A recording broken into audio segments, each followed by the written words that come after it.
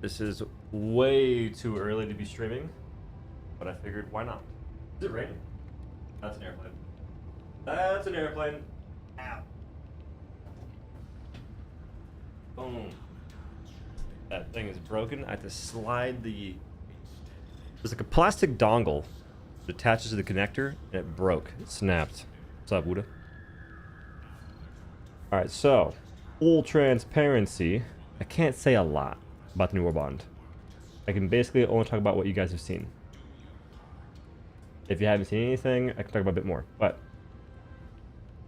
what are y'all feeling? How y'all analyzing the new warbond?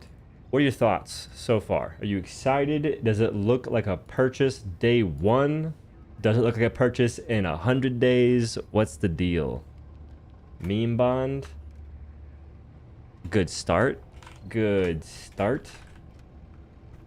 Go ahead and get the LARPers' point of view. I'm guessing they're enthused something fierce. Warbond discussion and stuff. Boom. Looks like a meme warbond. You know what's funny? When I first saw it, I got really hyped, and I'm being honest with that. And I'm not sure why. I like melee, and I do think that marksman weapons are generally better than other ones. So that's pretty cool. And a fire grenade as well. But I'm skeptical, because the warbond's called Masters of Ceremony. And we know how that goes. When you mention the word ceremony in Helldivers 2, I fall asleep. Because we've already had ceremonial weapons, like the Constitution. That's the part that keeps me skeptical. The challenge warbond is real. People were saying that, and my initial thought is, if that's the viewpoint of the warbond, like if it's gonna be that, and if people are already perceiving it at that, we already have challenge weapons. It's half the weapon roster. Half the guns in the game are challenge weapons. It's just that people don't actually challenge themselves. If you want to be challenged in the game, just run a primary weapon only, and you'll see how most of them ain't doing that much.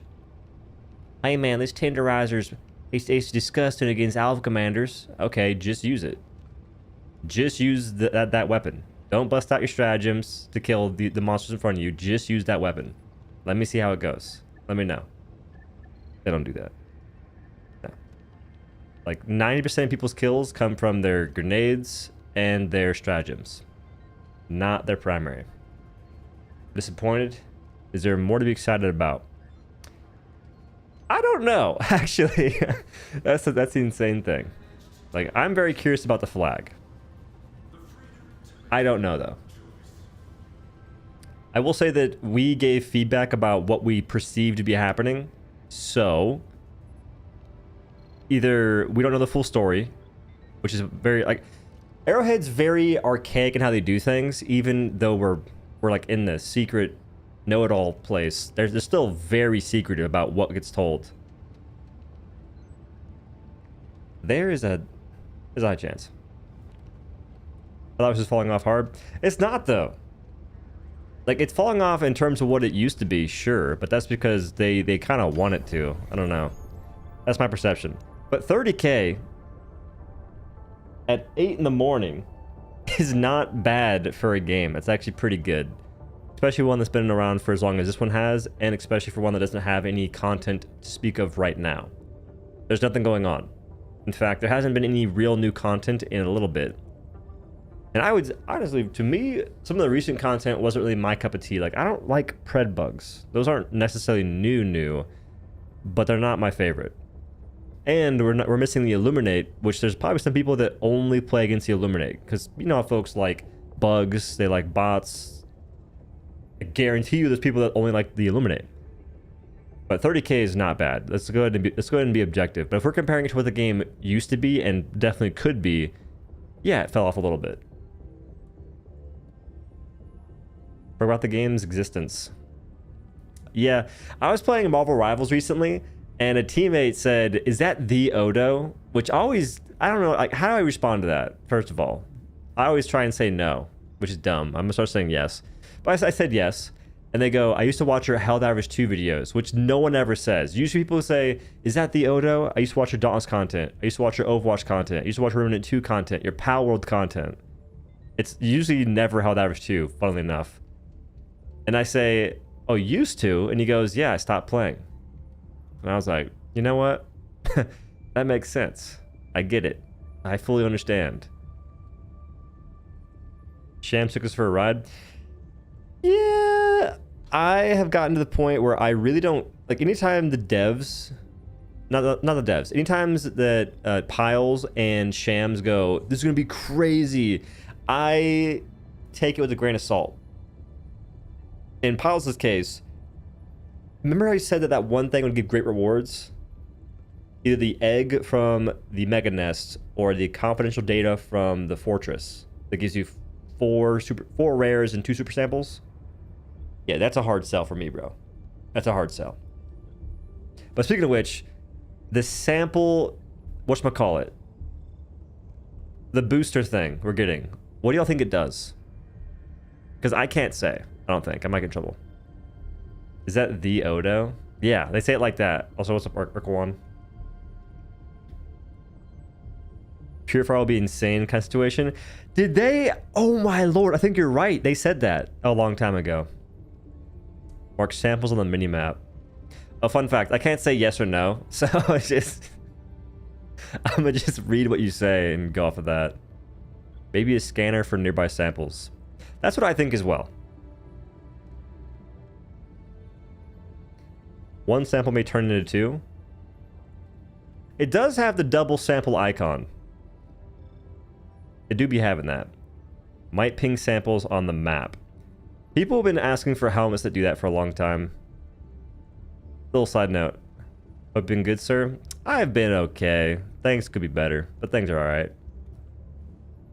What's your relationship with Arrowhead? I mean, it's the same thing. I think that my relationship for games I like playing, it's weird because I'm a very vocal advocate in a way that may seem like I hate the game, but I don't. The only games I really talk about the way I do, although like the games I talk about incessantly tend to be the ones I enjoy. Exceptions are like Space Marine 2. I don't like that game, but Helldivers 2 I really enjoy. I don't know. The relationship's weird because I'm still shocked I got invited to Sweden, given how many videos I've made about Arrowhead and Helldivers 2 that haven't been like the most positive. They've never been sort of like, there's been a few that's kind of bashy, but the tone of the videos is never meant to really bash them, so to speak. It's more so talk about the game design. And it got to a certain point where I was very frustrated, so there's probably like a minute or two of me going, this is really dumb. My bad. But it's hard to really quantify that for me. Like I'd say that I'm a passionate player. I think my biggest problem is that I think too damn much. Yeah, the warbond looks super mid. All I'm saying is the warbond, and this is being as real as possible. When I first saw the gameplay, like the trailer got me hyped. The trailer got me hyped. And I still have a little bit more hype than I do for most warbonds. Because if I'm being honest, looking at like the recent warbond with hoverpack whatnot, overthinker gain. Oh, I overthink way too much. It's actually terrible. I think that I overthink so much that it's actually changed my personality and how I talk and how I respond to things. And I believe that that is inherently an awful thing that I just simply have grown into. And I don't know how to undo it. It's sort of like I progressively overloaded thinking to the point that it became who I am. Like right now, it's not so bad. I can speak in a cadence that isn't so super slow, but I think way too damn much. I think too critically about things that don't matter, and it's just that inability to take imperfect action that holds me back in life. But what was I saying again? New update? Not right now. New update comes out on the 15th, I believe. Oh, the hover pack. So the hover pack warbond, it was neat, but the dynamite was a meme thing. Like dynamite's ceremonial. The talon is pretty ceremonial, given how his accuracy is horrendous while moving, which is kind of rough. Deadeye, the gun can miss when you're aiming at things. Even if it didn't miss like that, it's a semi-ceremonial gun, for being completely honest. Low, like slow reload speed, 7 rounds, to be shot. It's cool, but semi-ceremonial. So the hover pack is the main draw of that warbond. But the hover pack gets you take so much damage the second you use it. And it would just be so much better if it was a combination of the jump pack and hover pack combined. With the resupply backpack, you press 5 and you resupply yourself, yeah? With hover pack and jetpack, if they were combined, you press 5, it changes the mode. It goes from being a jump pack to a hover pack. That would make it an amazing stratagem. But instead, we have a niche stratagem that you have to try really hard to get value from. Because some guns that would be really cool with it have backpacks, namely the airburst rocket launcher. It'd be really cool to jump on the jetpack, get high ground, and shoot down with the airburst rocket launcher, but you have a backpack for a weapon that doesn't need one. So that's just one thing. That's just one aspect of it.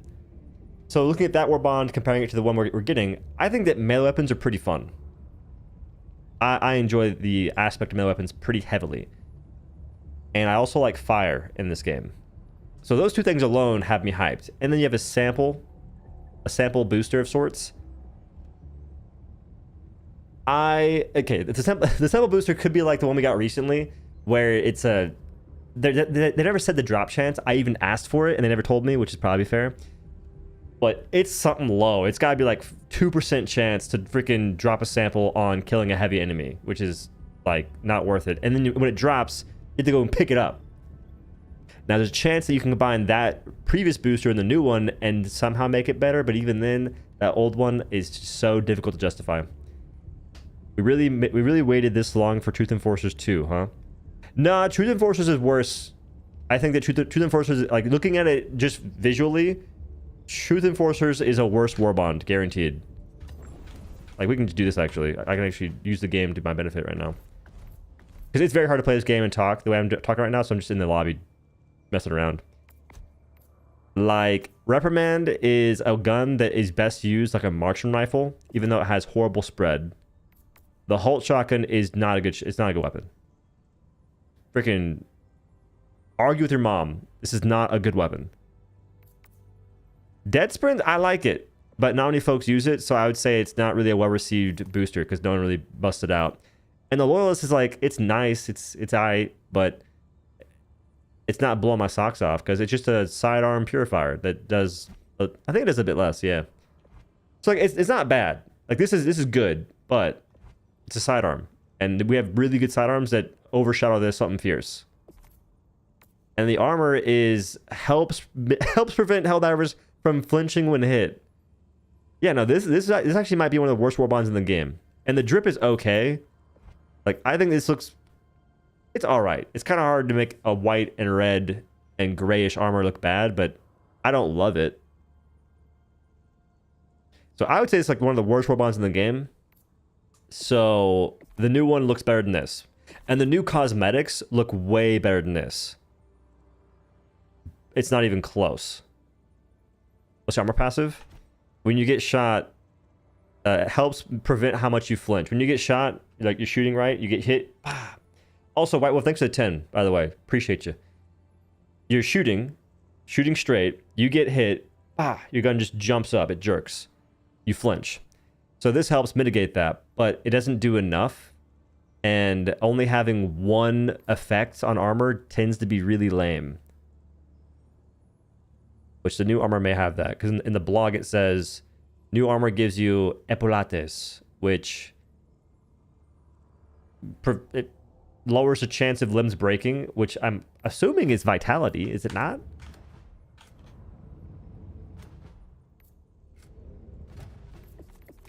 Where's the thing? Where's the thing? The fact that Flag takes up support weapon slot is crazy to me. The hope is that it's freaking good. That's all I'm saying. Like if the Flag does more damage, okay. If the new Flag stratagem does more damage than regular melee, good. If it has any unique effects, more movement speed, more HP, potentially getting HP over time, that'd be sick, right? Doubtful it'll get HP over time. That might just be a little too outside the wheelhouse. Make the game too unimmersive, because that's way more important than having fun gameplay. Am I right, fellas? Yeah. But if it does anything, it's somewhat decent, I think it'll be sick. Because they have the aesthetic down. Like, the flag looks cool. And it really, like, we've been seeing flags forever in this game. From the intro video, they raised a flag. So that piece of it is awesome. But now it has to do something meaningful gameplay-wise. And if it does that, it's sick to me. And I'm a hard person to please, but I guess I just have like really strange interests in this videojuego. What am I looking for? Is there not a booster here? Armory. Oh, here it is. Vitality provides minor damage reduction from all sources for helldivers. You know what? I take it back. There's a decent chance that the armor does not give you extra vitality. I could have sworn vitality enhancement had a different text description before. Now I'm scared. They gotta really make it so we can just simply add perks to our armor, dude. I feel like it probably won't happen anytime soon, but it should happen in the future. I personally don't see an issue with me just simply saying, hey, I want to have 2 extra stems. I want to have 2 extra stems, or a 2-second increased stem duration, like medic armor, and have electrical conduit on 1 piece of armor. Potentially 3. Who cares? I feel like the armor perks aren't that insane that if you had 3 on 1 armor, it wouldn't be outlandish, especially given how fast we die in this game. Like, come on. Just toss me a bone here. Morning Doe, I'll be real. My thoughts on the warbond is that it could be hit or miss. But I'll be honest, I still end up buying it. And frankly, I hope it ain't a disappointment. Reaper, I respect the honesty. And thank you for the 10, big dog. I mean, even if I wasn't like a content creator, would I still be playing this game if I wasn't a content creator? I think I would, but it would be probably a bit less. Which I already play it pretty little for being a content creator, honestly. But I'm telling you, like, seeing that new trailer as a very skeptical person, it looked cool. So they did that right, which is nice. You hate minor effects in games. For armor, I don't mind them. It's very difficult to make minor effects on armor not so overbearing that it... I mean, okay, wait. Nah, it'd be very sick if armor had more impact. Let's say that armor could increase the effects of your gear. Instead of having fire armor that reduces the damage you take, which is still not very useful. Like, I'm at the point where I'd rather take medic armor over fire armor. Because what happens is you're bringing fire armor to use the flamethrower, for instance. You use flamethrower, you still get set on fire, you're still taking damage, and you still have to stim. So what's the point? You can instead try your best to not get lit on fire in the first place, which will still happen because how this game works. Like, now fire gets reflected off bugs so they can hit you more easily, which is ridiculous. But if I'm going to get hit anyway, I may as well rock medic armor. I'm going to have to stim regardless, and now I have 2 extra stims and increased stim duration. But if instead the fire armor made it so you didn't get lit on fire by residual flames, or it was you could like stand in fire for 5 seconds and you wouldn't get lit on fire, that'd be kind of sick. And it potentially did something with fire damage to make it stronger in some way, that would be sick. It would actually turn the game to more of a class system, and it'd make builds better before we even get customization that everyone and their mother keeps talking about. Which I'm still hoping applies to support weapons, by the way. I really am. Like, that would be... Because right now everyone's talking about the new customization and the idea of it, and everyone and their mother is talking about how it may apply to primaries. And in a recent PlayStation video that folks were watching, it had like 600 views on accident or something. I think it got posted and it was unlisted or something. There was a blunder by... potentially a blunder by the folks at, at Arrowhead. We have armor perks that actually matter. All we have is small increments and mitigation for problems that Arrowhead's game design creates. Dude, true. Yo, what the heck is that? What the? Is it Vinicius? Vinicius Boaventura. Thank you for the 5, brother. I agree with that. I think that armor is in a spot that is very lackluster, and it all lends itself to making warbonds very difficult to sort of get hyped for, whenever almost guarantee that armor just isn't going to be that interesting. Because even the recent warbond, you have this armor. Gunslinger, increase sidearms reload speed, sidearm draw holster speed, and sidearm recoil by 70%. The fact that reducing recoil on a sidearm is a big deal in armor, and it's that high, 70%, and it still feels kind of meh. And the insane thing is, it didn't affect the weapon sway, which is one of the worst aspects of sidearms right now. So the armor doesn't even really make them as good as it could be, because it addresses a lot of things about sidearms, but not everything. But even this armor that has 3 effects doesn't really make me want to take it when using a sidearm. It doesn't actually change the way the gun feels for me, because weapon sway is so terrible. But armor is a very lackluster aspect.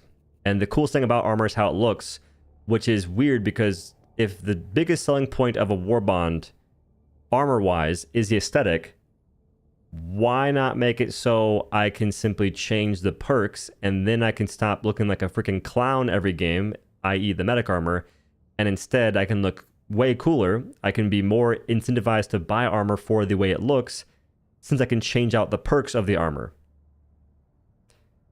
I feel like that would simply just help the business model. But one of the setbacks the devs said is they want you to understand they want players to know what their teammates have perk-wise. And my rebuttal to that is, what does it matter? I don't think for a second that me knowing my teammates' armor changes my game plan at all. But let's say they're wearing arc armor. I'm not going to go, he's wearing arc armor, I can shoot my teammate. That doesn't really happen. You shoot them, they're going to have to stim regardless. The arc throw won't do that much damage, but the arc tower will do a lot. Might even just kill them outright. But that's what I heard recently. Or that's what I heard a while ago, is the reason why they are against the idea of transmogging armor and being able to change perks and whatnot is that they want you to know what armor your teammate's wearing and the effects it has. And I just, like, come on, bro. It ain't doing a whole lot. But yeah, that's what I'm saying. I always forget what armors have in the first place. Like, I couldn't tell you what the majority of the armors have. I know medic, because all medic armor looks terrible. It's the same color scheme. Like, I know that. I know the fire armors a little bit, and I know like a few others. But even me knowing doesn't matter. I don't think I've ever once picked a loadout based on what my team was wearing. Never in the history of the game's existence. I have 1,000+ hours in the video game, which a lot of it's not actually playing the game. It's me just like, it's not me playing the game, but I have like a lot of hours in the game. 400 hours in missions. Never once have I said, I'm gonna go ahead and tailor my build to my teammates' armor. Like, there's times where I look at my teammates' loadout in terms of their weapons and whatnot, and I copy it just for fun, just to mix it up. But that's it. I don't really ever copy their armor unless I know I have to, because you're using a double-edged sickle. You need to have fire armor. Otherwise, you won't have fun. Cool. Got it. That's the only time. The only time I ever copy armor or use a specific armor is because the game forces me to. It's not because I necessarily want to. And I always use medic armor. Basically always. There's few exceptions when I don't use this armor, but this is just like the best armor in the game to me still. I gotta know my homie has 30% throwing distance or else the game's unplayable. Oh, speaking of armor too, I never got why they do certain like combinations. So engineering kit further reduces recoil when crouching or prone by 30%. And then it gives you 2 extra grenades. Like, those are not synergistic at all. I would consider wearing it if it gave me 2 extra grenade carrying capacity and increased my throwing distance, which is exactly what another armor does that I can't find because I don't know what armors look like. Oh, here it is. Increased throwing range by 30%. You see what I mean? Like, that's one aspect of warbonds that I just don't love. And I do think when armor only has 1 perk, it's just so lame. It's very hard to get hype for, to me.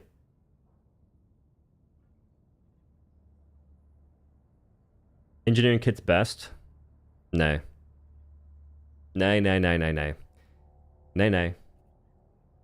I hate the realism argument the devs use for balancing. At this point, I just ignore it. Like, anytime someone says realism, I just stop talking to them because it's just the dumbest thing ever. Like, I don't even rebuttal it. I don't go and say, well, because it's very easy to. There's a lot of things in this game that are the most unrealistic, and they tend to be aimed at the player to make the experience really bad. Like, realism affects the player normally whenever it can take away from the experience. Some aspects are good. It really makes the game more fun and wacky, but a lot of things don't. They just kind of make it lame.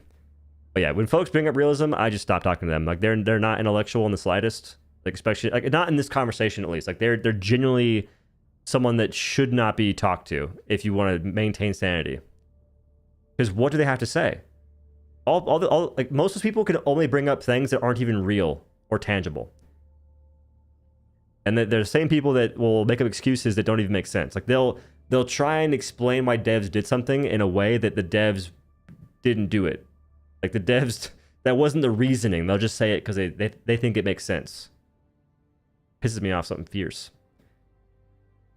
You don't need the extra med kits if you aren't taking damage. Engineering kit is the GOAT. You're not taking damage? Hey guys, he doesn't get hit. He's not taking any damage in the game. We found Himothy. Himothy Helldiver in the flesh. Realism. We can't give ARs bigger mags because it's unrealistic. Meanwhile, the Star Wars with 250 round magazine. And that's my dude. I say screw the realism when it comes to things that if there's an aspect of the game that makes it less fun to play, I feel that realism doesn't matter anymore. If you can stand to make your game more enjoyable, and it goes against the idea of realism, I feel that no one really cares. Because I've said this in videos that I can't post. Not because they're confidential and they're NDA. They're not very nice videos. But I've recorded myself saying, decent bit recently, who are they targeting? Like, which audience are they actually targeting? Because if the game is made for the people that they are trying to make it for, the game dies. If the game was made for their target audience day one, and it didn't have all these game-breaking bugs that instead attracted the masses, the game doesn't win any awards. Except for maybe the soundtrack. But because they got lucky, it really popped off. And that's not being mean. That's being as objective as you possibly can be. Because they've spent a long time trying to make it feel more challenging in ways that just don't make it feel good. Like, a main point of contention for Helldivers 2 is difficulty. I think that they're kind of gung-ho on making you feel like a papier-mâché Muppet, so to speak. And they're trying their best, man.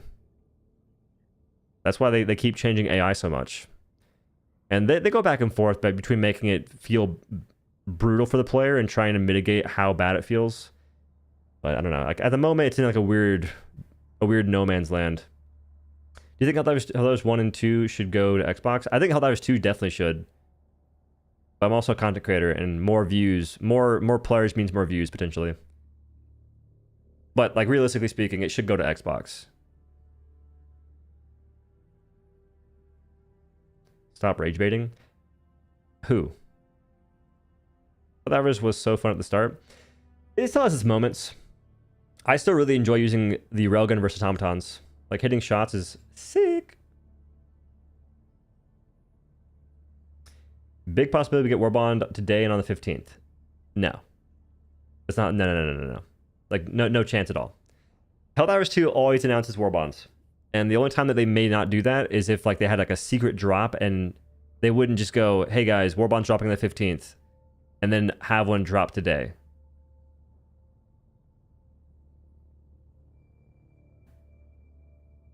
Helldivers to me is a game I can dip in and out and enjoy. I come back every other month and play for a week or two and set it down. It's such a great game in that regard.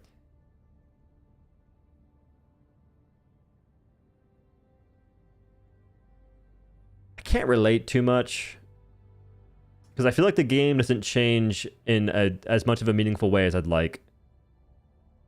And I feel like the baseline gameplay in Helldivers 2 is not so generous in terms of having fruitful gameplay. I'm trying to find all kinds of words to say. I'm working overtime over here. Someone described the bouncing as the devs think dying to random BS is the funniest thing ever. It kind of is, though. I think that sums up their strategy pretty well. No. Dying to BS, dying to things in wacky ways is hilarious in this game. It just sucks that it happens so often. And some things that feel really bad and aren't so funny is getting ragdolled too often. Like that's kind of unforgivable, and it leads to a really bad experience. So like that aspect of it makes the experience not great. And that's because ragdoll, like the explosion radius is currently broken. It's like twice the size it should be. That's why certain things that explode will hit you from way further than they ever should. That's broken. If it wasn't for that, I think that the automatons, for instance, would feel a lot better to play against. I'm just gonna keep playing the game. All my friends dipped out, and the mission variety is so stale. I do think that mission variety is kind of lacking. And I think that that's a major contention for why the game is so easy. And no one really talks about it. Like, they can keep making enemies bullet sponges all they want, but the missions themselves take like 2 seconds. Like, once you actually get to an objective, you don't do anything. You kind of just wait. You press a few buttons and you wait. Do you think the R2 amendment is going to be good? It's a marksman weapon. And those tend to be, at bare minimum, decent. Is the new warbond suck? I mean, we'll see. There's no excuse for lack of missions in this game. That is the first thing that should have been added. I mean, they have them and it works. So the thing is, if you don't want to give game-altering weapons and game-altering stratagems, your other option is to try and change the mission so that way all the previous weapons and whatnot can be used in a different... They can be used in a new experience. So you either change the weapons and the stratagems so that way that alters your experience in a good way, or you change the missions to try and achieve the same effect. Now, I still think that the weapon aspect and the weapon route is way better to go down because that just it's more fun. But missions themselves also add so much to the game. And we just haven't gotten any like real new stuff. Like we had an additional objective, like a new random one. That's basically it. In like a WoW. I wish evacuate Civ or launch ICBM would cause bot drops / bug breaches. True. The reason why I like Raise the Flag so much is it's just constant action. Now, it gets ruined whenever I'm facing certain enemies, like Alpha Commanders or Biospewers. But aside from that, that's basically the most challenging mission the game has, because even though the objective is very straightforward and easy, you drop flag, you stand there. The challenging part is trying to stand there, especially solo or in a duo. Like solo and duo, like that's more, it's way more thrilling, because in a 4-man you can sit there and close your eyes. Your team will kill everything for you.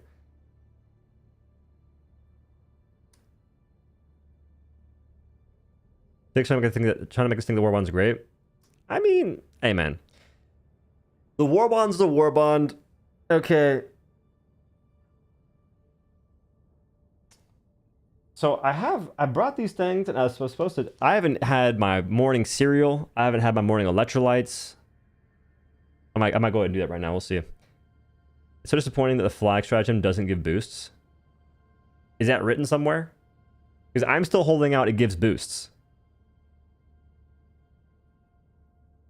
Warbond will be alright. Why does the warbond only give us like 2 weapons? Okay, it gives us like 1, 2, 3, 4 weapons. I'll have you know. It's just that 2 of them are melee, which is kind of the same thing.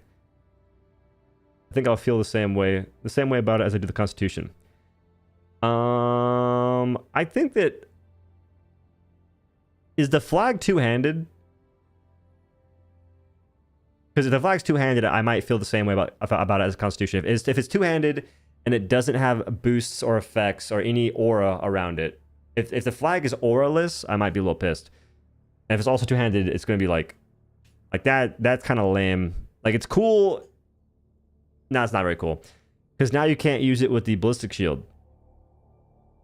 So if it's two-handed, it better be longer than the previous spear by like a little bit to make up for the lack of a shield to block melee damage.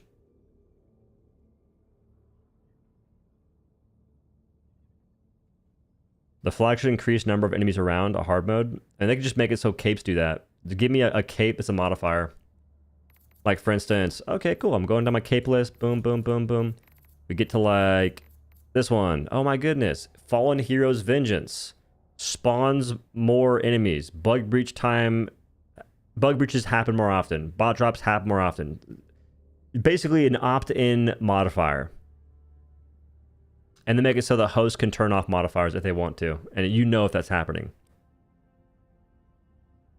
Or just give me a button I can select on the mission itself that increases certain things, makes it more difficult in a way that I like. Because the reason why I play high difficulties is because I like shooting more things. But if I could play it like level 7 or level 8 difficulty, or level 7 and not face alpha commanders and have the same enemies I do on Helldive, I would do that in a heartbeat. Because I could care less about what's perceived as more difficult. I want to have more fun in the game. Does anyone remember the other hand shield? Oh yeah. Yeah, that one's not used at all. Where even is that one?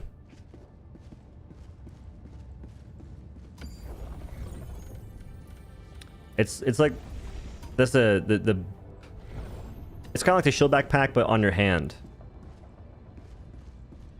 Yeah, these days I rock ballistic shield if anything, because I'll use that with melee.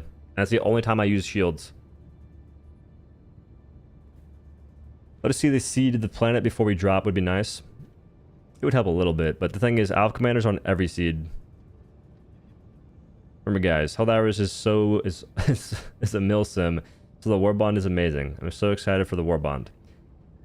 There's gonna be a lot of larpers, like an insufferable amount of larpers.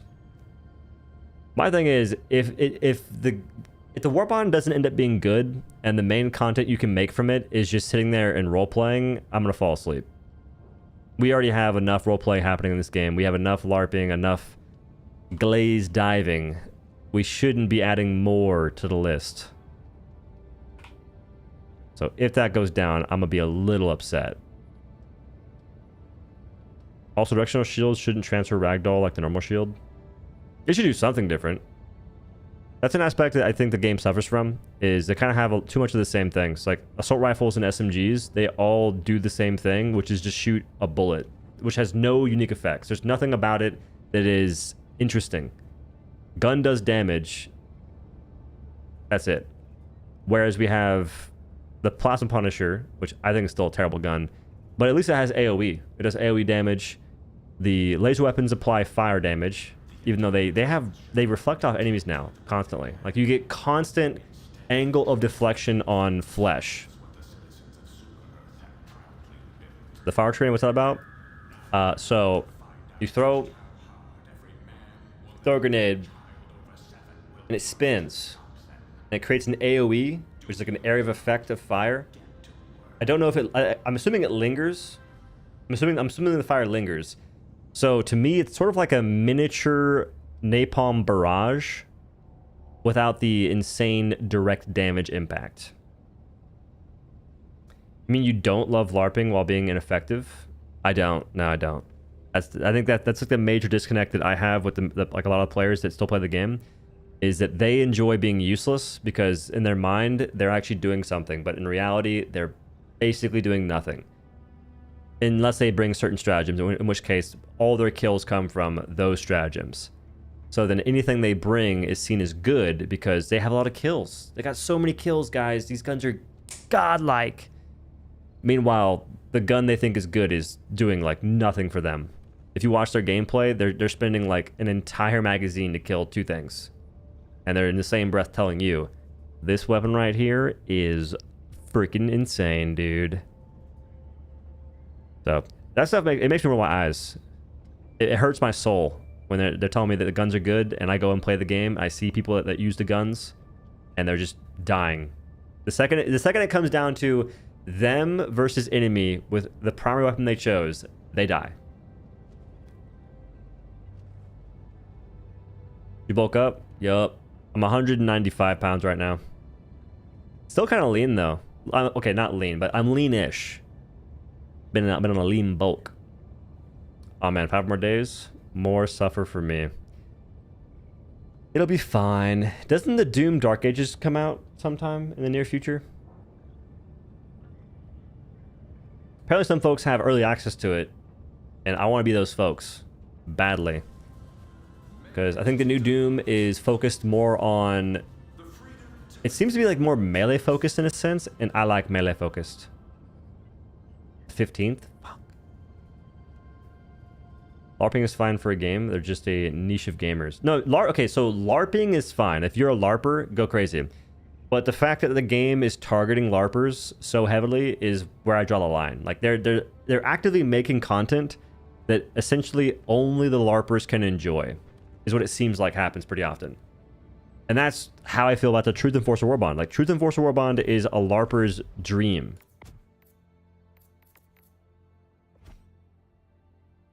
The only saving grace of Reprimand is it does 125 damage.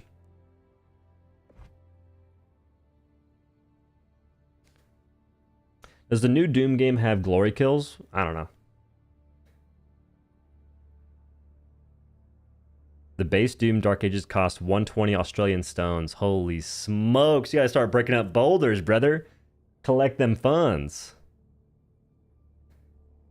On Steam, under the news page for Helldivers, it already says that the armor passive is. Yeah, it says the armor passive gives you a chance for limbs not to break, which is different than Vitality, at least in description-wise. But I'm hoping that the new armor just gives you more Vitality. If it only gives you one perk, that's pretty lame, man. That's the thing. You don't need to balance the LARPers to satisfy the LARPers. They'll play their way regardless. That's what I'm saying. That's what I'm getting at. Like, LARPers, if you just make things look good in a game, they'll be attracted to it. Just easily, they'll be attracted to it.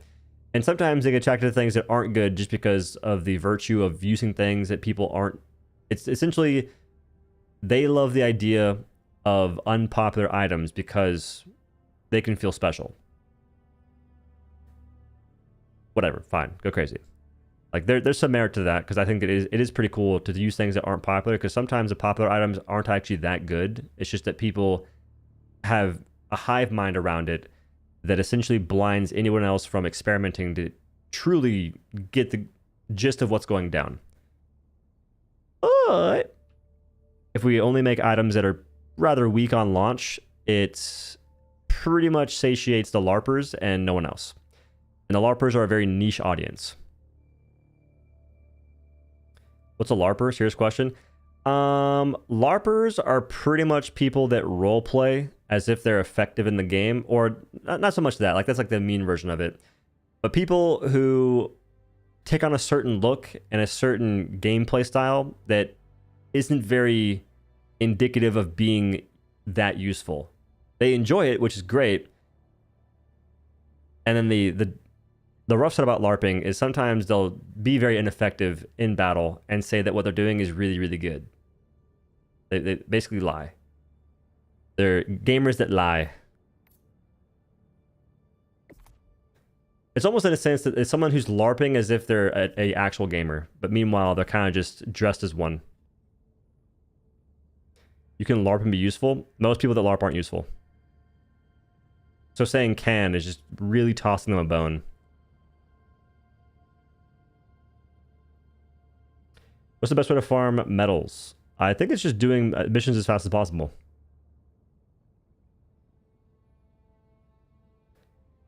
I thought LARPers acted and spoke like others might.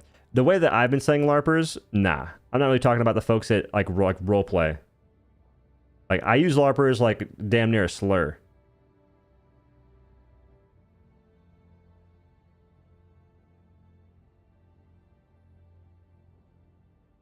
LARPers like this tactical stealth game. Which it kind of used to be. Not anymore. What's armor passive? Chance for limbs not to break.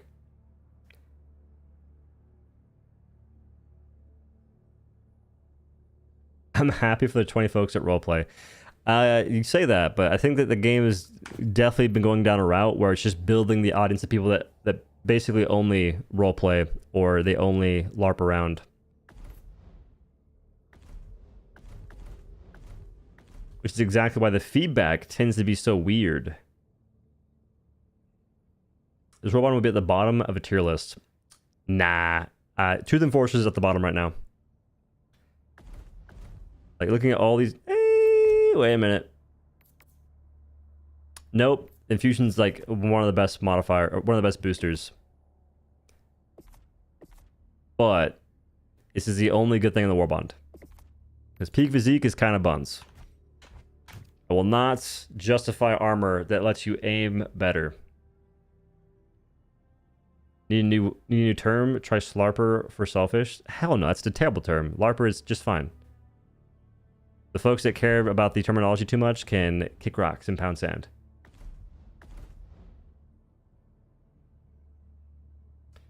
Truth over Viper Commandos over this Warbond. I would take Viper. So I like throwing knives a little bit. They're not like godlike or nothing. They're kind of fun. You can one-shot Overseers. You can two-shot Alpha Commanders. It's something.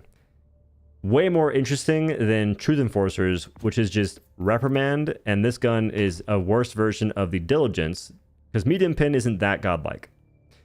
If your gun doesn't have much ammunition or really high damage, medium pin is not that big a deal.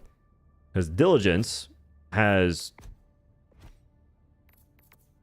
the same ammunition as a marksman rifle with a scope, and it's going to be way more accurate than reprimand. And the best way to use reprimand is like a marksman rifle to begin with. So nothing that Warbond is worth getting. And it's a 200 SMG. Yeah. Yeah. So I could say pretty objectively that Warbond is like the worst Warbond in the game. The Halt? That gun sucks. Just get the cookout. Why would you want to have the Halt, a gun that you waste ammo to stun something that does no damage, basically, when you can use the Cookout that does continuous damage? So you're shooting to stun it, and then you're shooting to actually kill it. With the Cookout, you can do the same thing, except when you stun it, you're also killing it. Halt stuns chargers, though? You don't really need to stun them.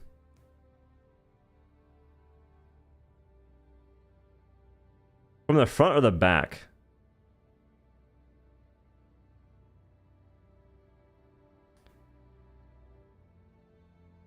Bro said chemical agents is like the best warbond in the entire game because gas grenades are hilariously dumb. To this day, and plus, there's guard dog. Stim missile is like a niche thing, but it's still not bad. It could definitely do with like just removing bloom and spread, but oh well. Gas grenade, where the hell is it? This is the best item in the entire game. Like gas grenade's good against every single faction. It's good against automatons. Good against literally every faction. If this was the only thing you got in the Warbond, it would still be the best Warbond the game has to offer. If you're looking from just like a gameplay perspective. Not from like a fun perspective, so to speak, but like a usefulness, this is just god tier.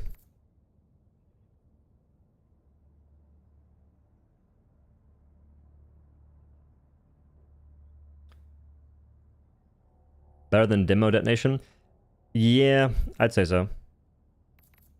Like, I wouldn't recommend getting this over demo detonation because you're just gonna be spamming gas grenades, which is kind of boring. But like, I use gas grenades over everything else.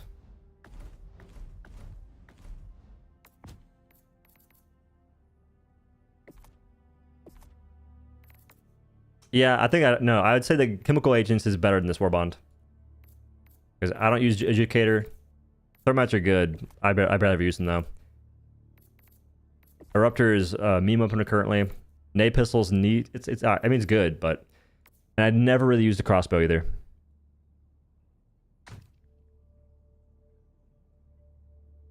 So roleplay Warbond at full price for a regular Warbond. That's just wow.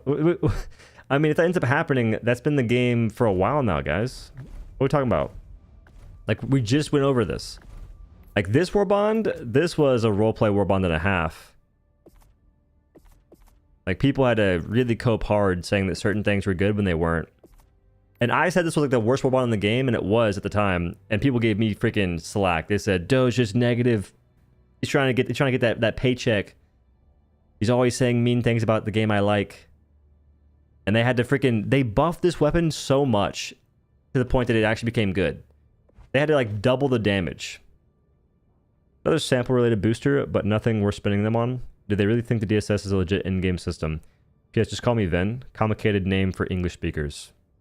You saying to just call you Vin means I probably didn't say your name correctly. I'll take the bait. Vin, thanks for the 10, brother.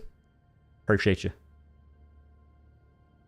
It's not so much that I think that it's not really for the in-game content. I don't think DSS is viewed as in-game content. I really hope it's not. I think it's more so for new players. Plus, I like getting samples. Even as someone that has max samples, I like the idea of collecting them, but not so much in the current mission style. I think it's way more fun collecting samples when they're clumped up in an area versus going and walking around forever and ever to pick up 3 samples here, 3 samples there, 4 over in freaking Narnia. Like, that being the current state of sample farming is very lame to me.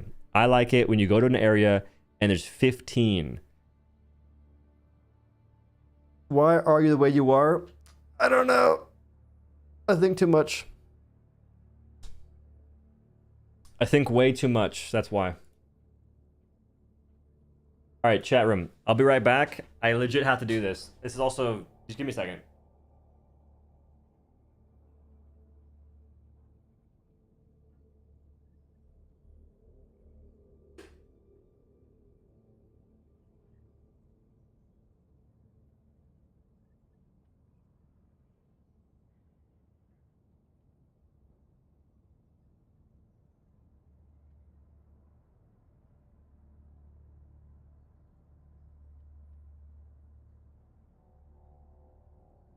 You guys interrupted my morning routine. Share doom. Yeah, people like to share more than me. It's pretty sad. This is hashtag not sponsored, but if you guys don't know, I am somewhat into health and wellness. Currently a bit of a beefcake. In the morning, it would behoove you to drink water, first and foremost, when you wake up, but also maybe take electrolytes. Where you get them from, I do not care. Snort creatine? No, I wouldn't say it would behoove you to snort creatine. I wouldn't recommend that, me personally. That would probably suck. That's like a lot of powder to snort, by the way. Not that I would know, I'm assuming. I wouldn't know. Oh, where's your Glizzy Warrior costume? It's in the closet. That's such a bad costume. That was for a one-time stream. And it fits terribly. Alright, pouring creatine on the gaming setup is bullshit. Yeah, it's that Colombian creatine. See, Strongman knows. What's a good source of electrolytes? Electrolyte formula. So, I have an affiliate code for this company, but I do think that Echovision is a good one. And I don't know of many others. I know that there's a mineral supplement you can get called Optimized Minerals. That's one that I took in the past, but it's like $50 for 30 servings. It's pretty expensive. This is like maybe $30 for 120 days servings. But basically, good electrolytes are going to have magnesium. What is it? Salt, first and foremost. If you don't have electrolytes, you just put salt in your water and drink that. And that's decent. But I think it's like magnesium, potassium, and salt. Like 3 things you want to have in your whatchamacallit. Yep. This one has that and other stuff too. He buys it from Pablo Liftabar. Yes, Escobar's long-lost cousin. For the next update, we'll have the same impact as Escalation of Freedom. I don't really feel that... dude, you know what's kind of sad to think about? For me, at least, when they had the whole 60-day update and they made it so weapons could actually damage enemies, such as the Hulks and... The Hulk one is kind of impactful, I'll take that back. But when we could actually shoot charger armor and go through it with certain guns, autocannon, HMG, and whatnot, it didn't really change the gameplay all that much. Because they buffed those enemies to the point that it doesn't really feel that useful to do that.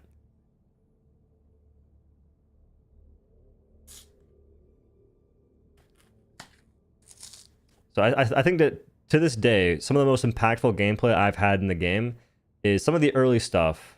some of the early editions and certain aspects of the game and certain enemy spawns were really, really cool. But some of the most impactful gameplay to me has been bugs, like unintentional additions to the game, such as the Quasar bug, where you could shoot it would charge on your back, pull it out, shoot it. Like, that was freaking so much fun. That single thing, that single glitch was a blast for me. Jesus.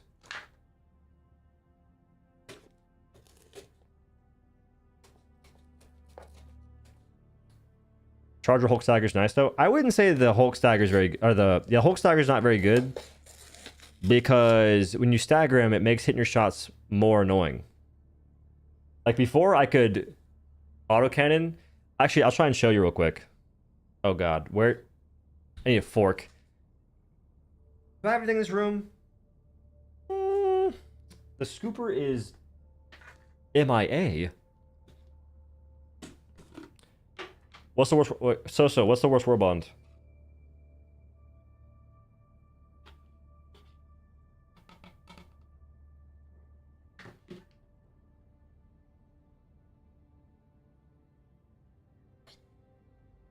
Out here digging for the. If there's no scoop in here, I might riot. Oh, there's a scoop. Thank heavens.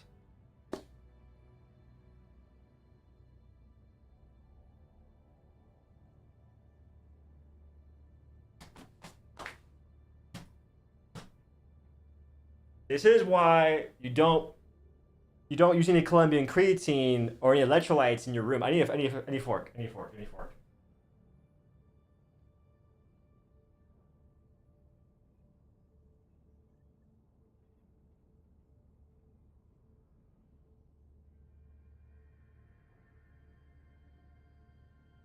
That was so dumb.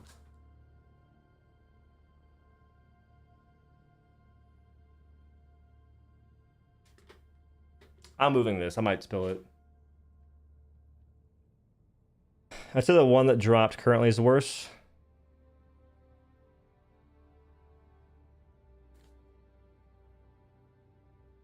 Which is... I actually forget what the recent one is, so you might have a point. Being honest, I don't know if the newer one is worth it. I mean... Okay, so... If the flag gave you... What could the effect be? If the flag gave you healing, like let's say 5% healing per second, or like 5% healing per 2 seconds, and an aura, would you use it? You know what? You have a point. Nah, this warbond's better than the recent. No, this warbond's better than Truth Enforcers, because Hoverpack is actually kind of cool. I wouldn't say it's very good, but it's kind of cool. No? I wouldn't use that?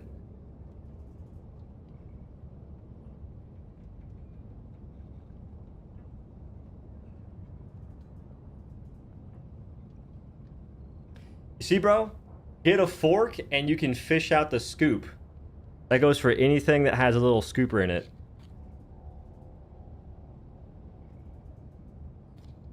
Alright, I have to vacuum my room now. I spilled electrolytes all over the floor. Ragdoll immunity. All I'm saying is I would refrain from I'd refrain from even suggesting they add things like that.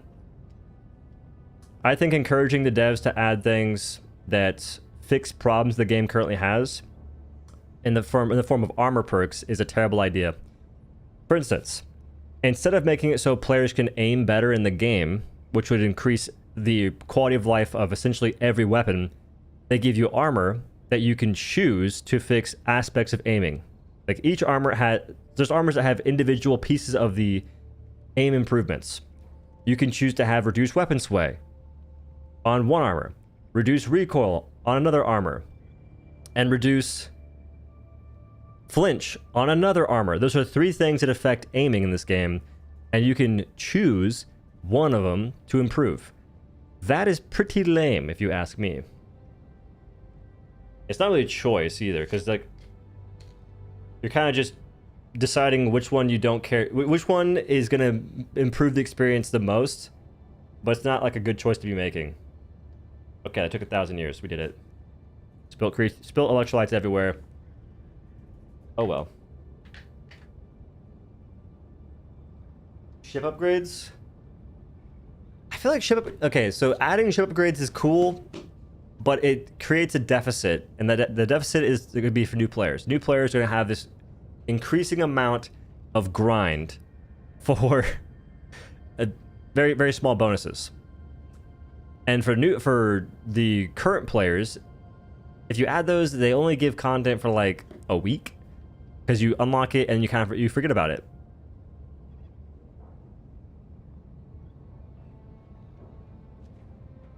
Grind is good, but ship modules aren't really grind. Like, it's a grind that once you complete it, you just forget about it. Okay, so I wouldn't say grind in itself is good. If you look at Path of Exile 2, that game has a lot of grind, but it's kind of mindless. Like, it's to the point that the whole game is grind. So it works for the specific audience it's targeting, but that's not going to really open it up to the masses.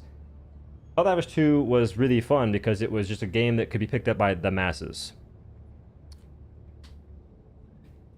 Helldivers 2 is all mindless grind? Not really.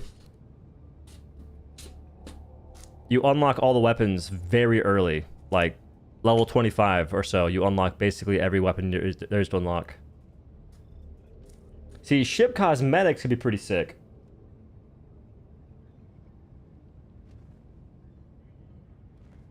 Why have passives when we can have actives instead? Actives would be way cooler. Or passives that at least alter your build in like a positive way versus passives that simply try and mitigate the effects of the negative aspects of the game. I can't believe I spilled... Oh, God. Yeah, I'm there. I still have powder in the crevasses of my chair.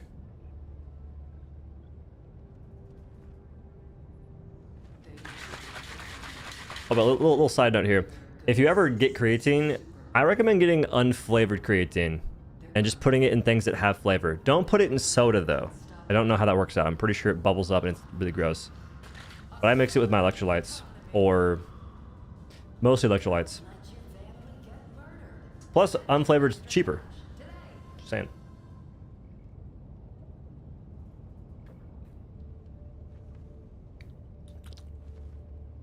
That's not bad. The flavor of electrolytes I just got are orange. I wouldn't say it's like a sweet orange, but it's definitely orangish. Like, how have we gotten 2 warbonds back to back with both marksman rifles? That's just dumb. It's better than assault rifles. It's better than SMG. It's so much better than those things. Didn't like Constitution? Here's Constitution of the Warbond. You know what's actually funny though? People defended the Constitution saying that it was meant to be ceremonious, and there's like essentially alluding to that being a good thing. They're so funny. These devs are so funny. They dropped a weapon that's meant to be bad. Okay. So they said that was good. They loved it. It was great.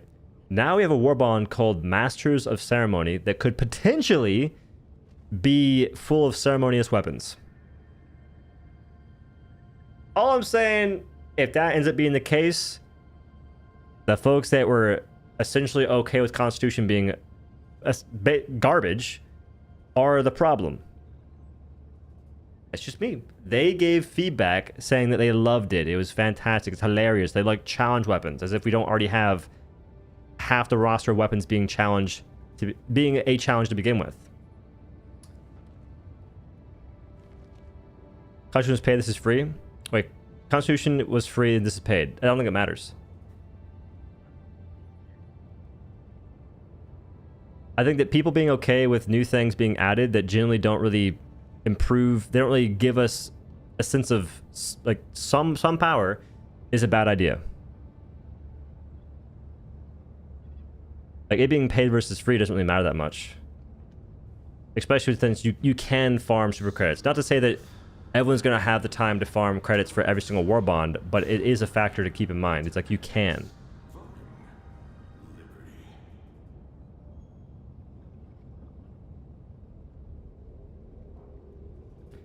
Warbond's definitely the last pick for everyone but LARPers. I don't know. I like melee weapons, man. So if the flag does more damage than a regular melee weapon and it has some effect, I will like it a little bit. Like, I will like it more than at least 2 other warbonds. But I still don't understand why we have certain warbonds weapons that feel pretty bad to use. Like, I can't really forgive that throwing knives throw cattywampus. I don't get that. Like, genuinely, I don't know why they do that.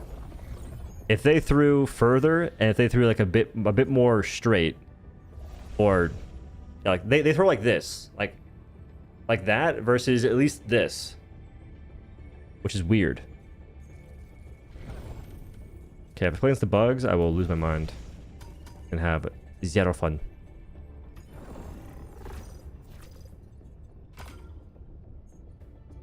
I have 250 hours and I farmed every warbond. Could not be me. I farmed for a few warbonds at one point in time, and I just stopped.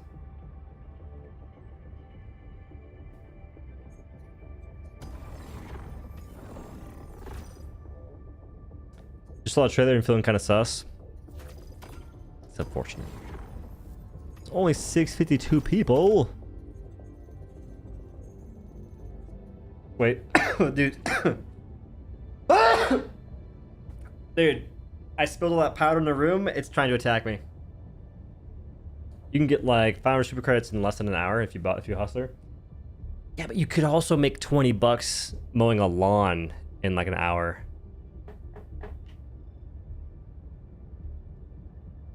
It depends where you live, though. So I think in my area, a lot of folks pay like a lawn company to do it. Super bless you. I got dad sneezes, bro. My sneezes are vicious.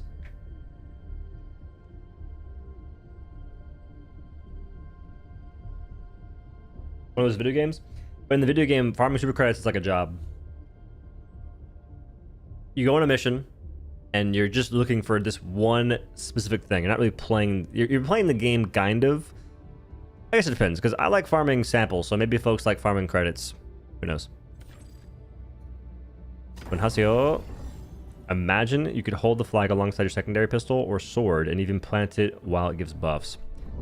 If you could plant it for buffs, I think it becomes a lot cooler. Like farming lawn grass. Wyatt goes out there with little knives and a jar. He saves his favorite clippings. Sample extractor. Large enemies now have a small chance of dropping samples on death. Capped at 10 per mission. Has anyone ever gotten 10 drops from this booster? Because I don't think it's possible. I'm pretty sure in a mission, there's just no way you do that, because the drop chance has to be something like 2%.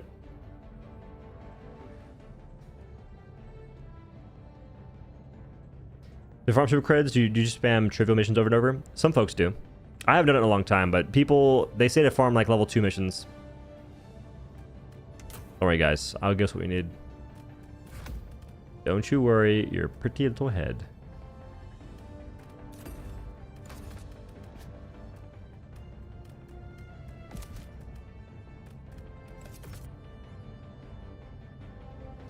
On any short mission? I'm talking like any mission.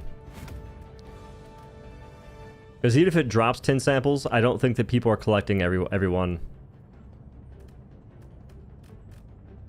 Taking both backpacks, don't question it. It's for a reason.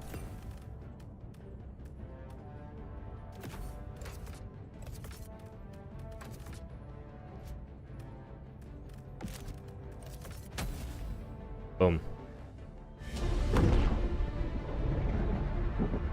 Bring Star Wars primary. Stop teasing in the wall with the others. Nah. If we can somehow get incendiary ammo, that'd be sick instead. Like if you could upgrade support weapons and give the stalwart incendiary ammo, imagine. Wait, this planet is not what I expected.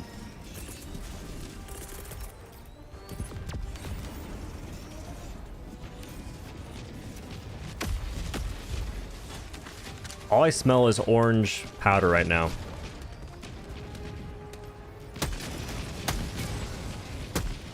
What?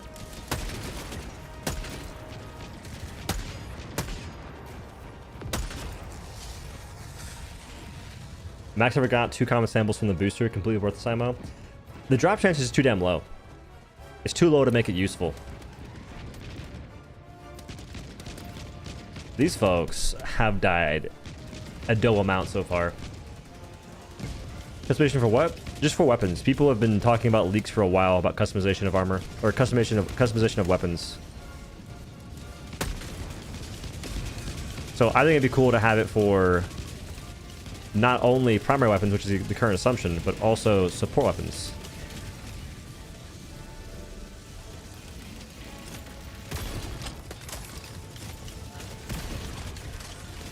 He's missing his face!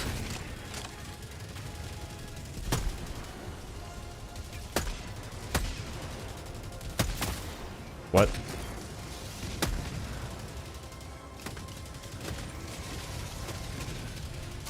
I don't pick up anything anymore. The time between warbonds and what everyone else picks up puts me at max well before they drop a new one. I don't even think my teammates really pick up any super credits in my missions. Like, I don't keep tabs on it, but I doubt it.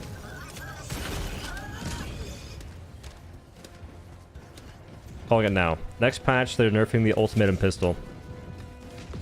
Do y'all think the next patch will be dropping with the warbond? Or how's it gonna work out?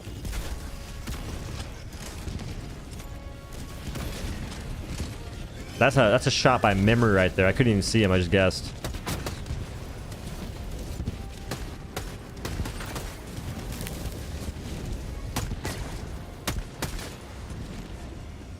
It'll be Thursday of that week.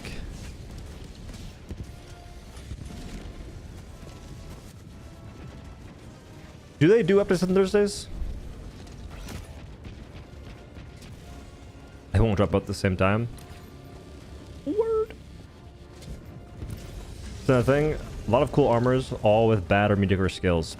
Yeah, we talked about how it'd be really cool if the devs just simply made it so you could, I don't know, change your perks on armor, but well, listen, I'm gonna let these guys handle this. They got it. The big dogs have it under control. The big dogs do not have it under control. I take back my statement. I forgot how to hover back.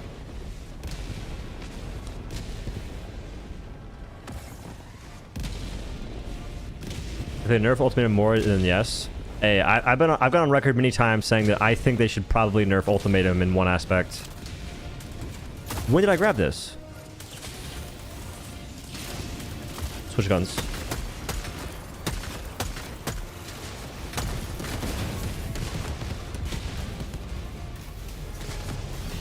Like, I've been saying that for a while now. Because I'm against a few things, especially on the automaton front. I don't love people shooting down...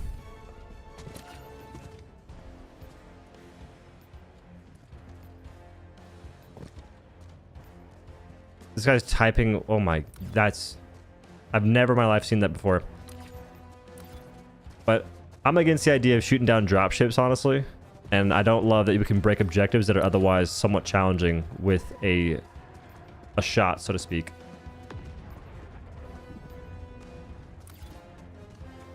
Are you farming samples instead of super credits? You're not being useful? Oh, I am. One of these guys is level 70.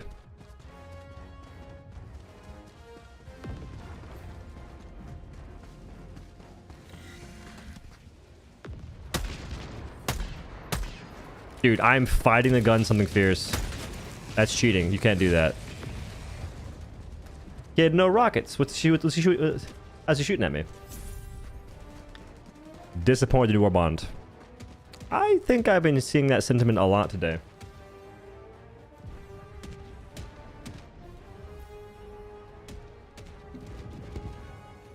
Alright, I'm just going to chug this because waiting just doesn't make any sense.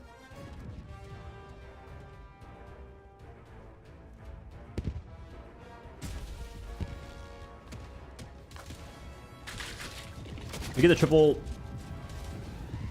Hello?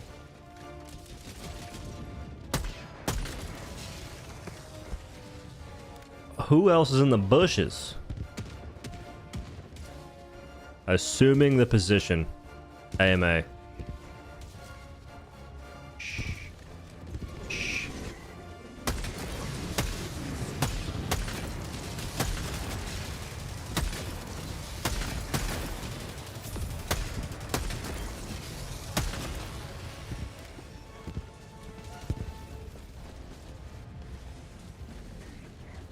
My forward review for the new warbond. Not thrilling, but nice. I can respect that. I see they're still still releasing broken and half-baked content instead of fixing the damn game. Well, they could be doing both. Time will tell. A saber should do bleed damage at least, and armor perk should be changed to shock melee attackers, but that's just my opinion. Yo, Spider-Man, thanks to 5. I don't love that melee, like, certain melee shocking enemies, stunning is fine, but, like, what much I get at? For instance, the spear. I don't like how when you poke something, it knocks it back. The stun's good, but when you poke it, it knocks it back, making it hard to keep hitting it with a melee weapon. So if it just stunned, I could get behind that a little bit. But honestly, I think that melee should stun to begin with. Like, melee itself should be stunning.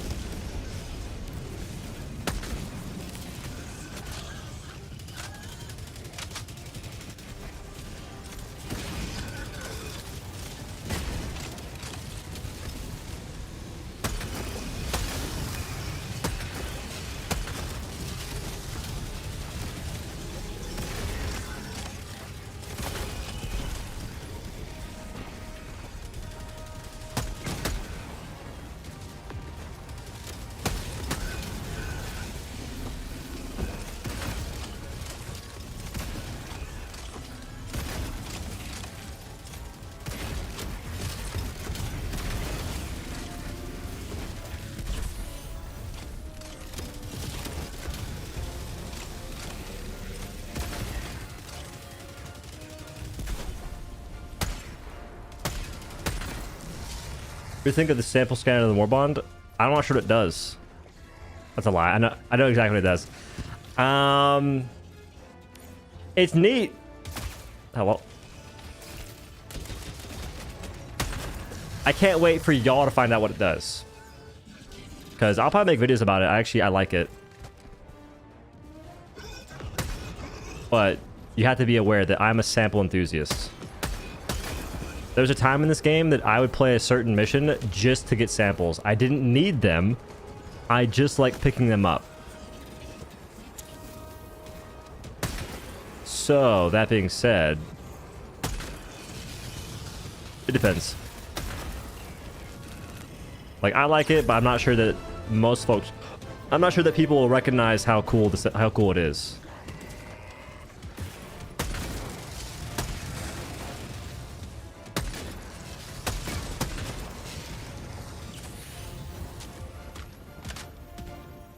The info got out. Oh, who leaked it? Who's out here leaking? I'm out here. I'm tricking. What all got leaked? What can I talk about? Okay, leaked by who though? Because I'm not sure if I can talk. It gives you 15% chance to get extra samples, I think. Who the hell? Who's leaking? Discord itself? What? So is it like Discord devs or people or?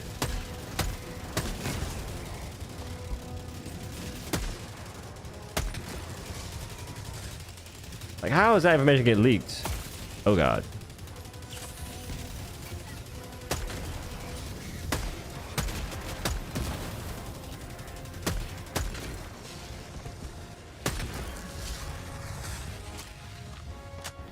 By the CM? What the? Bro. Okay. The communication needs to be... Aw. What a kind soul. Communication needs to be drastically improved. Needs to be drastically improved. That's crazy. Wait, what?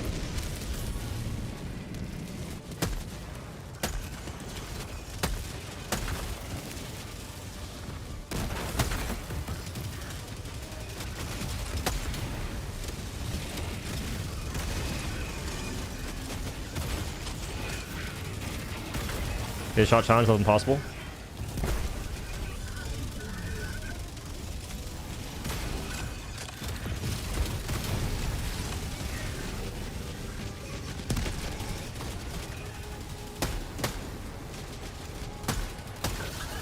It's just so hard to hit a shot right there because of the weapon sway. It just flat out ruins the weapon's aiming ability.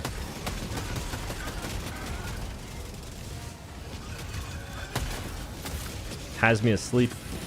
What's the flag buff do? What about there's nothing good on it?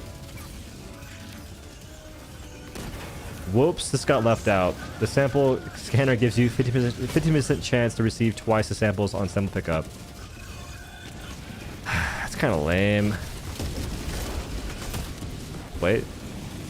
Big thermite.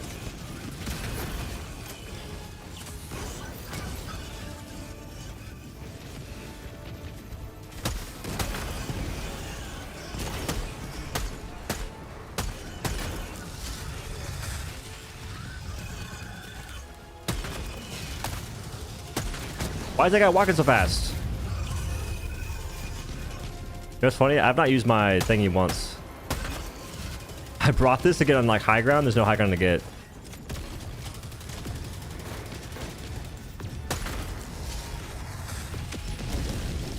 Dude, F the new warbond. It looks shitty, boring, and not fun. Okay, any more positive words you gotta say about it? Shitty, boring, not fun. We need more content, and they add the most boring stuff. Ogre, thanks for the 5. And thanks for the positive words. Shitty, boring.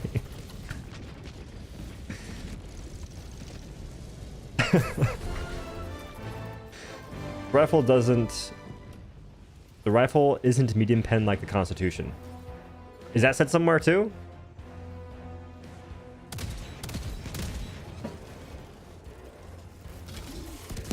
The amendment is semi-auto, but the AP is low. Is there information in the Discord I'm not privy to?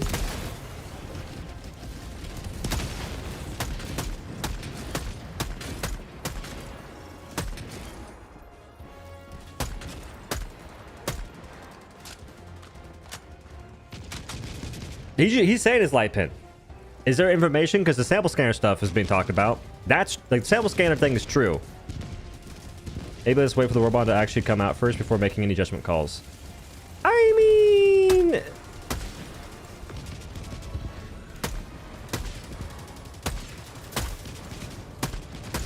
I'm fighting the weapon. I'm in a boxing match with my gun. Like, it wants to go left and right, and I'm just like, bro.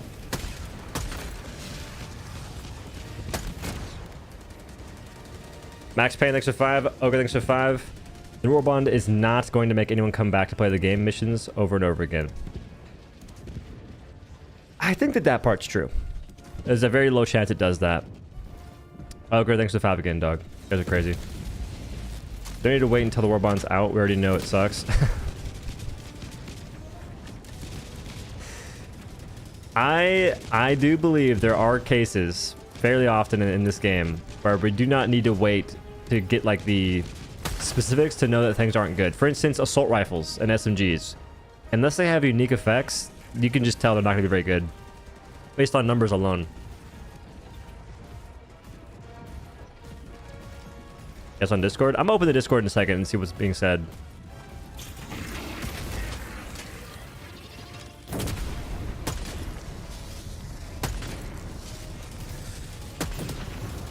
Barely missed. Shh. I'm in the bushes. I mean, I think I'm a little bush snapper. I have to wait until the 18th. So this is crazy. There's an update on the 18th. I genuinely don't know about that, if that's happening. All I know about it so far is warbond releases on the 15th.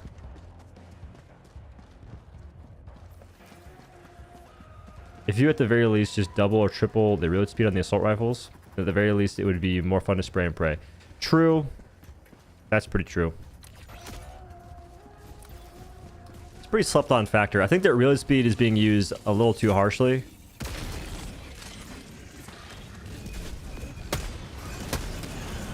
That guy just got decimated.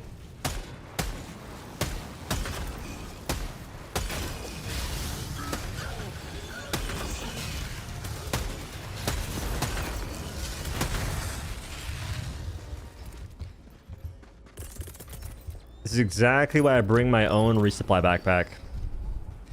I would be down with a resupply stratagem. Like, give me a smaller resupply stratagem that I can use as my own. So we have resupply backpack, right? But it's a backpack, and it takes up... It's like... What if you could drop a resupply station that only had 2 uses every 3 minutes? That's like its own stratagem that you could have. That way I could feel less bad. I actually have to have three uses.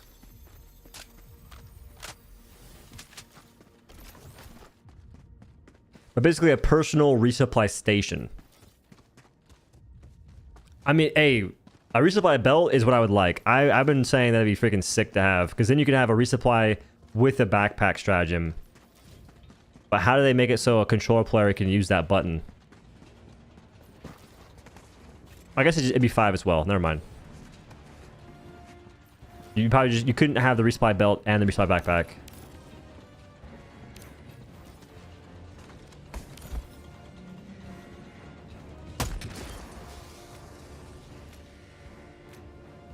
Those guys are locked. This game is not even a team game in the slightest. It's really not. People always talk about team, but like, when you look at the team aspects the game has to offer, they're honestly a detriment. Like, even the team reload, you're better off just shooting your gun. Like, instead of having one person reload you, which means that you drop your backpack, give it to them, it's a whole process. You're better off both just shooting your weapon solo. Nothing in the game requires a team to complete. The only team-based objective is the buddy bunker, because it physically requires having 2 people.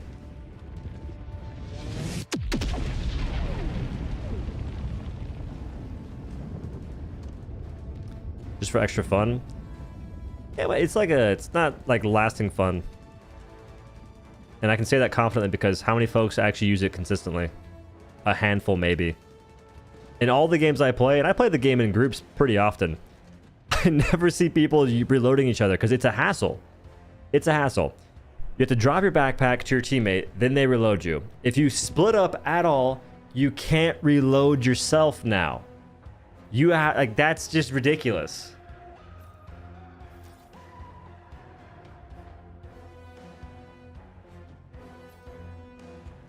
Like, you're actually putting yourself at a disadvantage to try and have more fun.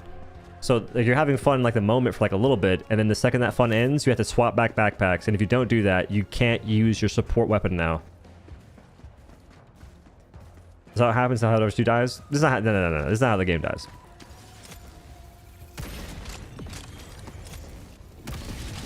That's a direct shot. Boys jogging in place.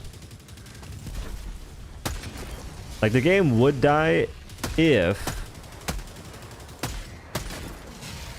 The only way that Helldivers 2 dies is if... So, the objective perspective is if they don't get new players to play the game. Because eventually the current players, I don't know if they can sustain them. Because the current players are still intertwined with some new players and folks that come back check out new content, and like they play for a little bit, and they go away. I feel like Helldivers 2 only dies if the new content just doesn't really pique anyone's interest. And a warbonds have never been a major selling point for the game to begin with. Okay, hitting that guy, GG's. I guess, yeah, my point is, warbonds have never, ever been a major contention for why people play the game in the first place. Because most warbonds that come out aren't good.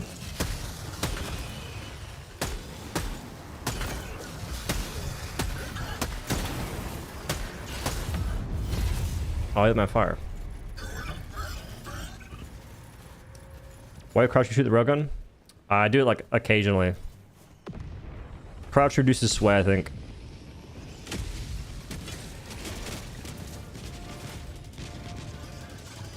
If I wasn't crouching to shoot it to be more accurate, that's insane. That's insane. That is insane. Why am I blocking my health bar? What even just ragdolled me from freaking Narnia?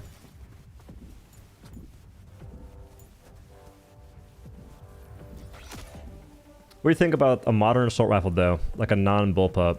I don't know guns that much. All I know is our assault rifles in the game are pretty lame because they don't have pierce or anything.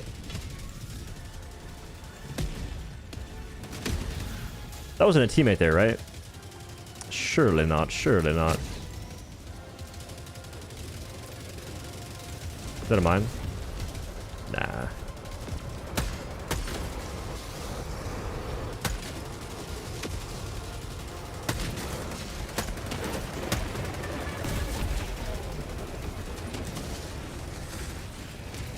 Blew an entire magazine in that shield.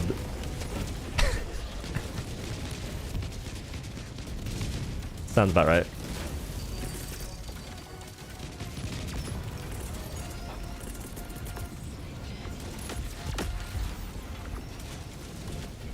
The morons on Discord think the ARs are OP now. Well, yeah, those people aren't sentient. The Discord, the people that actively engage in discourse in the Discord tend to be people who are just not privy to video games.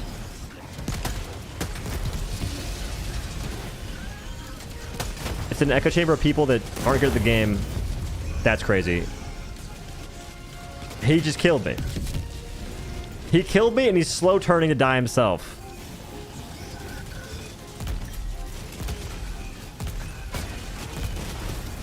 Yeah, it's the same folks who are saying like everything the game does is like not a bug. That's a horrible statement.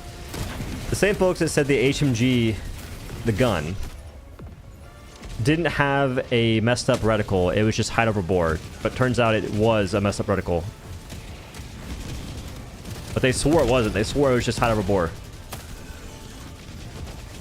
This might be death.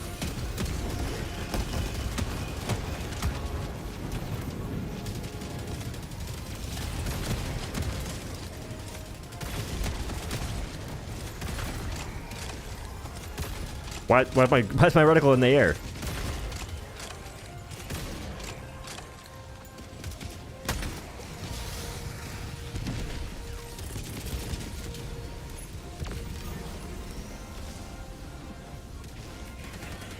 I think one more is needed. I don't know about two more happening though. Oh, one more stratagem. Listen, I tossed this first.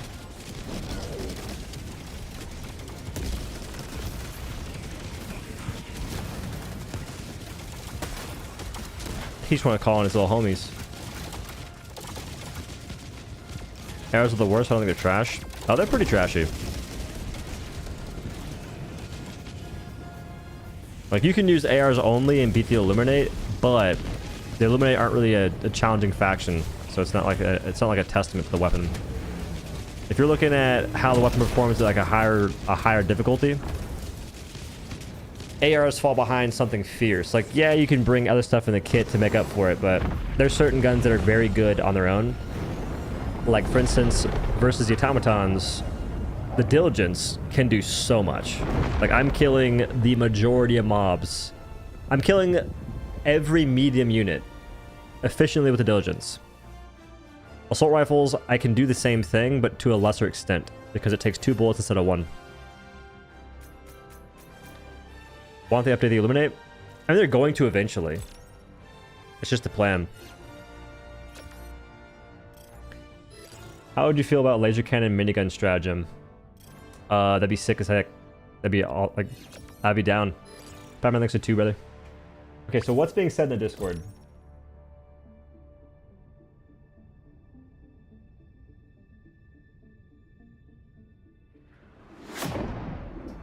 Bro.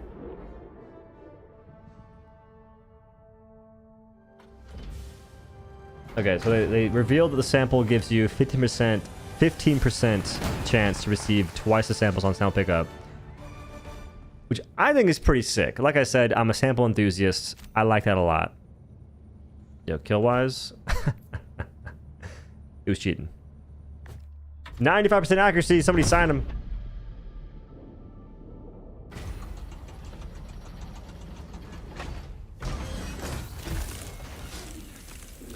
What's bad for the health of the game is 100% mindless yes man. Agreed. Yeah, I'm gonna go wash my hands real quick because that powder is not going away.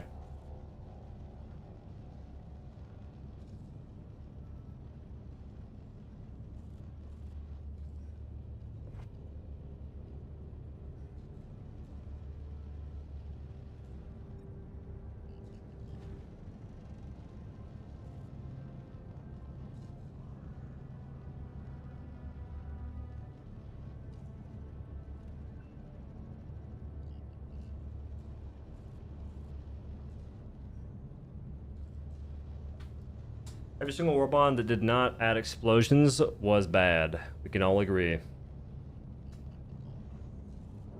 Not really, because Polar Patriots had explosions. That was bad to begin with. It's not black and white like that. A little salty. This next warbond has a hat, and we didn't get the Cowboys hat in the last one. That's true. I think that people should be way more upset about that. Okay. Sample scanner gives you 15% chance to receive twice samples on sample pickup. I think that that's cool. There's potential for content for me, but maybe not, because 15% chance isn't like a crazy number. If we had that one mission, if we had any mission that you could just pick up a bunch of samples in one spot like we used to be able to, I would probably use that and farm for a while. But I don't think we do, so I may not do that.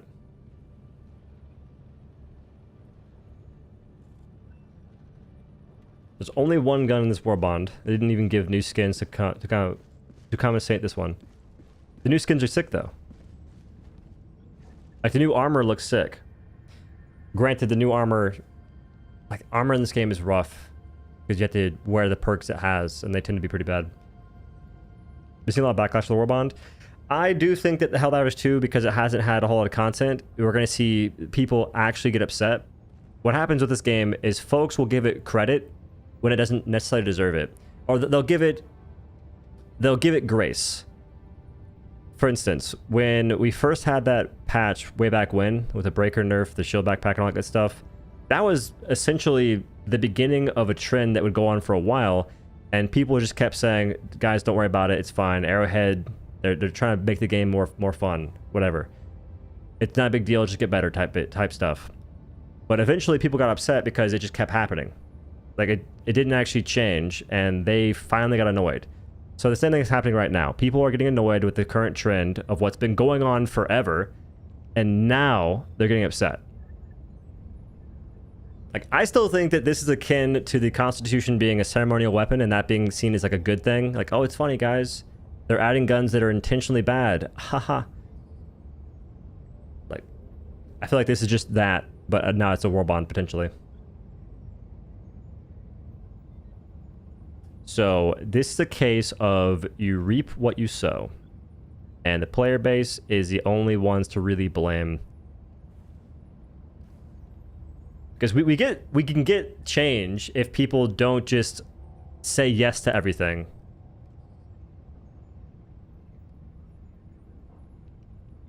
Isn't this what prompted the old 60-day plan? The old 60-day plan was prompted by a bunch of other stuff. It was a combination of the Sony debacle with like horrible review scores in conjunction with the game nerfing basically everything. Like, that was what prompted the 60-day plan. Like, it was kind of mostly Arrowhead's fault. That's another example though. It's crazy how people didn't get really upset until the Sony thing happened.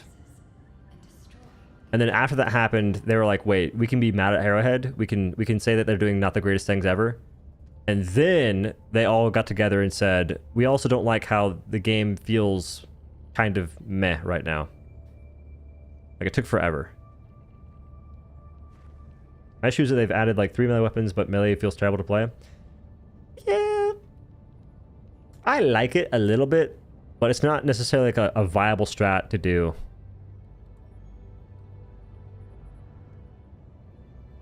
A lot of folks are saying no to this warbond. Well, yeah, the last warbond wasn't great, so there hasn't been any real content to sort of fill their satisfaction bar. And when that happens, they're more prone to being upset. If Arrowhead does a not great thing mixed with a good thing, a not great thing, and just they keep alternating it, people don't get as upset as fast. We've had not a whole lot of content recently, and the most recent warbond wasn't that crazy. Like, the hover pack it's neat, but it's not like game changing. So yeah, people are gonna be a little bit more upset. Plus, I think that the player base is just like getting to the point of the people that glaze it, and essentially like the people that say the game is perfect and it can't do anything bad. Like, they're still there. But I think that other folks are getting tired and they want the game they used to like to be more fun again. So now they're probably speaking up.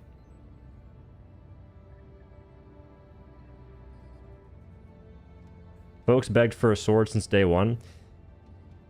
Not me. Dude, there's still powder on my seat.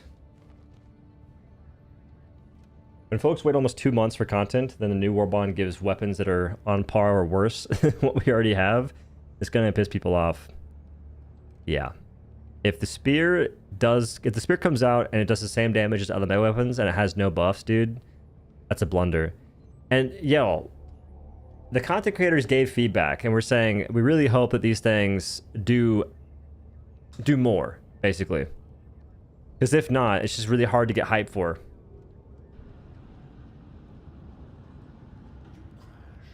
New warbond added nothing. I will use it all ever. I'll use the sample. I'll use the sample thing.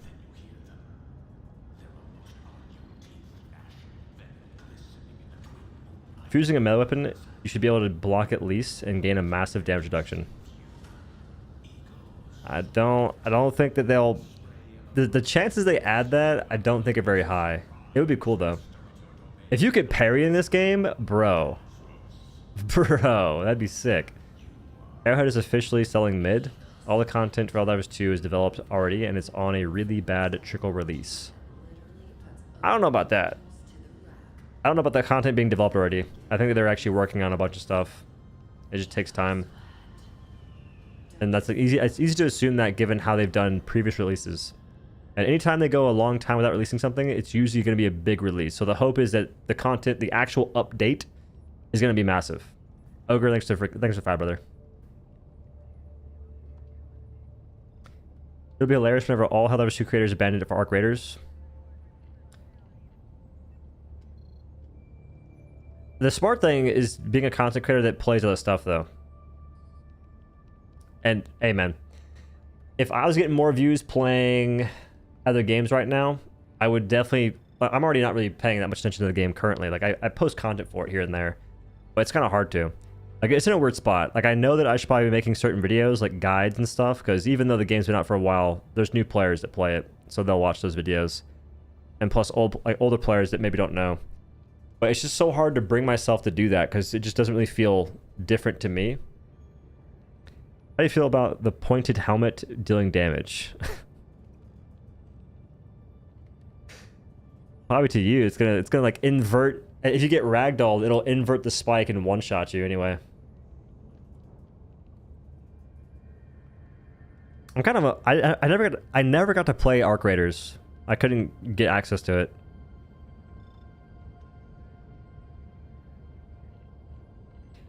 I mean, they won't keep the squids gone for long. I'm guessing their updates comes next week. I'm thinking the same thing. When's that party supposed to happen? Like, in the games?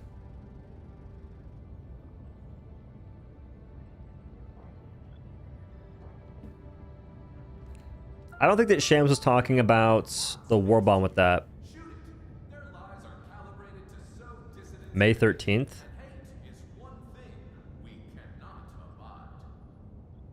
Okay, so I don't think content drops then. It's not like a Tuesday or Thursday. So I think the party happens, and I'm assuming that shortly after the Illuminate invade. That's just me.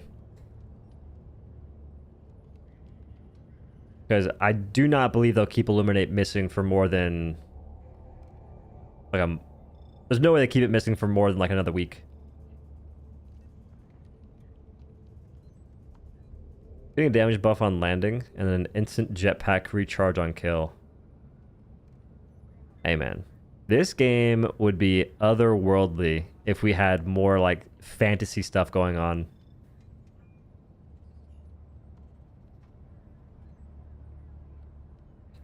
I'll be curious to see. I wonder if other game studios are working on titles that are kind of like Helldivers 2.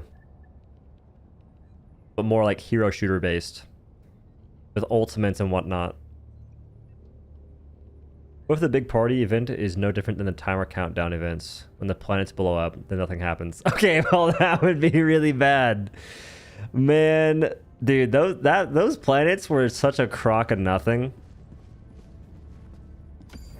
Like, it could have been cool if it actually meant something, but it didn't really mean a whole lot.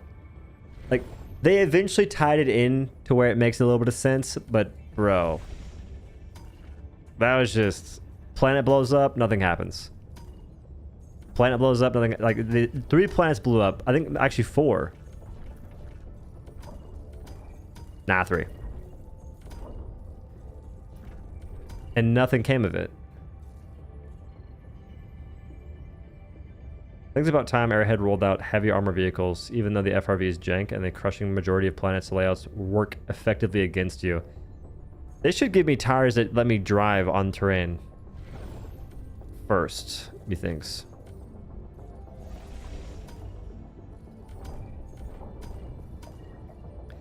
Imagine we got cutscene for those planets blowing up. Yeah, that'd be sick. Cutscenes go crazy. You cried when Angel... Nah, you did not cry. Take it back.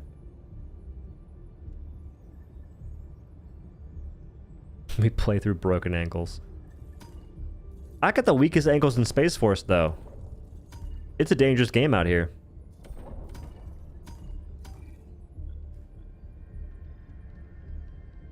I almost feel like I'm better off just talking about the game versus playing it right now, which is kind of strange.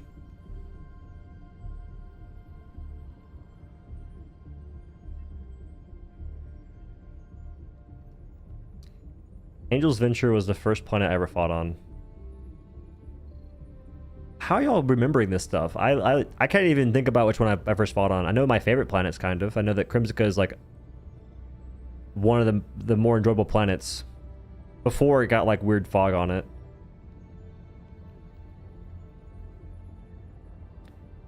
Kind of funny how the CEO said we've been cooking with the new warbond and everyone hates it. I don't know if he said it for the new warbond, did he? I think that if they did, then they definitely over-anticipated people's enjoyment or people's excitement for ceremonial stuff. Like, I think that the devs aren't really aware that, like, gamers truthfully want things to be useful. Like, you'll have the yes men that say that things can just look cool and, you know, get good and whatever, which those people they're always like the worst at games. It drives me mad. But people at the end of the day, they want things to change their experience in the game itself. If you just keep giving them the same thing over and over again, it's not really going to do that for them. The warbond is raw. There's no lamb sauce. There's a website that shows you the history of planets liberated, attacked from day 1 to day 455. 455. Jesus Christ. Commitment is crazy. If the devs think they're cooking, they're not cooking. If they think they think they're not cooking, they're probably cooking. They need to be studying some of the bugs that happen.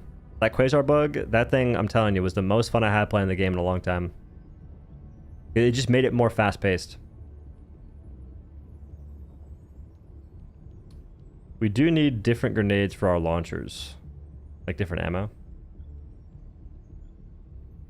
People hate on the warbond, that's good. That's change. A lot of times, folks don't hate on the stuff that probably deserves it.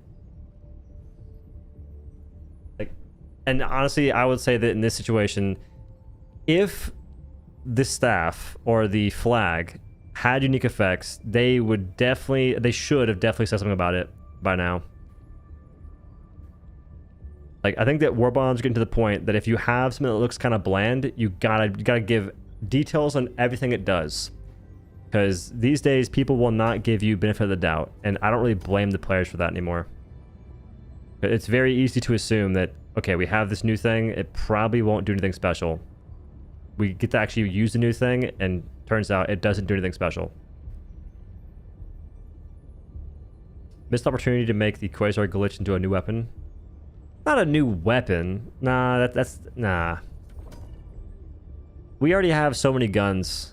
I don't think the path forward for the game is to make it so all the new guns just get overshadowed by... all the old guns get overshadowed by new ones that do what it does, but just better.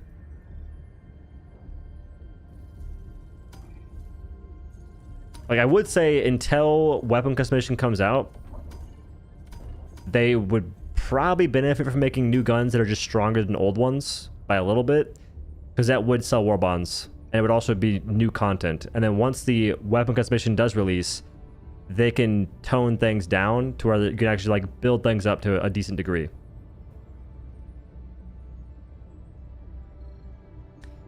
Careful though, keep talking. I'll make another appearance at the GDC. He always complains. Devs need to add a lot of seasoning if they're supposed to be cooking. Well, maybe they're tired of all the salt that's currently enhancing what they've already cooked.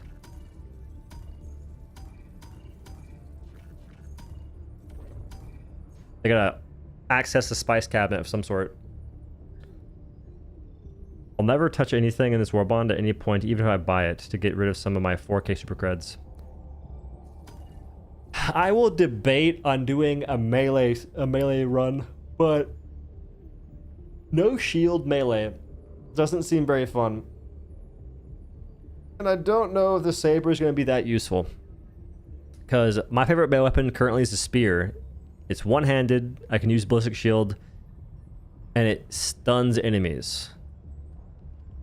We're just flexing? No, I was just stretching. I didn't even flex. Accept a mediocre warbond if they fix the game. Nah, now you're just trying to bargain. Well, have y'all seen gameplay for Deep Rock Galactic's Rogue Core? Some folks got like alpha access to that. What if the flag plays music? I'm asleep.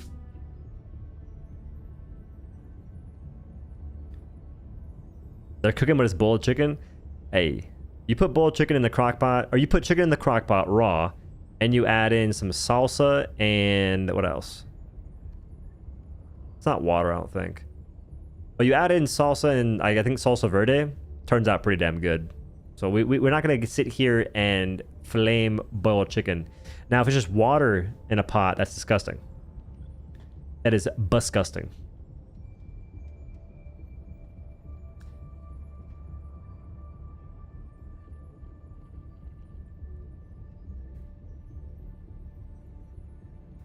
People need to stop watching YouTubers like Thornton already, to be fair. That's their fault, though. Like, folks that watch the leakers and all that good stuff, that's just like, that's all in the players these days. I don't know why they do it, because it's proven to be very misleading. The only person that's like somewhat on the money sometimes is a person on Twitter, but I probably won't name. But aside from that, I just don't know why folks just like give these leakers so many views. Because honestly, it's probably why the devs are so secretive. They're tired of things getting leaked.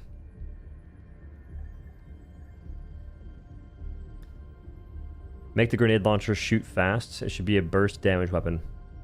I want that gun. I want the grenade launcher to have incendiary rounds.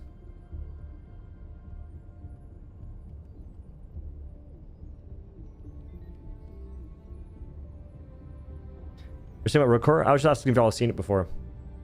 Because I've been seeing... I saw like a little bit of gameplay for it, and it looks pretty sick. I like the idea of perks a lot in games. So in Rogue Core, I think it's going to be more of like a rogue light, and you get perk upgrades for your abilities. You can also just choose weapons out the gate. I'm not sure how progression works in that game. It's also an alpha, so it could change drastically. I just saw this one dude get a perk where he chose between a pretty bad perk and then one that gave him more electricity damage. And more damage is nice. So I'm actually looking forward to that game a little bit. And the visuals for it look sick. Visuals looked really good. I played Screen 2? I did. The game's alright. It never drew me in the way I wanted it to. In fact, a new game called Mycopunk, it's a demo currently on Steam. I think that game is a lot more my speed. I know you're with Big Steel, but have you tried cooking with titanium pans? Do you know if they're worth it? I have not. The folks that I'm affiliated with, which is Heritage, they have titanium pans, and I don't have them. I could ask for some, and I might do that, but I can't recommend it. I've never tried it before. They could have added stun mines, minigun, assault rifle with grenade launcher attached. And where's our Bastion tank? Dude, the Bastion tank will go crazy. Unless, wait a minute. No. The Bastion tank is probably going to be not great. I guarantee you, if they drop Bastion tank, it's going to have treads. And the treads will have light armor pin. So they'll get broken like that.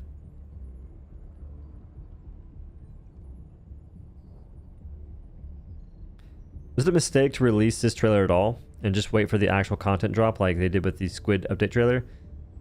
I think that probably. Because right now what's happening is if they just drop the content, people could actually play it. But no, okay, I think it's not a mistake. It's not a mistake because you're gonna have folks that if you didn't have a trailer and didn't have any showcase of the gameplay, they'd probably grind out for the warbond, unlock it, and be like, damn, I think I wasted my time doing that. Which will probably happen anyway, because some folks don't like melee. And that yet they're unlocking a very melee-focused warbond.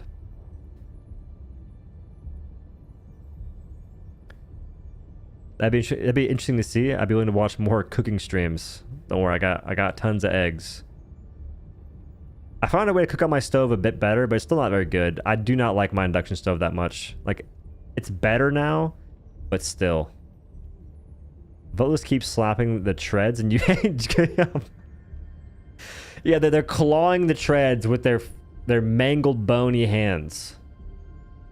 Is melee even viable on any front proper? It's okay on bugs. I wouldn't say it's exactly viable, but it's okay. It's very difficult to do solo though. Because you like the way that melee works right now, the best melee weapon I think is the spear, and the spear knocks back enemies. It stuns them, which is great, but it knocks them back as well. The knockback is so bad. Because why would you have a melee weapon, you knock back the enemy, and you want to keep poking them, and now you can't because they're out of range. Yeah, an Alpha Commander just, he Sudoku bombs your freaking tank treads. Or the tank itself. Nah, do. Anything that deals damage and thus kills enemies is viable. I know. I hope they're not here right now because it'd be kind of mean. But we have an absolute cope enthusiast in the Discord, and I appreciate them a little bit. Because this person, they bring up weapons that are like that I didn't know they could do certain things, which is cool. But there's not many things that are like that. There's not many weapons that you can say that for. But man, if you talk about anything, they give you an excuse after excuse for why it's not a big deal. It's like, man, Alpha Commanders aren't very fun to play against. Well, just bring this one specific thing to maybe kill it somewhat fast, but meanwhile it opens the door for everything else to kill you. Like, I appreciate their passion. So I don't like kick them from the Discord, but it's very annoying sometimes. Me knowing who you're talking about? Yeah. Cope gets to a certain point where it just seems a little ridiculous. Misunderstanding? I think so too. I think that the perspective is that they don't know that we play solo a lot, and solo is a way different game than in a group. And I play in a group too, which is why like I know both perspectives. I play in a group, I play solo. So I know how the game feels on both those fronts.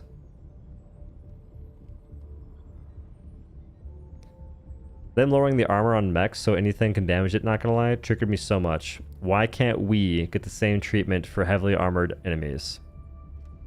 I mean, it's to give you that grunt fantasy, brother. Is it not appealing? It's like talking to a wall, not gonna lie. It is. Because it feels like a debate constantly, and debates are annoying. Like, debates are lame since you don't really change anyone's mind. People go into debates believing what they believe, and they're not going to have their perspective change. So all debates are doing is just seeing who can argue better.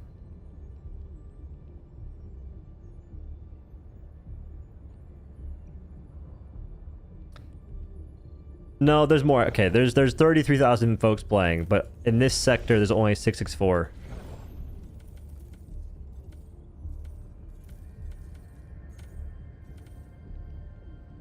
I think that people enjoy playing against the bots more than bugs these days.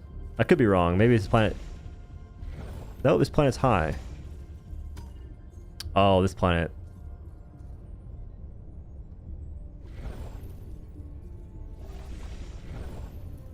We're losing manpower hard, man. What can you expect? Just got here. We got the new warbond. Not yet, no. Not yet.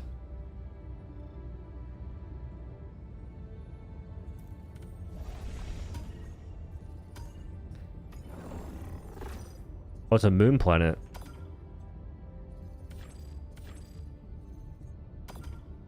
I think it'd be kind of cool to do missions where it was only 2 people. Bro. There's still powder in this air. In this room.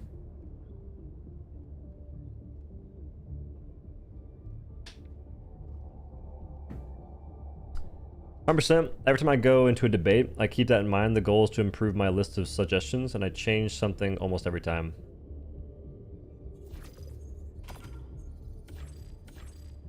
Oh, wait, that was a good mission.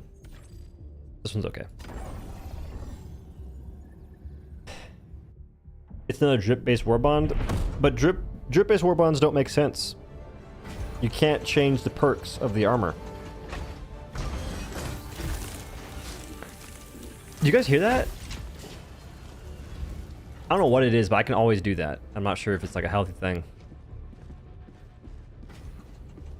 Imagine you get a mission type like the picture of Clariel fighting in a massive forge.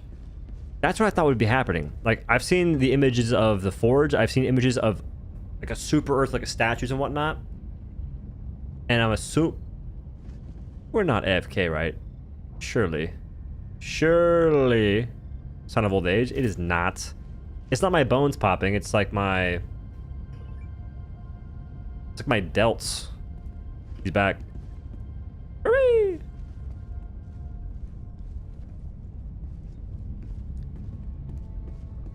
There should be missions with 2 or 3 max players only. Like, I think that 2 would be crazy because I like playing with random people, but 4-mans are just really boring most of the time because it's very easy. The only time that 4-mans are difficult is if your teammates aren't that good. So I usually hope for really bad teammates.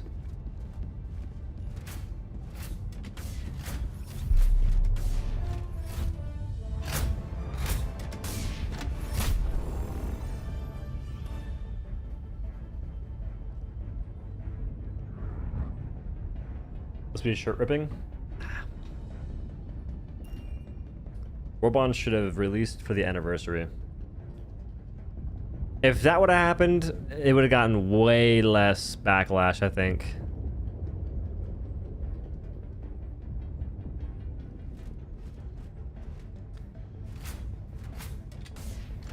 Like, I think that Arrowhead can do warbonds like this, where it's ceremonial. I don't think it's a good thing. I think it's not a good idea to do that. Don't get me wrong. But they can. It's just it can't be... Oh, what the hell? You can't do warbonds like this whenever we have such a long stint of not really getting content. Okay, I'm not bringing hover pack. Okay, I kind of want to, but I kind of don't. I'm a railgun enthusiast. This guy's got 120.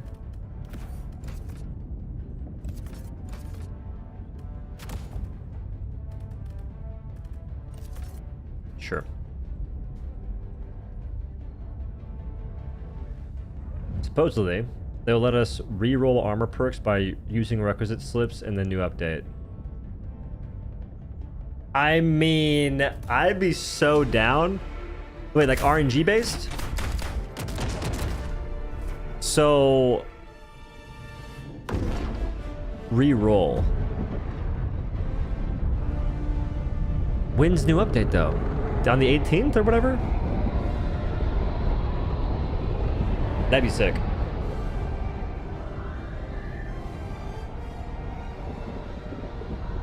I think it'd be very cool if they drop new Illuminate units, which I'm assuming they're going to do soon.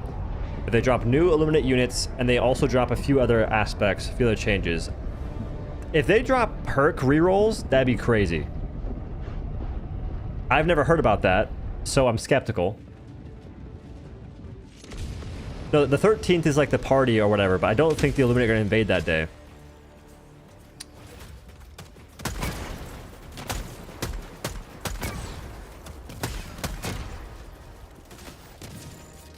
Don't worry, team, I got you. We don't have the booster?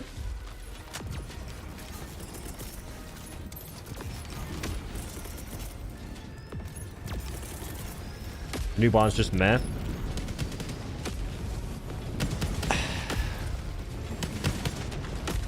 It's a bit whelming.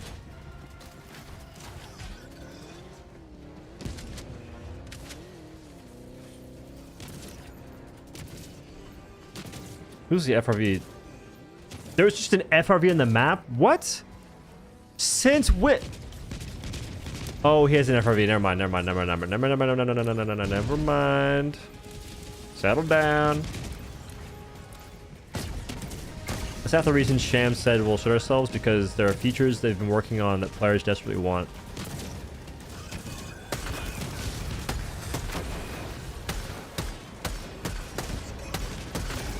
I mean, eventually I'll kill it. Of that, you have my word.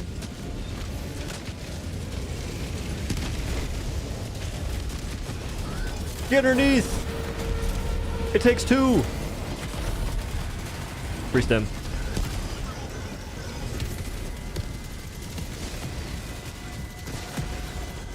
He missed! One of us missed!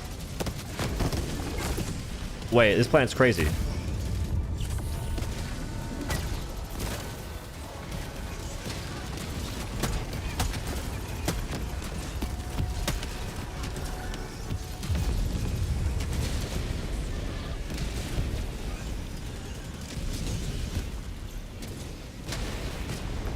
My teammate killed me.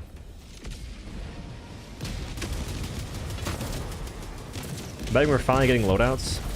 That'd be sick too. Hey man, Arrowhead, give me a mission where we can't use stratagems aside from support weapons. Primary, give me a mission where you can only use primary weapons, support weapons, and specific grenades. Because it'd be way cooler that way.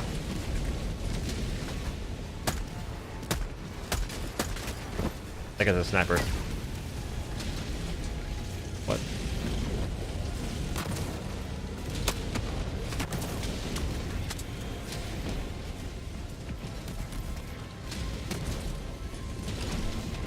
In-game loadout randomizer and save loadouts for loadouts would be pretty good.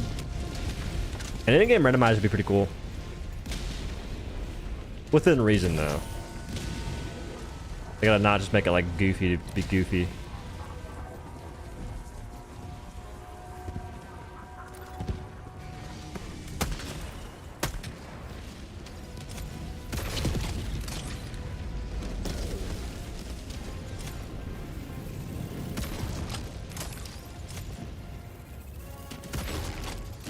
Boo.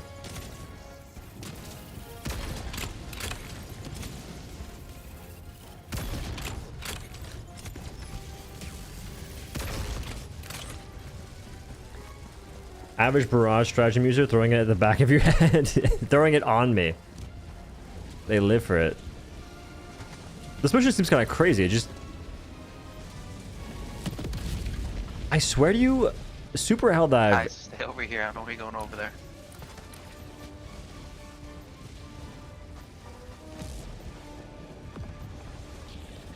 Is this guy my mom?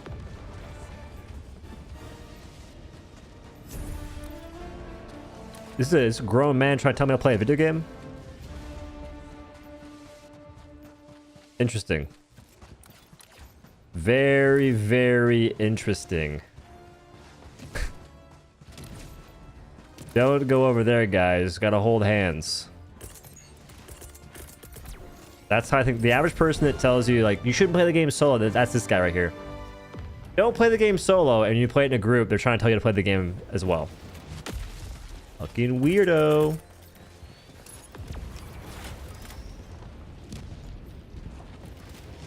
You will not tell me how to play my videojuego, good sire. Yeah, I'm hit with it. Third.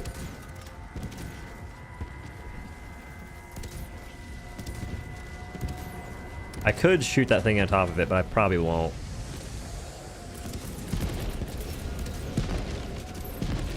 This guy just drifted my forehead.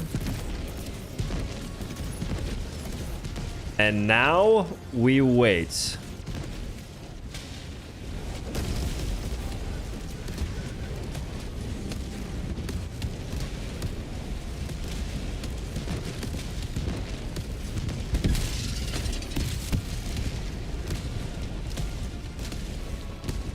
I'm gaming right now, I'll tell you what.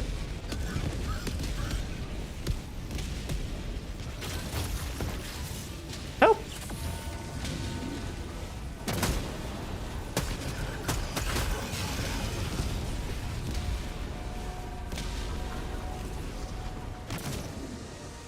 What the hell's an invisible wall right here?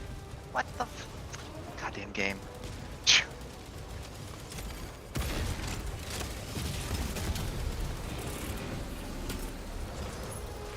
I just spawned him in the worst spot possible. What is that?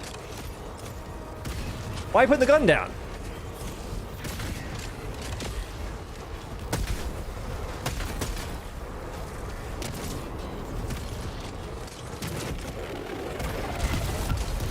No.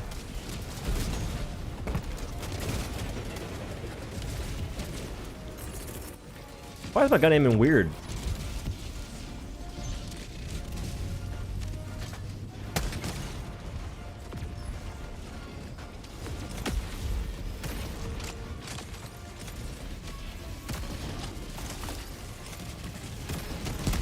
Like a visible wall right there. Oh, maybe that's why.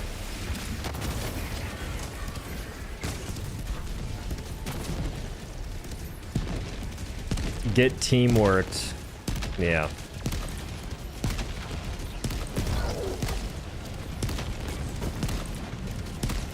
I saw a red laser and I got really scared for a second. Is the character emoting while aiming? I don't think so.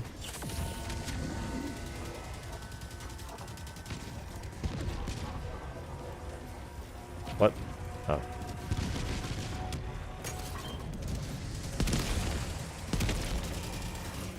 Now, I think this guy's just talking to himself. Like, he's talking to us, but I'm not responding, so basically he's talking to himself.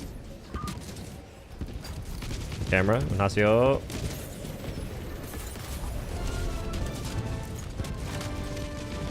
Alright, so far I've not gotten that many kills from my thingies.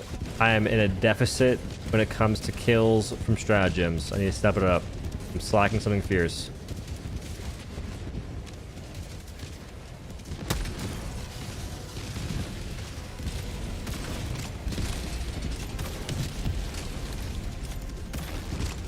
What?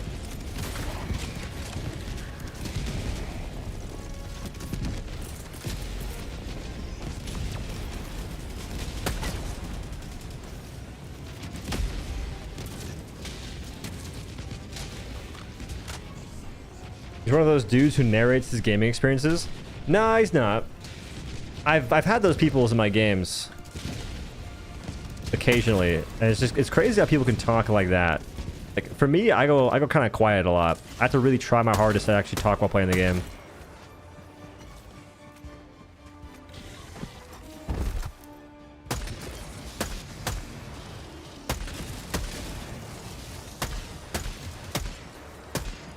What?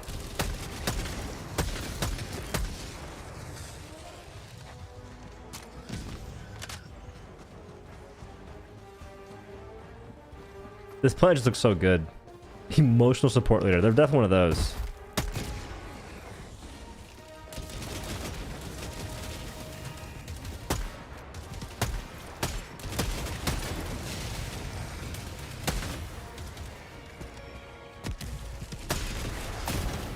Pen.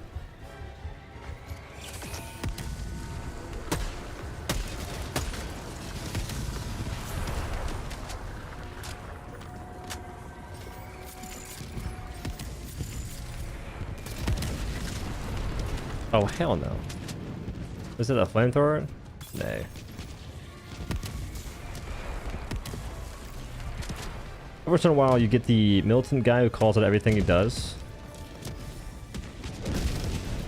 See, I usually get folks that are like kind of new to games in a sense.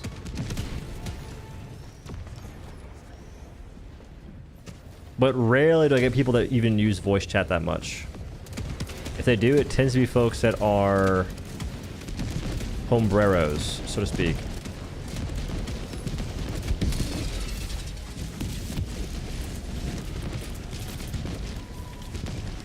Bro, there's a barrage at every... Dog. I want to barrage something.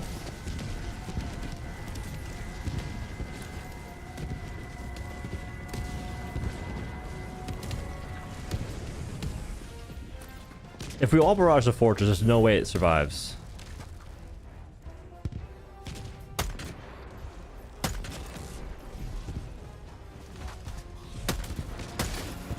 Word. AFK gaming? It's AFK gaming at its freaking finest.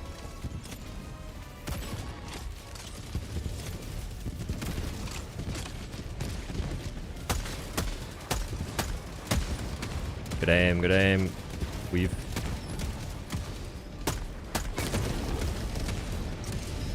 So far, turrets have killed everything.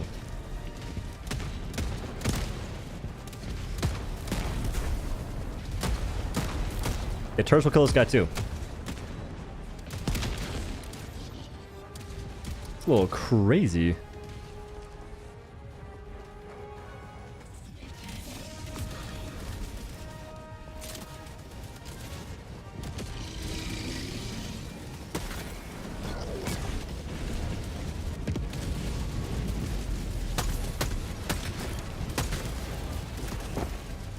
Nope. Turrets and barrage spam drives me mad. In a group, turrets are just very good. Just having so much... I can't hit that guy. Just having so much suppressive fire like that, bro. That's why this game doesn't feel challenging to most people, because you're playing in a group and there's just so much going on. Like, so much is being done for you to begin with. If you have 4 turrets, just 4 for each person, like 1 for each person.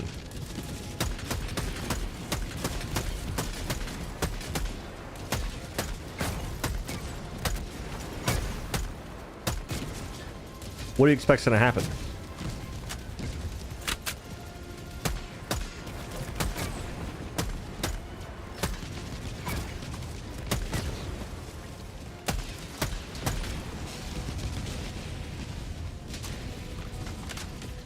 Because right now, I'm not even really using my stratagems that much.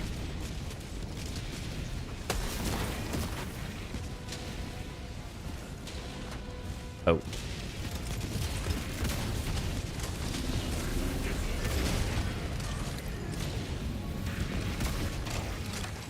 I could have sworn you could shoot the same one twice. That's not.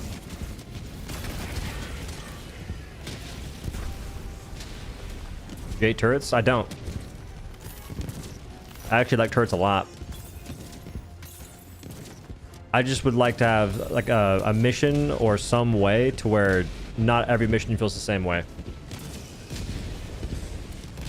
Because playing in a group would be fun. It's fun when your teammates are bad. But even your teammates being bad doesn't actually... It's not like a hard thing to have happen because the turrets exist.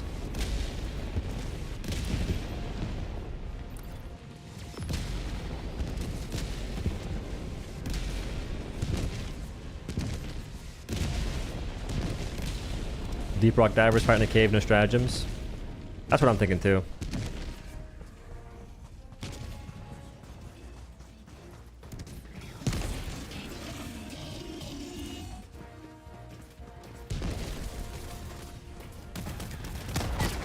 He tried to wall hack me. You see that? You guys saw that, surely.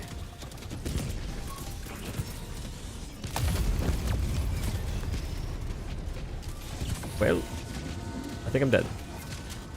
Weave. Help. Help. I can't even see that turret. It shows the wrong neighborhood. See, the thing with fortress turrets, the thing with fortress turrets, I didn't know they were there. I couldn't see them.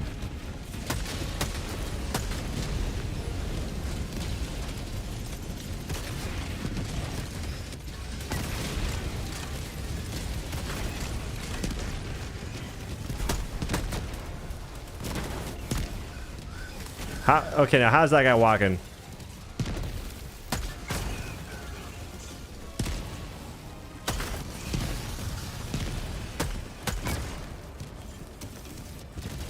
Whale shucks.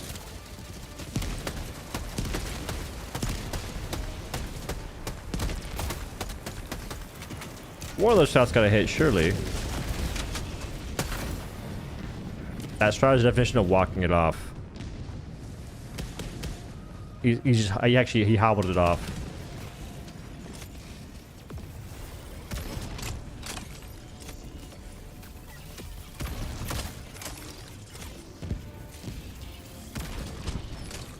Like, how is one supposed to know that's the thing?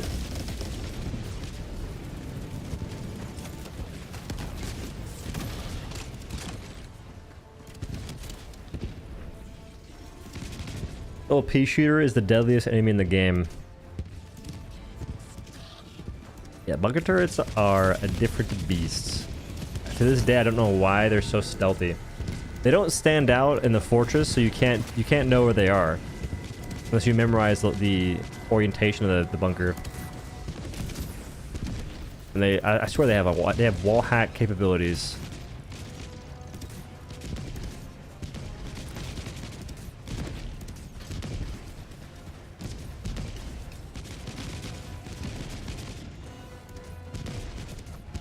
Why is Barrage AFK gaming, but turrets that can get 50 kill streaks not? I think in a group it's different. Like in a group, you can kind of bring whatever you want. Or no. In solo, you can bring whatever you want, and it's not that big a deal. But in a group, just having the things that you can bring, having no mission that changes up the game plan a little bit, is a little annoying. Am I unable to hit that right here? I could have sworn it was a one shot. Took like 5.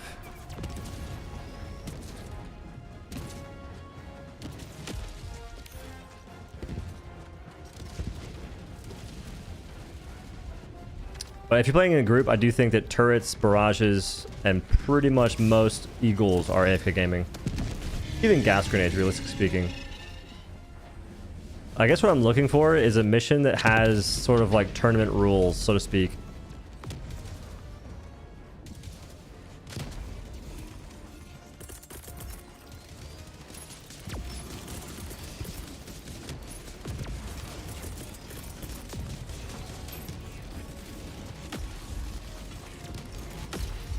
That might hit most things, we'll see.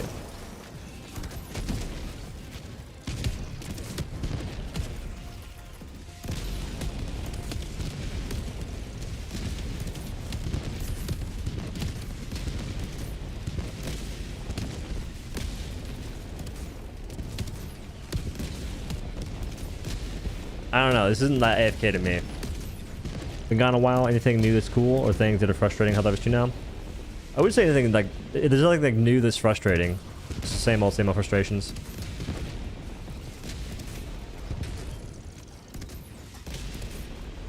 Deadeye? I'm using Diligence.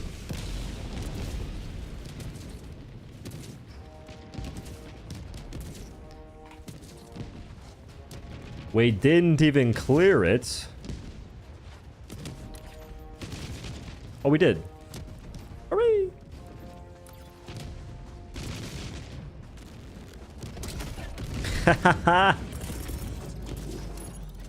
Nice. You like the Gloom objective shake-up? More of that would be nice. I mean, I did too. I like that they added the ability. I like that they added... I'm not sure what you mean exactly. I like that they added an additional side objective that was a previous main objective. So a single raise the flag to other missions was a cool thing.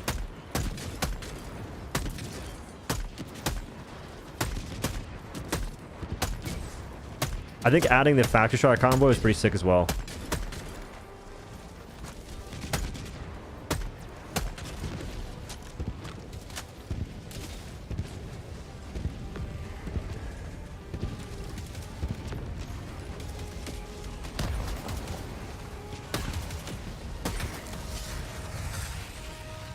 You love the new flag. You love the new warbond, but the flag's kind of pointless. I feel like the flag's the major selling point of the warbond. What are my thoughts on the warbond? I like the sample booster. I like the grenade. The aesthetic of the armor is good, but armor aesthetics aren't like a good selling point, unfortunately. I like the way the new gun looks, but looks don't make the game fun to play, necessarily.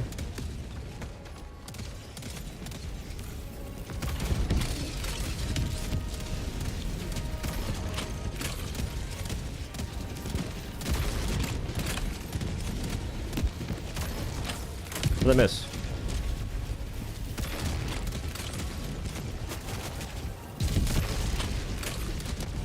I go about S3.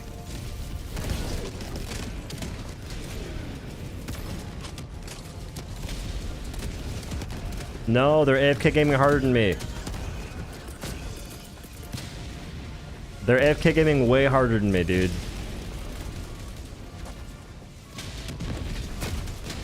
Yeah, S3, you got that. S3, you got that. S3. Oh my gosh. Getting mauled. I'm gonna die for my sins.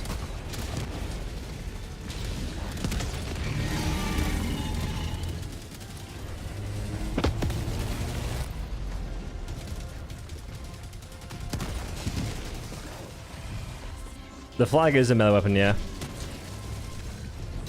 I should be getting kind of overhaul for the game, no? All I know is the warbond stuff. But people are hyping up the 18th as potential new patch.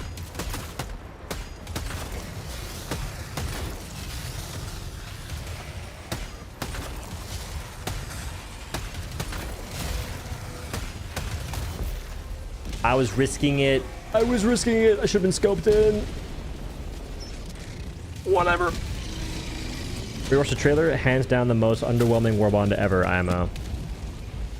I still think that release Polar Patriots was worse. 18th is Sunday. Then why are folks saying the 18th?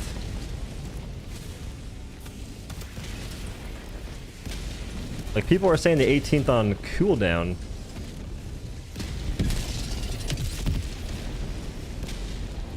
First helldivers had a UAV stratagem which helps you find samples on your mini-map. Why can't they just implement this instead of taking up a booster? Well, the booster doesn't reveal samples. The booster gives you a chance at more samples, which I think is actually pretty good.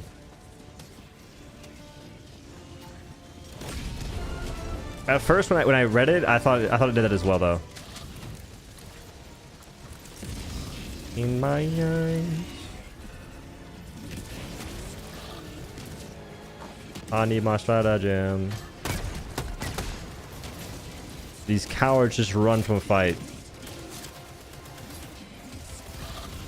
These aren't divers.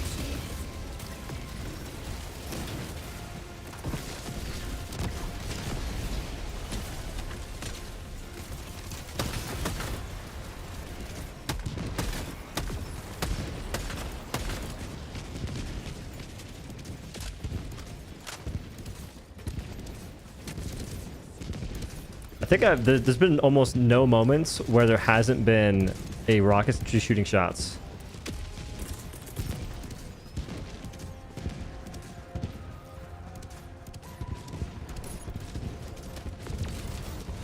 This is a plant that you can actually plant. You can use stuff on the high ground. Okay, not that high ground. I guess that's off limits. My bad.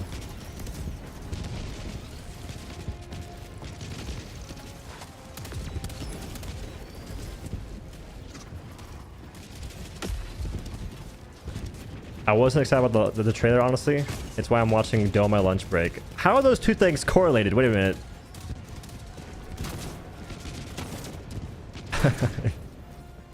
I feel like my views pick up when people don't like Helldivers 2 content. I'm like an echo chamber for negativity. I don't know if that's a good thing or not. Okay, while these nerds are AFK gaming their hearts out, I'm gonna go rinse out my shaker cup real quick. Well, good luck with the stream. YouTube hasn't been sending the auto notifications, but randomly saw the stream and thought I'd see how things are going. They're going okay. Looking forward to new content. Oh, but until then, kind of just existing. I might make a Sweden trip video because my Mother's Day is coming up, and I don't have any gift ideas, and I could make that for her be like more sentimental. Yeah, BRB, you guys got it. Wait a second, I can help. I can help. Almost. I can kill my whole team. The options are endless. What should I do here? Nah, they got it. They got it. BRB.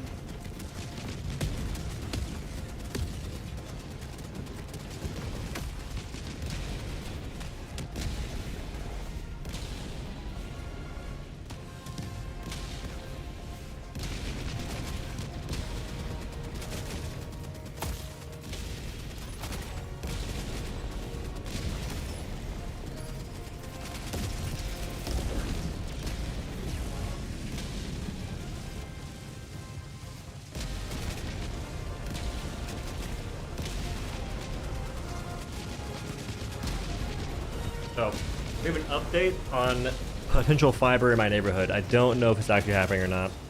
There's dudes in my neighborhood that had these trucks with giant trailers that had cables attached to them. Good aim, good aim. Don't worry, guys. No, it's my turn. It's my turn.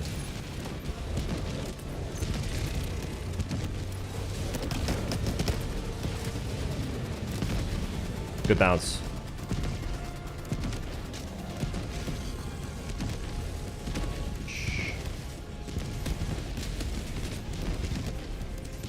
I should be fine.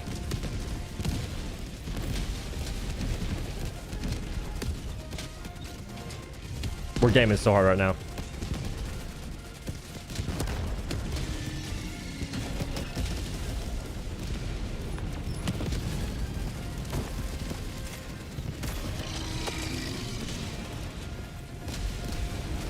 Back to regular scheduled business.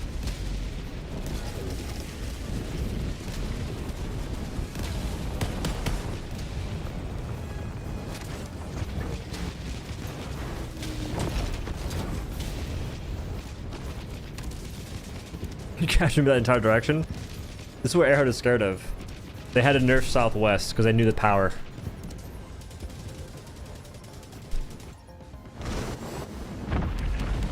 They buried fiber optic lines in my neighborhood 2 weeks ago. Now another year for service probably. Is that how that works? What? How, dude, what is even the process of getting fiber internet? Because I assumed it was just people pull up with these giant cables in general. They bury it somehow, some way. Either dig up like the street and put it on the side there or something. And then you can just purchase to have a provider give you said fiber connection. It's RNG. It's some bullshit. Doesn't take that long. Doesn't take that long, as in it maybe take like a month extra. Take a while to do testing for reliability. I can respect that a little bit.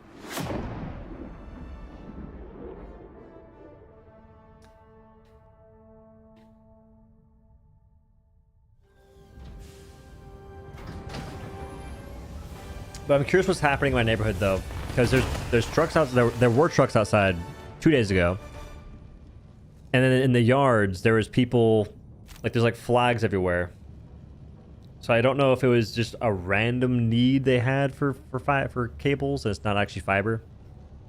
which would kind of suck. I had these easy fiber guys come through, and then I bought immediately from AT&T. Offer to beta test the neighborhood's new fiber. I would. Whoa, dude. Whoa. And unshockingly, the person who threw the most stratagems got the most kills. Whoa.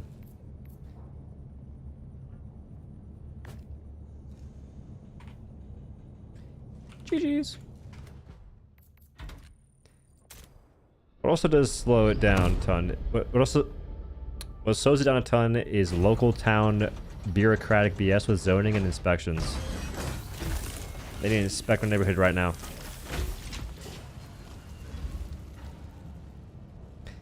They only throw on wire if they see enough revenue. I mean, I'll give them money. Do it right now.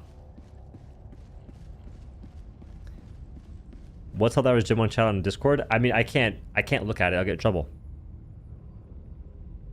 What's going on in there? So many folks getting banned in a Discord. People are mad. Oh my goodness. Hey man. This is an example of, I'm pretty sure them, like, I don't know, it's just something that I've said recently to myself was, what's more exciting? The prospect of doing something mediocrely, or the prospect of doing something in like a somewhat grandiose fashion?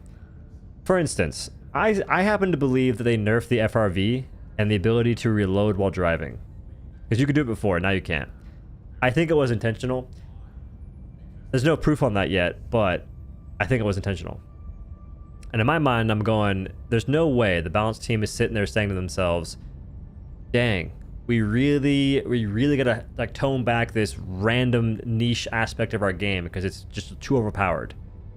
And then like to them, they think that players might go, this is so sick, Helldivers 2 is amazing because we had the FRV and now you can't do something while driving, versus I'm playing the game, driving the FRV, switching to passenger seat, shooting with close rifle, one-shotting a Bile Titan, switching back, reloading, and repeating that process. Like, that's way more interesting than I'm driving the FRV, and that's all I can do.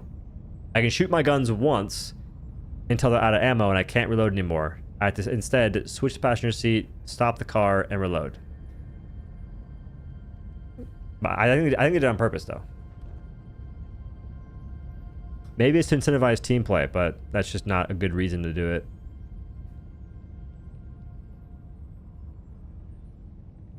All caps conversation territory with exclamation points. Oh my god, they're yelling in the Discord holy ceremonial place. Someone's calling someone a bigot because they misinterpreted the text and got the whole chat involved. Yeah, that dude, I'm telling you. That Discord does be very soy infused. Like a bigot. Wait, a bigot for what though? Because half the time when someone calls someone a bigot, it's for something that like makes no sense. The FRV handles too well. It needs to handle like the Halo 1 Warthog. It already oh yeah, I feel like I think they made that change too. Can't prove it, but I think they did. What's wrong with the warbond? It's very lackluster from the outside, at least.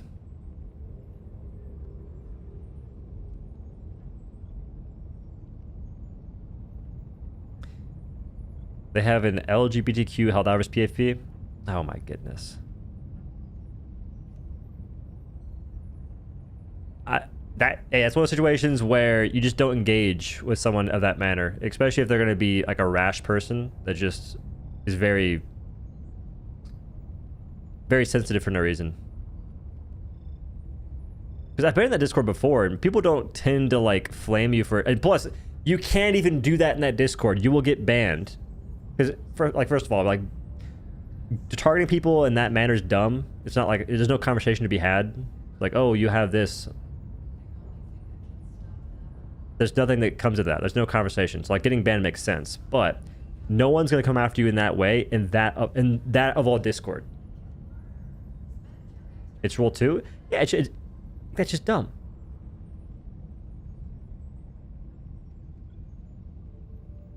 Last I heard, it costed a ton to add just a few blocks more to the service area of an ISP.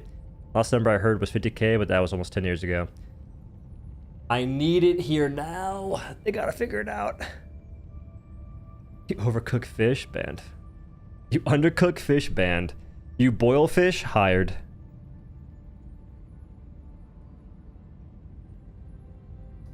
I also think that this warbond is official, but we'll get 2 warbonds actually. So what is the general opinion? I don't think we're getting 2 warbonds. I think we're getting 1 warbond. Warbond is nothing groundbreaking, but the drip are welcomed. Yeah, but like drip is so inconsequential in this game.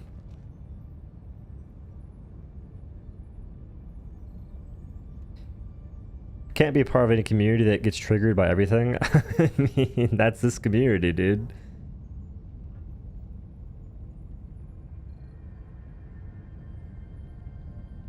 Not saying that's what's happening here, but I don't come across false accusations often.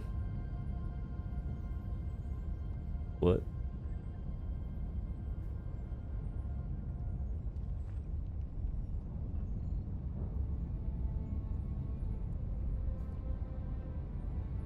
I'm not quitting.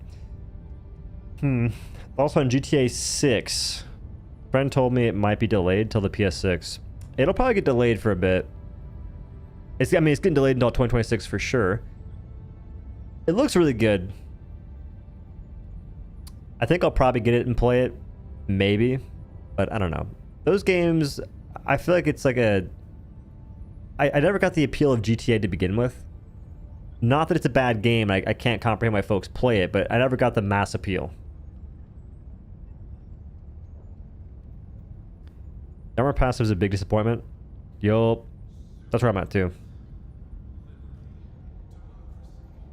I feel it's a bit quick to start judging. Let's wait till the 13th and 15th. I don't know if it's quick to judge. I think it's pretty... We have a lot to go off of.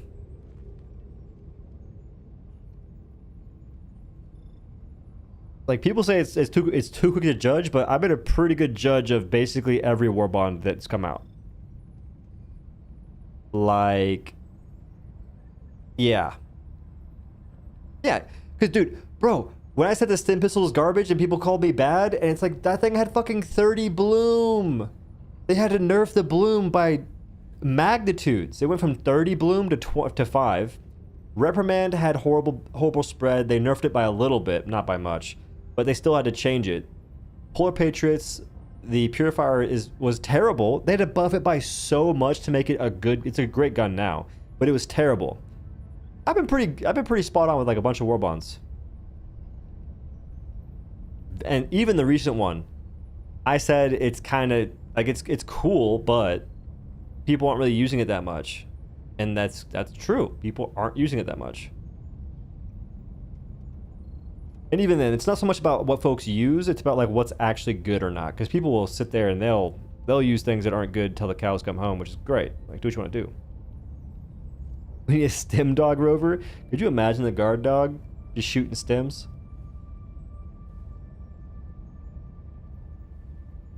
I think it's the open world and how some can get really immersed in the GTA games, 4 and 5 mostly.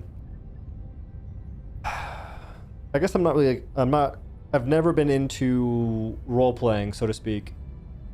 Nothing against it. I think it's very, very cool that people are passionate in that manner. What pass is the armor going to have? The armor will give you a chance for limbs to not break, which isn't really that good. And it's also a thing that they're adding because they made it so limbs break really easy. Like, I think before you could get hit a lot before limbs broke. Now you get hit by one thing, limb broken. I'd love getting new elemental weaponry or armory. I think so too. I think that's the most impactful stuff the game has to offer for the most part. Like, either support weapons that do damage of some kind. Those, like... Nah, that's not a lie. support weapons tend to offer the most gameplay impact that isn't just the game being played for you. Emplacements as well. Primary weapons, it depends. Like there's not too many that are like actually that good. I don't know, man. This game doesn't really have too much in the wake of weaponry that you can shoot yourself that feels very impactful to shoot. It also feels unique because most guns just shoot a bullet, a projectile that kills the enemy. But there's not much else to think about. Like I think it'd be very cool to have like gas strike, for instance, that lowers the armor on enemies, and then you can use your other guns that shoot bullets, but at least there's like thought to be had. There's like a combo you can use. Or shooting a laser weapon would create, it would like weaken the armor. The longer you shoot a target, the more damage it takes, the weaker the armor gets. Shooting an E-17 would, like I thought they'd be cool if, before they made it so like E-17 and Quasar one-shot Battle Titans, I thought it'd be cool if E-17 would create a weak spot in Battle Titan's armor, and then you could one-shot with a railgun. Like you shoot E-17 at the Battle Titan, and then that same spot you shoot the railgun and it dies. That's what I thought was going to happen before they just made it so you could one-shot those guys. There's a chance they add new Battle Titans and that works. That it could like work that way.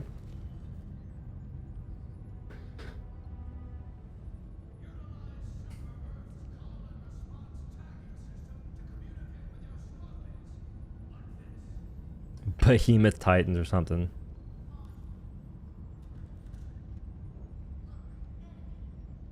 Flying Battle Titans? Please no. If you add any more flying stuff, you gotta make it so my guns are more accurate. I wouldn't say a weak eat, just make it so eat can be carried with other support weapons. Like make it so eat can be carried in general. It can be stowed away while having, like you said, another support weapon out. It doesn't have to be weak though. Check my Discord.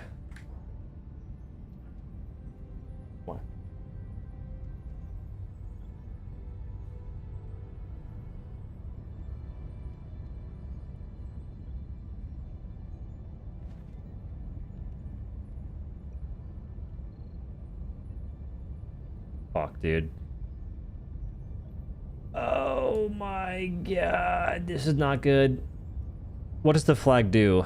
Aside from stabbing and looking cool, you need more. Man. That's not, it's not like it's not the end of the world of a response, but it's not a good response because it doesn't. Oh my goodness. It makes it seem like we're entitled, but I think all we're looking for is fun gameplay. That's all I'm looking for. You need more. Yeah, I do. Are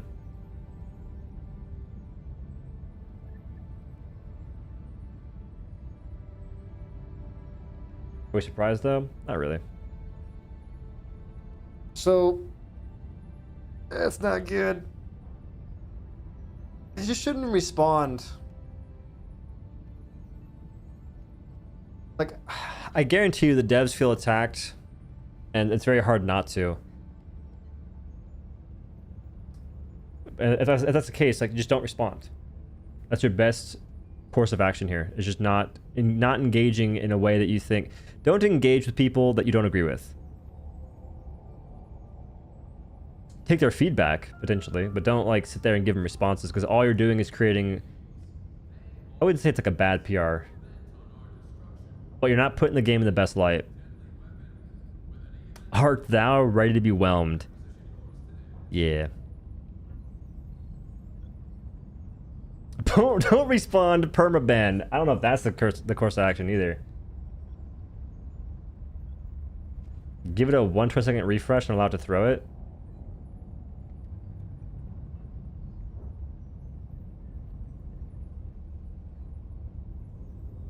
It has to do big damage.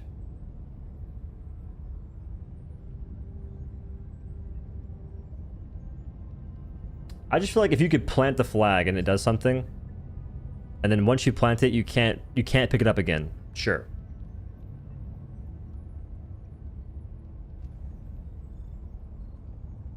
Yeah, like an inspirational buff. Healing, damage reduction. Probably healing and damage reduction of some kind. Increase melee damage? I don't know, something.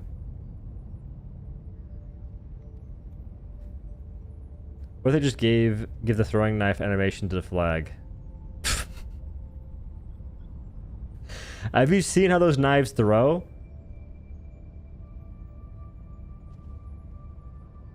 I was looking for explosions or cool weapons, not a flagpole stratagem. You want more? You need more? First warbond ever to upset this many people before release. True. This is the first warbond that people are not bending over backwards to try and defend.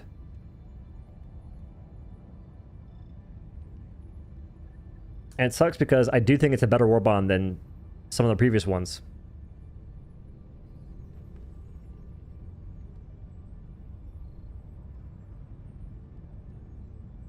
Well, there's still folks defending it, but not as many. Like, normally what happens is the majority defend it. Right now, the majority are kind of questioning what's happening.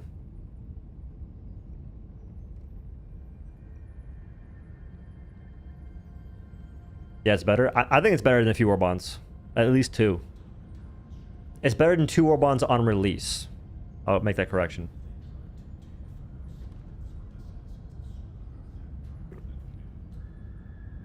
Well, people are going to defend it. What I'm saying is the majority aren't. Like, usually when a warbond comes out, people, generally speaking, will say, well, this looks pretty neat. But I think that most people can't find anything good about the warbond. And part of that is that people don't really care about samples, so that booster just doesn't like enter their realm of thought. Understandable. But not many folks use melee weapons in this game. They're a very niche factor. And having a stratagem melee weapon that just doesn't really do a whole lot, it's kind of tough. Now, what I'm going to do is I'm going to probably get the flag stratagem and do illuminate only once they bring them back, using just my primary weapon. So I'll have the flag on my back the whole time, just for fun. Well, fun in quotation marks.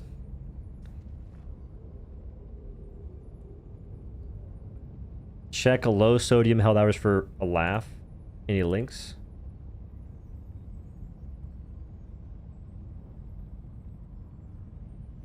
New new LARP warbond, flags and sword now. Damn.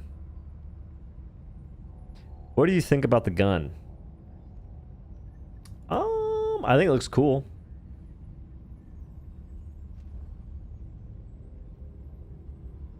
What even is like the low sodium helldivers to low sodium?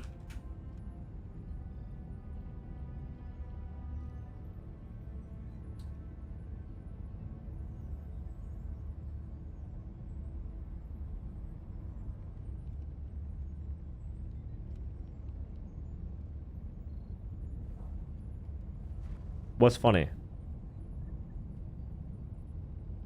The flag will only make sense to me if it does like the bulwark thing for Space Marine.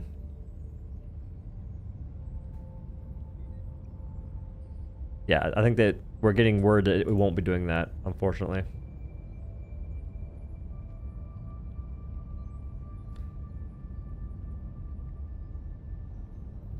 It's called Masters of Ceremony. I legit reacted to the entire warbond before seeing the title. And once I saw the title, I got worried. Yet another boring weapon. No, marksman rifles aren't even... Okay, wait. Marksman rifles aren't that boring, because at least they do big damage. You can one-shot devastators at the bare minimum. So that does something. Like, that's at least a benefit that I can get behind. There are, though. Just say you can't aim, bro.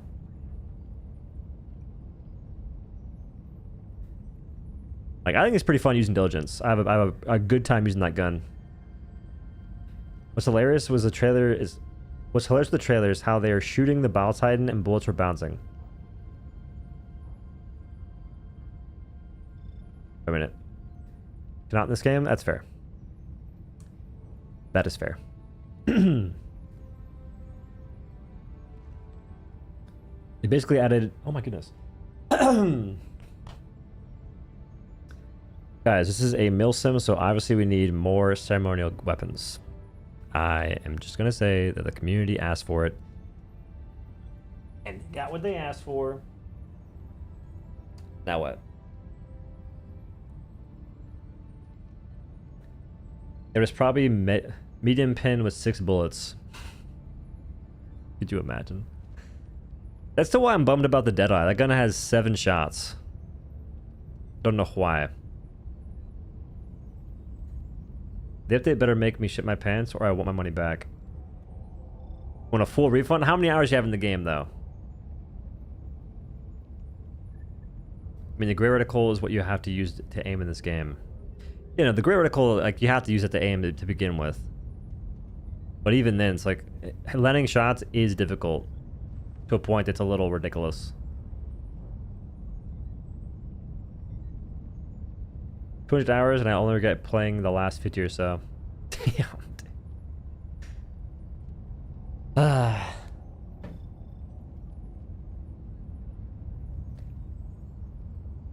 I feel like the rough thing with Helldivers 2 at the moment is there's no new experience to really go for. When I play a mission, the weapons I use feel very samey, and the missions are already very similar. Like it's the same mission just for the like 1 billion of time. And I don't have an issue playing games a lot. Like I play games on repeat for years. It's just like in this one, I had to like jump through hoops to make certain things make sense to use. For instance, spear. I have to really find a reason to bring that gun, and I just can't. Like the spear that shoots rockets. Wasp, same thing. Like there's one mission I like it on, but it's like I barely ever play that mission. So I think when the player has to really find a reason to take items to do missions, it's not ideal. And I'm someone that tries to find those reasons, but I like it when I don't have to like work too hard to give myself an excuse to use a weapon. I think the game will be fine. Don't get me wrong. I think that they probably are cooking up some crazy stuff. The warbond just isn't it. And what sucks about that is the devs are going to get backlash for the warbond, and that it might affect the mental for the future content.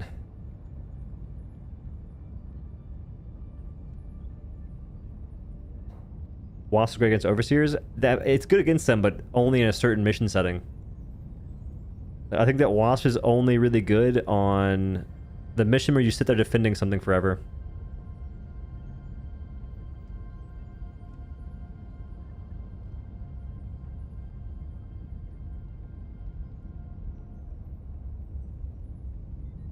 They better be affected. Okay. Okay. But then them getting backlash doesn't necessarily... It won't really change their worldview. It won't change how they perceive the game and the way they want to balance it. Because we had the whole 60-day plan, and guess what? They still kind of do the same things they've been doing since before that plan even went into place, and the stuff that caused the plan to happen to begin with.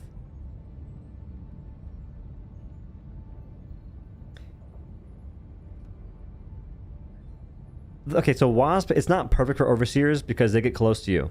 When they're close to you, it misses. The guys that fly, it can miss them too.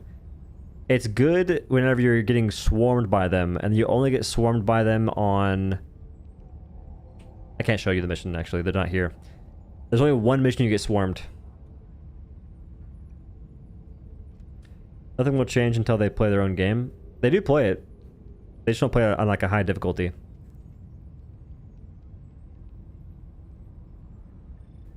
Watch they like bail out for summer vacation right after this. Oh wait, I think you're right.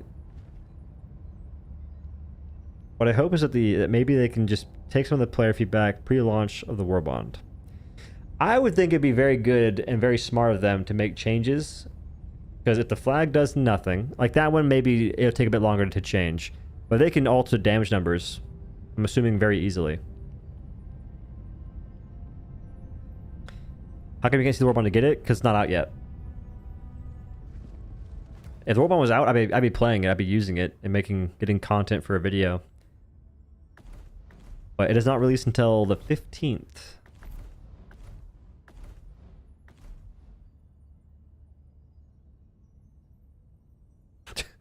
QA on extreme 6 difficulty. Something.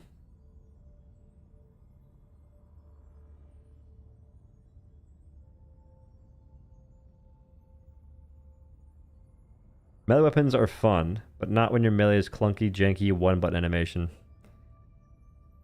If we had counters or something, if we had like a parry that was like a... It's kind of like Hawkeye from Marvel Rivals, where you press a button and it just deflects damage. That'd be sick.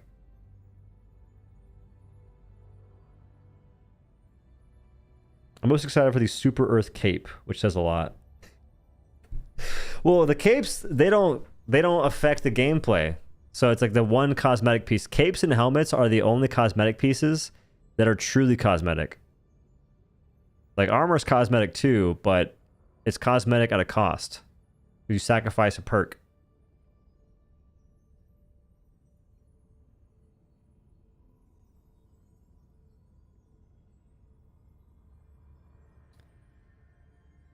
The argument about higher difficulty is just pointless. You can go through it with pretty much anything you like. But there's a level of effectiveness, though. If you're playing in a group, yeah, anything... In a group, everything's good. Like, everything's good because you can beat the mission with literal ease. But when you're playing by yourself, then you start to realize that certain things aren't great. Especially if you use them in isolation. That's the best way to figure out how useful a tool is in the game. If we get some Space Marine 2 melee combat in this game, oh man. Nah, Space Marine 2's melee combat's kind of ass. It's like a cutscene. Okay, this guy's going to attack you with a giant glow-up attack. Cool. You parry it, and it puts you in a cutscene. Like, I'm just talking like a very basic parry.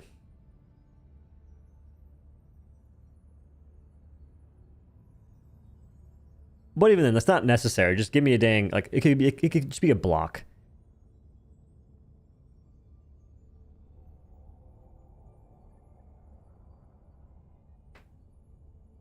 What are some games you do like the melee combat in? Dauntless, Monster Hunter, Sekiro. Those 3 come to mind first.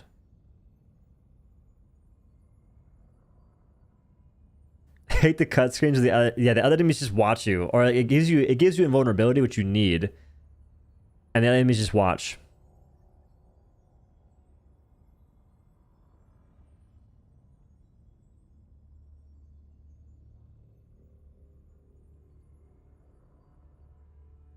Yeah, Monster Hunter's longsword is sick.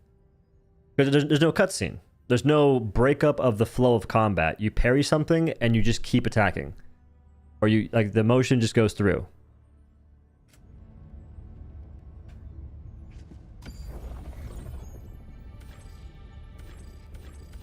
See, if I play a bot mission, I'm gonna use the same build again.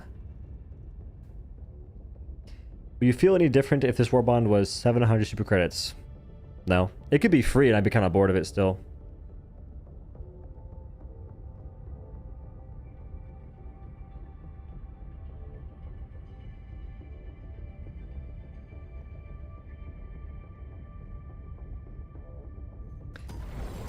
Breaker sprint challenge on bots? It's not a challenge though. The challenge is like how much unfun can I subject myself to? Those aren't good challenges.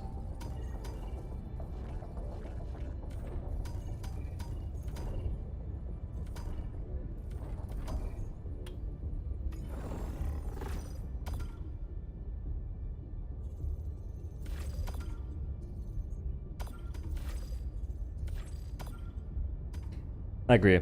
There's some really cool stuff in Helldiver's 1 weapons they should bring on. I believe they're going to eventually. Like the motorcycle stratagem.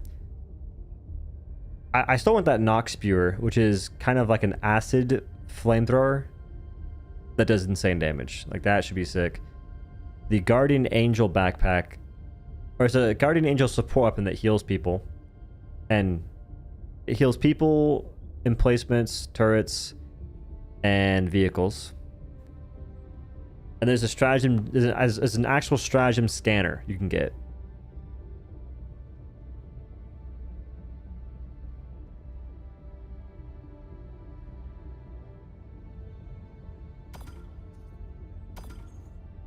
Yeah, I think that for meme items, I could see the allure, the allure, if it was tied to something that you didn't pay money for or use super credits for.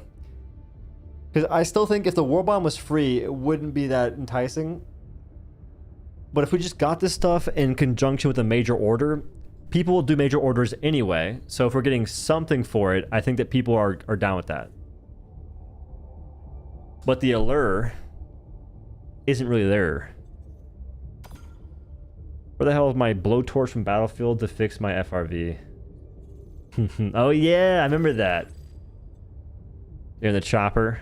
If you're a driver, a gunner, and like someone's in the back with a blowtorch just trying to repair that thing. The allure isn't there.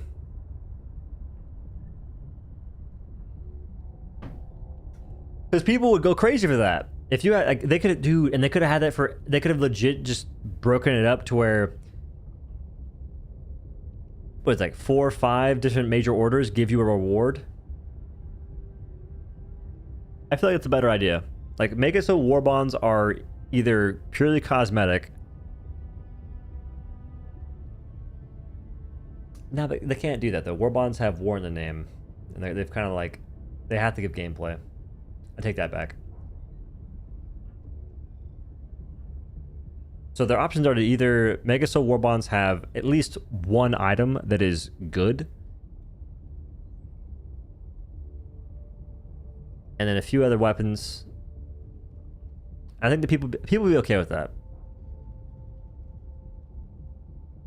Cosmetic bonds. I don't know.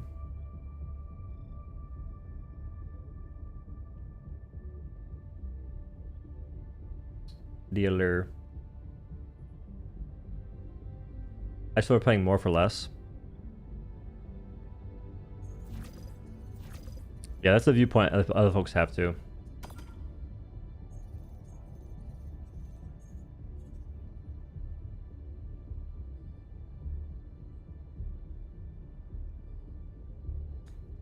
Warbond feels like it should be part of the Liberty Day event. Yeah, I know. Someone said that. If that was the case, it would have been really well received. But it didn't happen that way. Like, if this had dropped on that day, I think that I'd probably still be pissed though, because I did not like Constitution. It was free. I didn't care. It's not a good gun. And I feel like it's a missed opportunity to make the gun somewhat useful.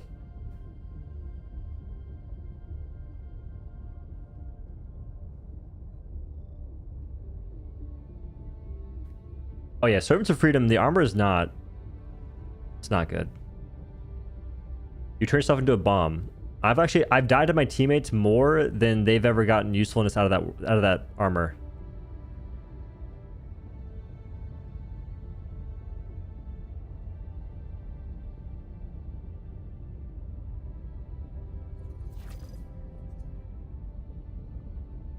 Yeah, Constitution does not have a stripper clip. It reloads very slowly. If it did have one, I think I wouldn't even mind the weapon. I think I'd be okay with it. If we could somehow add a scope to Constitution, I would actually use the weapon. Because it one-shots Devastators. Like, I'm cool with that. I can live with it. The problem is that when you try to bring up genuine critiques of the game, the fact that over 40k people left and the game almost dies, like every 6 months, people call you a rage baiter. Well, rage bait is the term that people use for anything they don't agree with.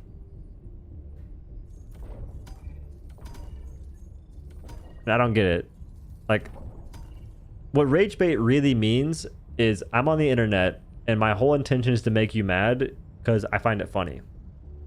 That's what rage baiting actually is. Or it's to like make you angry for the purpose of some self-fulfilling reason. But in Helldivers 2, you don't really get views for rage baiting. You get more views for saying things are awesome and amazing and perfect. Because the game itself has cultivated a hive mind of players that love that stuff. There's not a mission 67 on that planet. Jeez.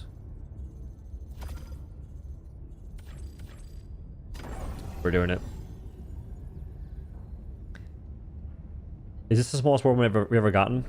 See, okay, so one thing I will say is I don't really view warbonds in that kind of... I don't view it in that perspective of like, is this less content? Is this less items, so to speak? Because I don't really care. Since most warbonds will give me pretty much nothing I'll end up using in the long run. So as long as it has one or two things that I think are pretty cool, I'm down with it. Don't be AFK, don't be AFK, don't be AFK. Let's go.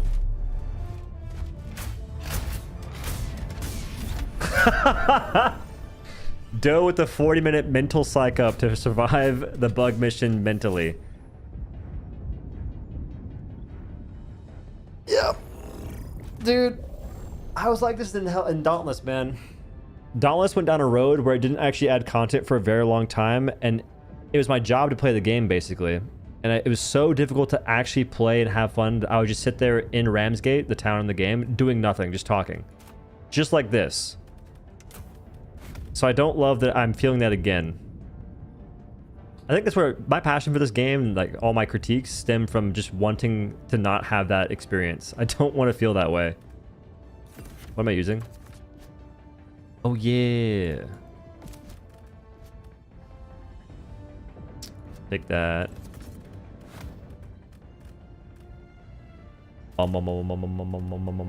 Stalwart? I think I want to go stalwart.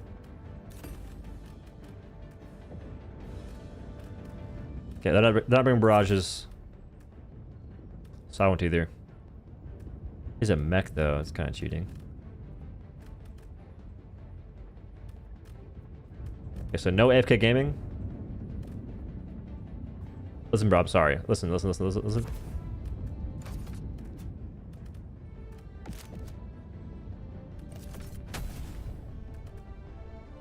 shit. I probably shouldn't have known what I just did.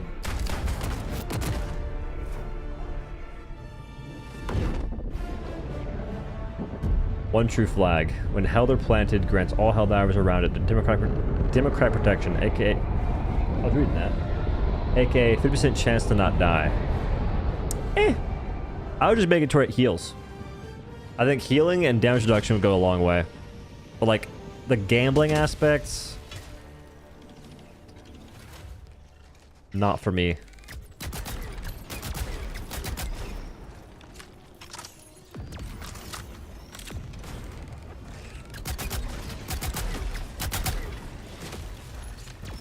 Alright, I'm not being sold in the gun currently.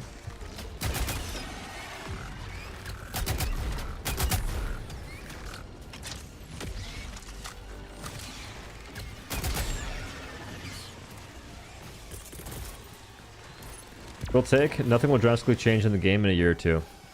Nah, I disagree. Don't worry, team. I've got this. Never mind.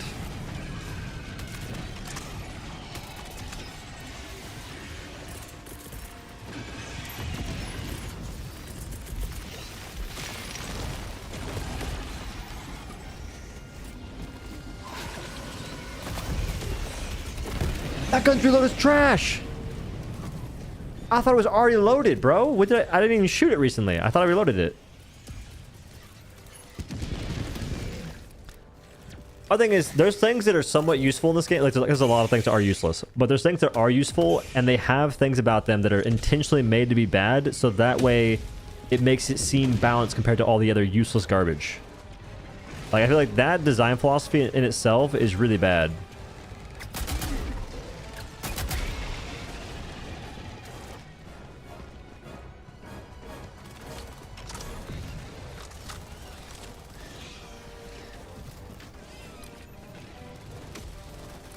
There is no way This guy took my gun.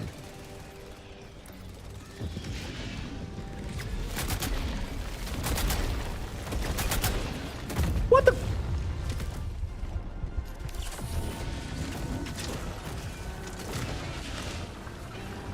I could have sworn it would kill that faster. Am I aiming incorrectly?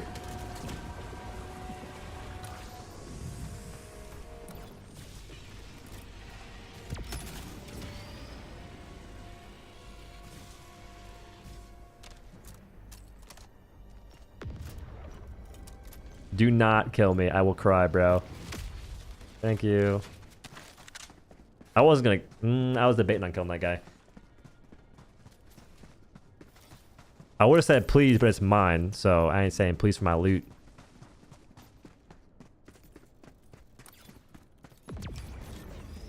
You can't just let good thing... Bro, I was reading that. You deleted the comment, I was reading it. How are you gonna do that to me, man? It's messed up.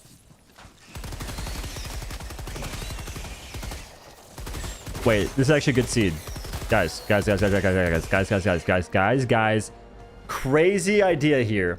Crazy thing that just happened. This is a good bug seed.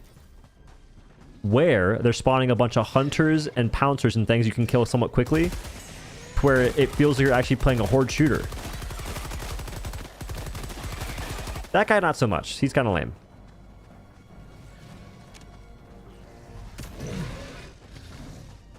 Don't kill me.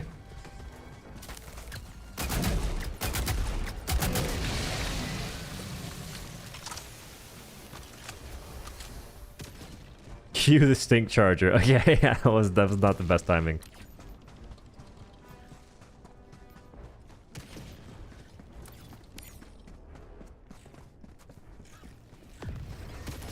Is he railgunning the hunters, bro? It's a little excessive.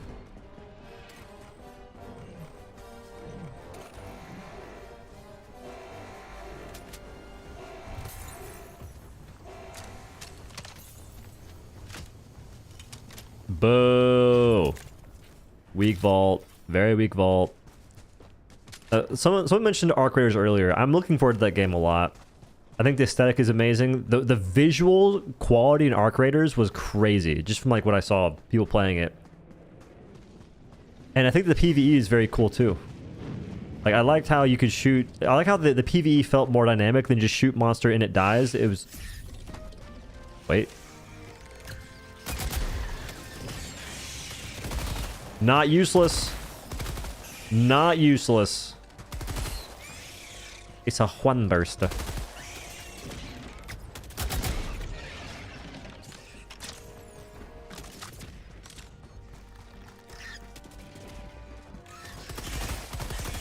With the charger, it's hard to know exactly how many shots it takes because my teammate shot it too.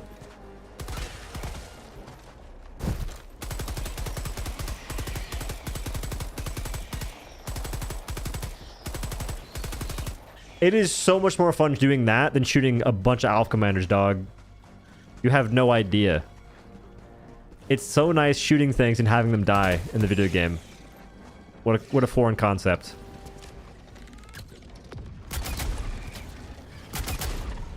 I think I'm too far away. I can't ping. Also can't see, smile.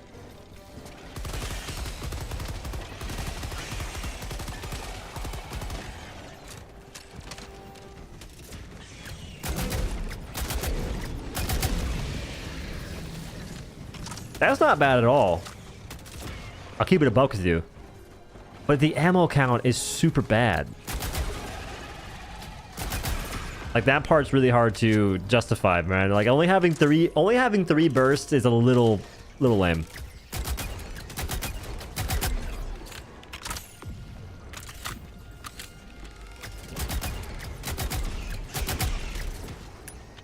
And all I have to do is just double the ammo or triple it. Because it has 3 little charger things on the left side here, sure.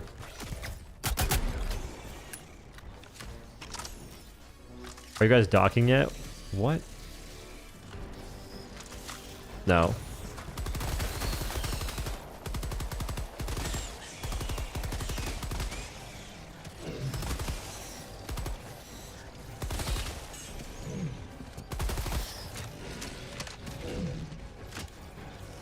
Wait. He breaks the leg, I can kill it so fast. I'm pretty sure.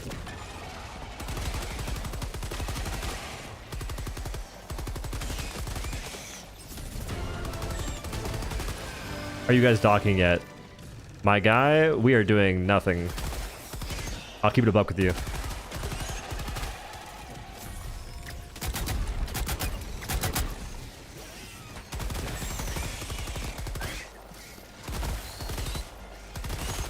Man, playing against regular bugs, press train sucks. Respectfully, of course.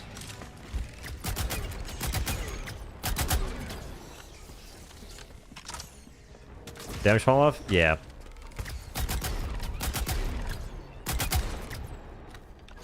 Yeah, it's pretty lame. Like, this gun's really hard to... It's... Dude.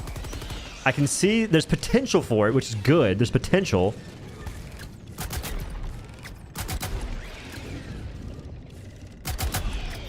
But even on that guy, I couldn't kill him in one burst because it's too far away.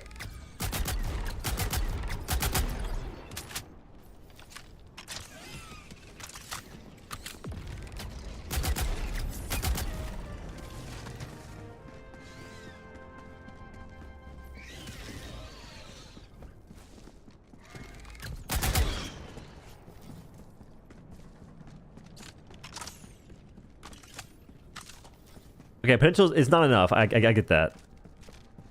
But it does mean that if at any point in time the devs feel like making the gun good, all I have to do is change a few numbers.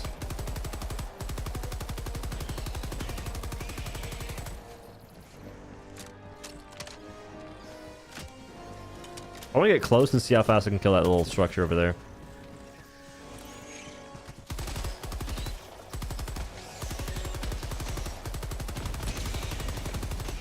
He's gas grenading! Cheater detected.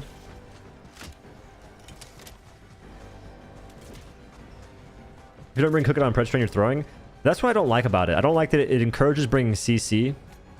Because it's essentially enforcing a meta. And this game is against metas.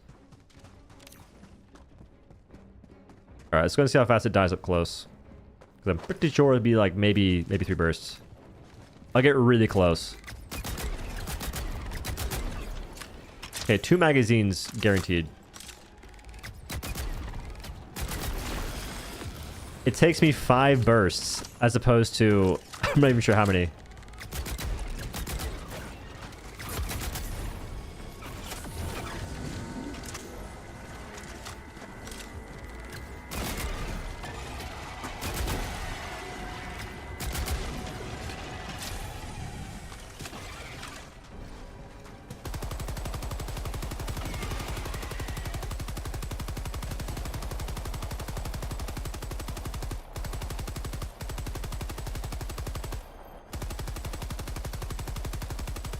They're so far away, I'm anti-air though.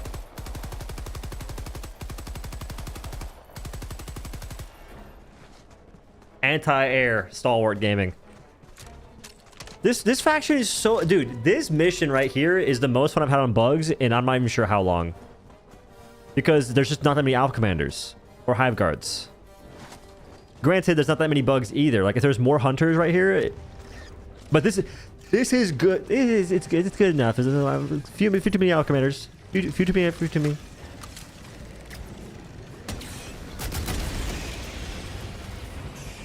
But better than most missions I've played. And this is why I think the problem with the game right now is that you have to essentially gamble to have fun on the missions.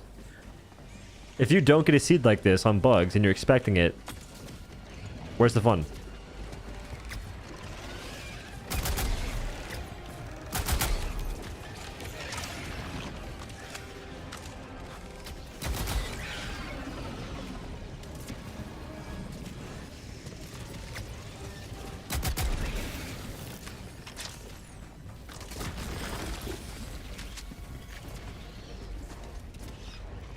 Do the roar.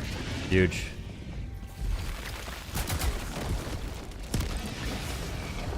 I was told it one-shots. I was lied to. Note to self.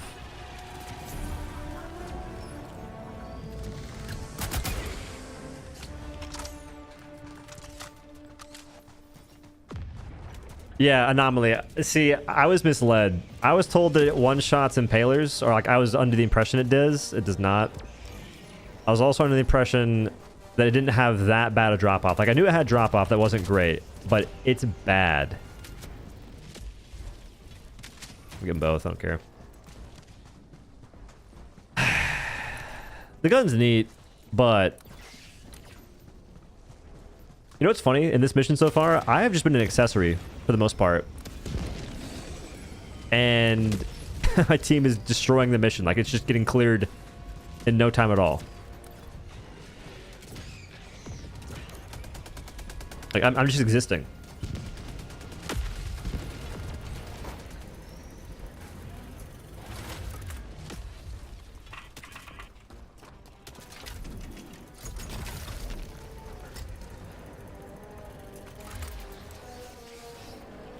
C2.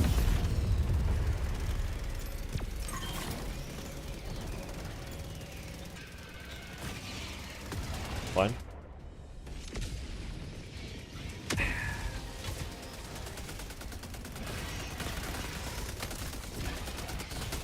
Where am I supposed to stand and not die? Who brought AFK gaming in this mission?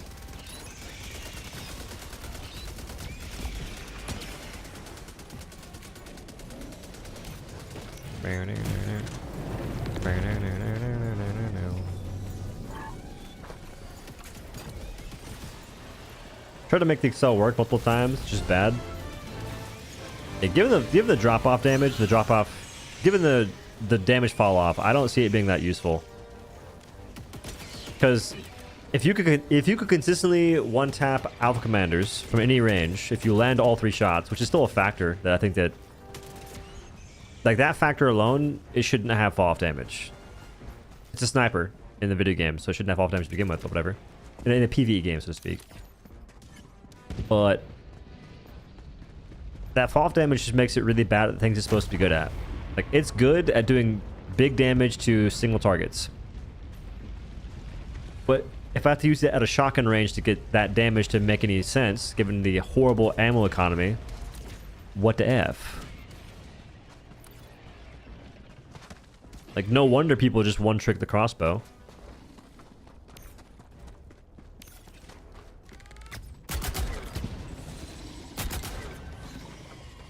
I wanted to shoot it.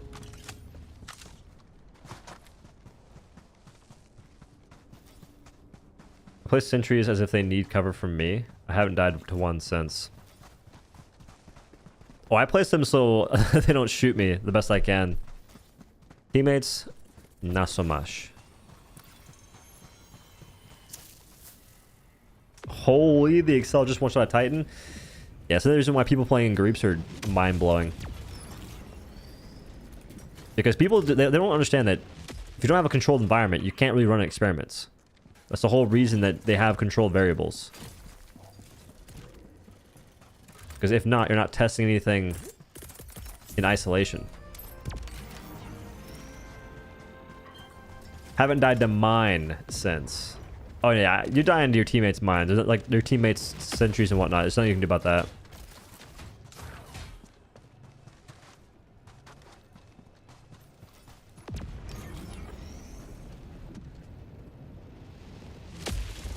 People love placing sentries behind you.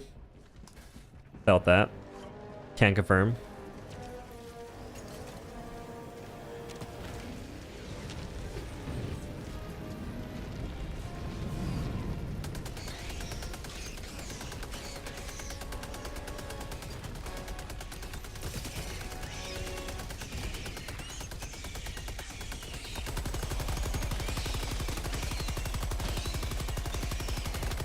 Show the scope how it's done.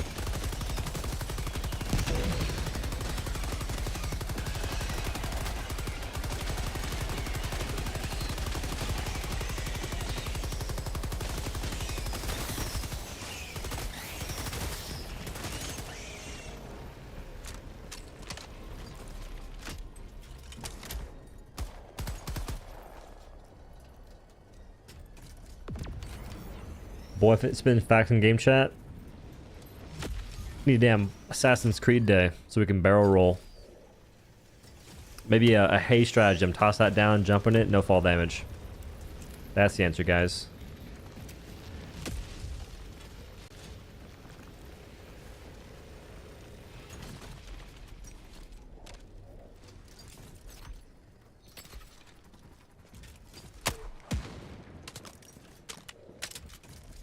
Free game shot? I did. But they're a filthy AFK gamer, so I can't really take it seriously. Why am I so blind? No. This is a daytime mission. Why am I blind? Why can't I see anything?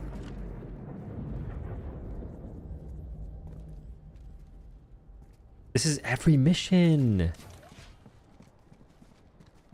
The only missions that don't have this are the moon planet, which still has volumetric fog, but not this bad. What's that jet in the sky? Solar eclipse? Who fucking cares, though? The eclipse happens like every 5 minutes. Mandatory blindness. Something. I can say unequivocally, like, that was a fun seed, but pretty boring mission regardless, because my teammates are good.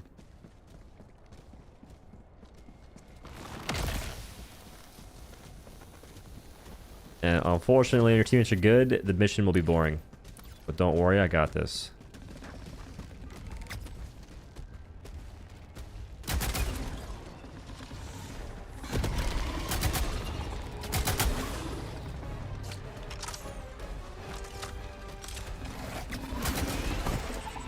Ow.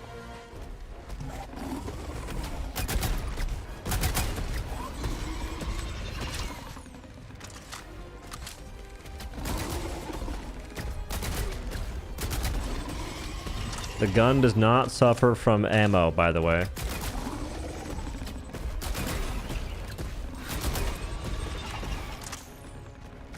Not one bit.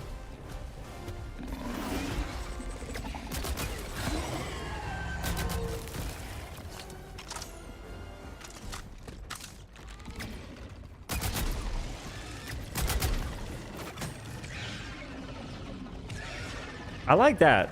But they have to be that close. If they're any further away than, like, what, 40 meters, I can't one-shot them. And I can only kill 3 Alpha Commanders before reloading. With the gun that's basically only designed to kill Alpha Commanders in this case.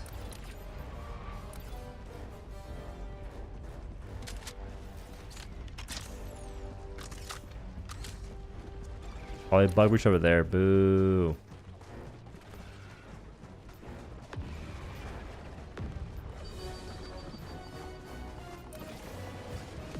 I just watched the movie Pitch Black with Vin Diesel and took inspiration from that. That's a good movie. Man, the Vin Diesel Riddick series is so good.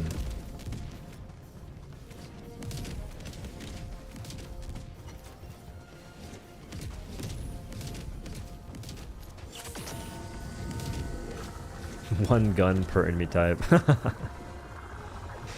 I mean, I currently have hunter-ish enemies covered with Stalwart. And I have this gun for Alpha Commanders, which it's... If this had any more Alpha Commanders or Hive Guards, the gun couldn't keep up. Like, my primary weapon that I'm bringing for just that alone, it couldn't keep up. There's no way.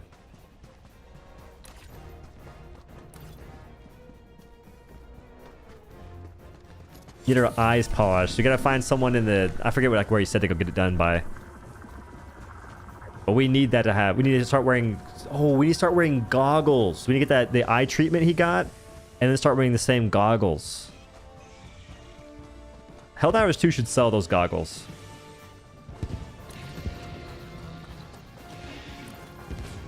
And they either increase or lower the gamma, so that way you can actually see in the game.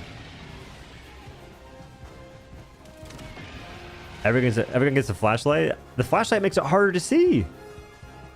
Because the flashlight's reflecting off the volumetric fog, and it makes it way harder to see anything. It'd be so cool to have an actual dark mission.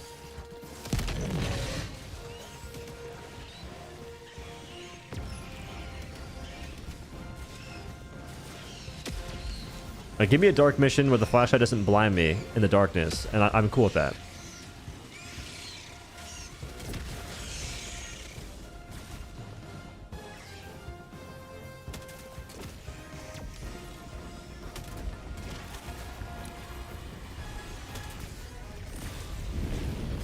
This is still a pretty cool armor. Pretty cool paint job for the mechs. That was a rather uneventful mission, even though it was a pretty cool seed. I guarantee you the max kills we got total is going to be probably maybe less than 2k. Actually, no, I lie. It's going to be like less than 1500 probably.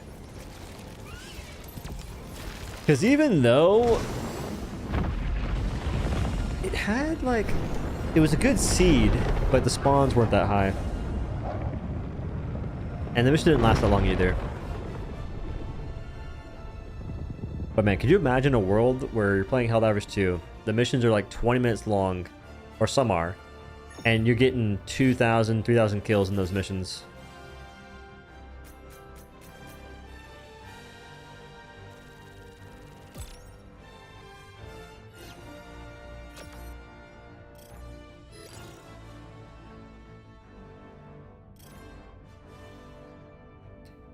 Once saw a friend use a whole mag of the Plus 39 on the Alpha Commanders, and it didn't even look injured. If they're too far away, it takes you at least 2 shots. Like, it takes you to... You have to land, I'm pretty sure, 6 shots, and using burst guns is kind of strange.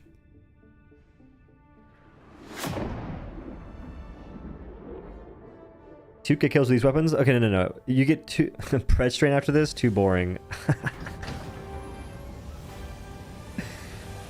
I'm not playing against Pred. The reason why that's boring is they're not spawning enough enemies. That's why. We didn't even get 1,000 kills! I don't think.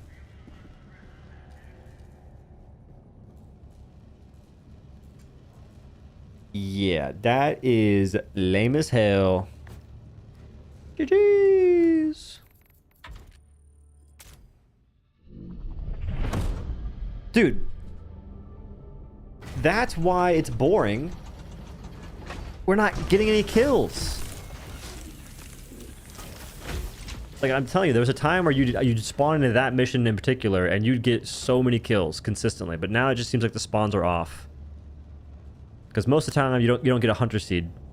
And if you do get a hunter seed, you likely won't get enough enemies to spawn to really make it like an impactful experience where you're getting a bunch of kills here and there. Dozer, what are you doing, brother? Thank you for the 20 gifted. Who gives 20 after that, though, bro? Thank you, man. This stream is cooked. This is a strange place. Thank you, man. Elite enemies should spawn less, but be a lot weaker, a lot harder. Small enemies should be jacked up a lot, but should be weaker. I would be so down if they made hunters a little bit weaker in terms of HP and just spawned a ton of them. Especially if we're gonna have it be like if we're gonna have our tools be as good as they are, you may as well. Like, I feel like automatons they're almost like they're almost in a pretty good spot because they're fun to headshot. So if you use your gun on automatons like a diligence, DCS, a reprimand, anything that one taps to the head, or even assault rifles, and you just use your gun, they feel really good.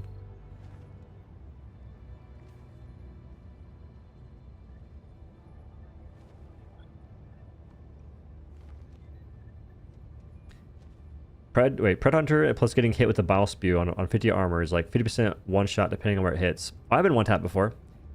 Or I've been like one shot comboed. Hunter jumps on you, headshots you with the jump. Then it like tongue hits you and the spew kills you. Like, that's easily just going to do absurd damage. Like, they have a one shot combo and they can potentially one shot, I think, with just the spew. Or they do half HP with the spew.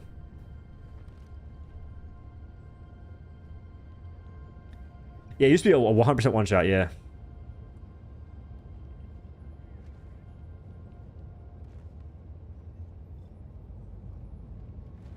I want a Wilbur only map.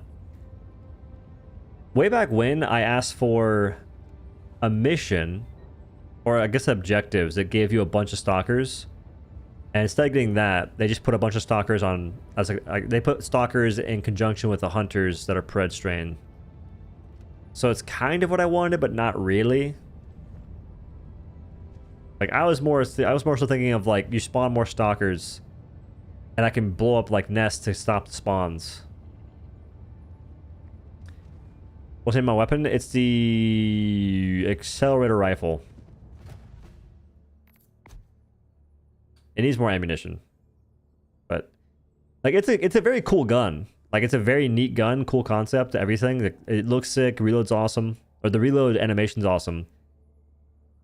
So everything about it is sick, except for the lack of ammunition, the range fall off,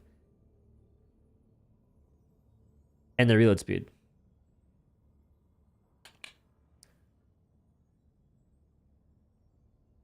Sickle's fun with the unlimited ammo and the hunter seed. Yeah, just shooting those guys is sick.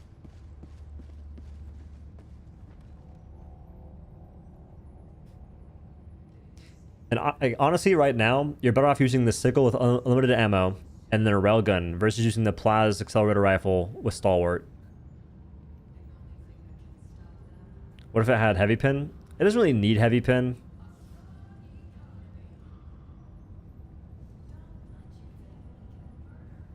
Like, if it did, it'd be pretty cool. Don't get me wrong. But I think it just needs more ammunition, a faster reload speed, and 0 damage drop-off.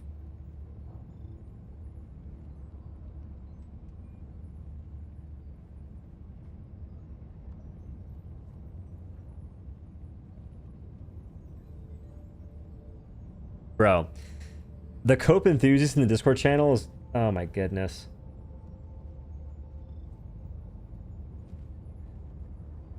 We're cooked. What are my thoughts on the warbond? I'm a bit underwhelmed. Because I, like many other people, assumed the flag would give us buffs, and I don't think it will, based on the response of one of the Helldivers 2 people.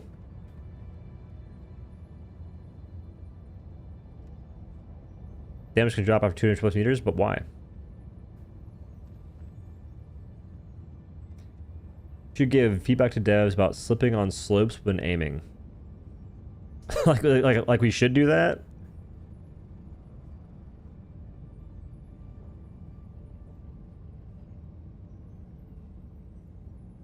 Oh, you'll have perfect stable footing, then the moment you start aiming, you start slipping off.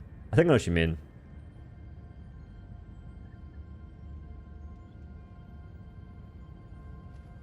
When you shooting enemies that far away, what does it matter?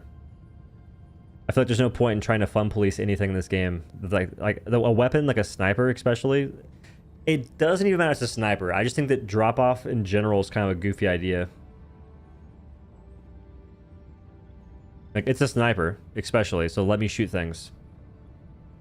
If I'm that far away, let me hit it. If I can hit it with the gun, it should do the same damage it does. How about flag one-shots everything in the game? If it does more damage than regular melee, I will probably like it, because I like melee.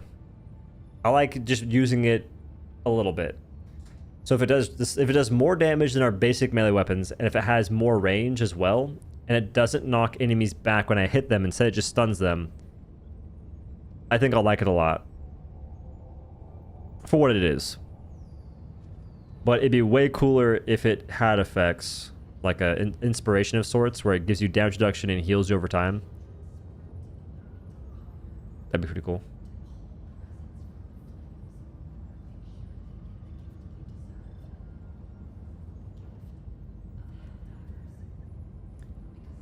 I say if it's a meme, that'd be a funny meme. We already have memes, though. This game has too many memes.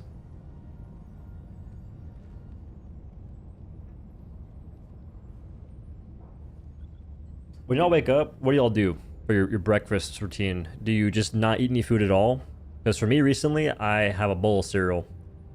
I hadn't had it today, unfortunately.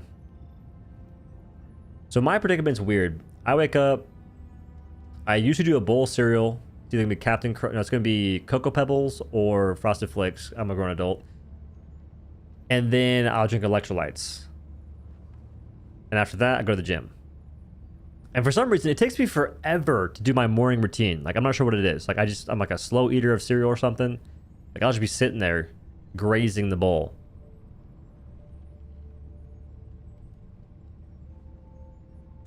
Where's Ghost at? New policy. Play with your weapon recommendations, $10. If it's good, $20 if it's bad. Where's Ghost at? I don't know. Ghost is probably asleep. Ghost is probably asleep. This warbond seems like the 80th anniversary of VE Day. The flag, maybe it will do something extra. It's a strat after all. All my $5 says it does. Yo, who wants to take bets? Nah, actually I can't do that. That'd be mean. I'm interested in the grenade for the new warbond.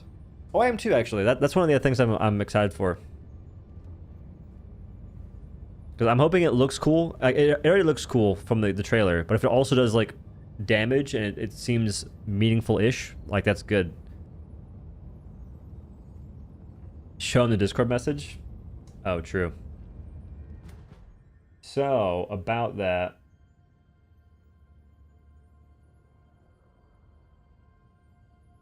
What does the flag do? Aside from stabbing and looking like a flag or looking cool, you need more. Question mark, question mark. So the assumption is the flag doesn't have any effects. How come they can leak that and I can't? Which I don't know for certain. Like, it could be a bit. I'm not trying to, like, defend the game or nothing. I'm just saying, like, it could. You never know.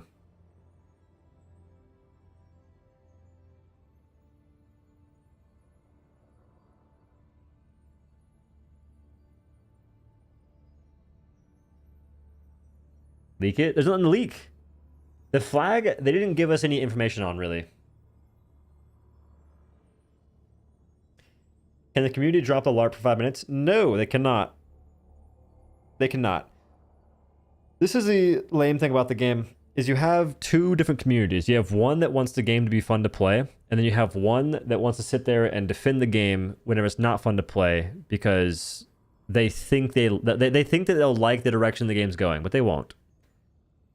I think that part of the content that the people who defend the game get is from defending it in the first place. Like, that's a major reason they still play it. It's become a habit to defend any and all things the game does, regardless of if it's good or bad. And so they just keep doing it. And if they maintain the habit, they do just that. It doesn't go away. Like, that becomes essentially their daily ritual. But eventually, the people who aren't enjoying the game will stop playing for a period of time. Like, they might come back to random updates here and there. If a really good update happens, they'll come back. But I think the folks that defend it will get bored. Because the game, dude, unless you're newish to the game, I don't really see how someone plays it and just goes head over heels for it. Because all roads lead back to being realistic and saying to yourself, this stuff is not that enticing. Just popped in. What we'll be thinking? I don't know. Like, I like melee weapons. I like sample boosters that are actually somewhat impactful. The one we got recently wasn't that good, but this one seems a bit more enticing. I would say on a scale of like 1 to 10, probably like a 5 out of 10, which is better than some warbonds, but not great. Like, last warbond was like a 4 out of 10. This one's like a 5.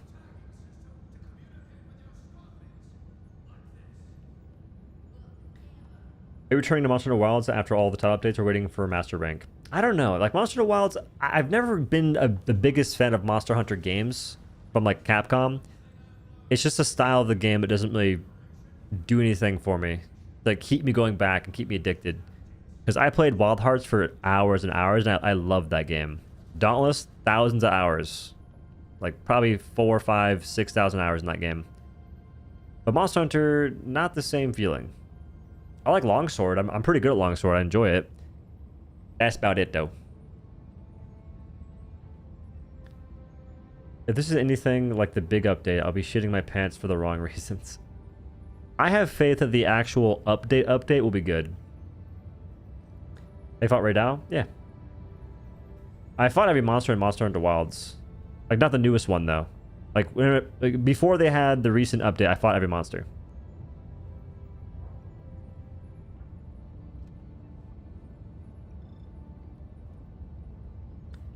Wild Hearts failed. Wild Hearts did fail. It was still more fun to me than Monster Hunter Wilds, or than Monster Hunter is. Like the Wagasa in Monster Hunter Wilds is one of my favorite weapons in like any hunting game. And the hammer's pretty fun too, although the hammer is very one-dimensional.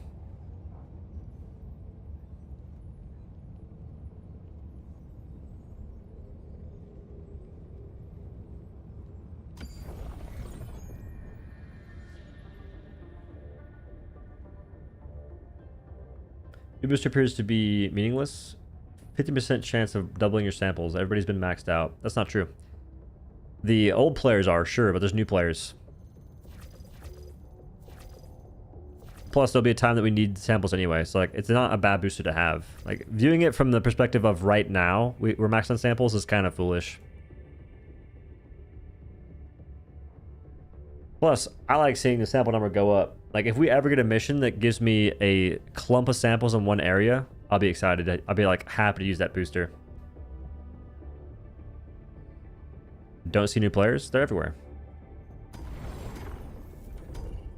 I see like level 70s and 50s on the high ranks. Level 20 sometimes too. 27, 26. 15, 12. 25, 9, 9. 11, 7, 7, 14. Like, guys, if you think that new players aren't playing the game, I think you're just fucking being facetious. Is that new? These guys aren't. Yes, these guys are new. 5 is, if 5's not new, I'm not sure what to tell you. 2 is 2 new? Nah, it's not. Can't be. Come on, guys. Like, that's just being delusional. Like, there's no... Like, that's not even like a... I'm at 70 you said. It's just a number. It's also the max rank. Ben, I don't like how you try and nitpick stuff. Alright? It bothers me greatly. I'm gonna need you to stop doing that so often. It's been a constant trend in these streams. It ruins the vibe.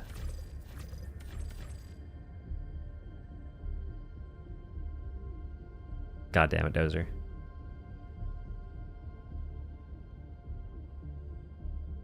Talking like good numbers of new players, what does that matter?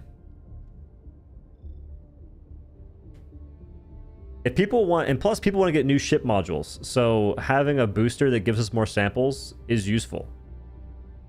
That's something that I don't get. Like I understand the dislike of the warbond from like a melee perspective. Like not everyone loves melee, sure.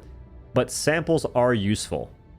Just because we're maxed out right now doesn't mean we'll be maxed out forever. So having a booster that gives us more samples is more useful than the majority of boosters we currently have. And one that applies to picking up samples in general is good.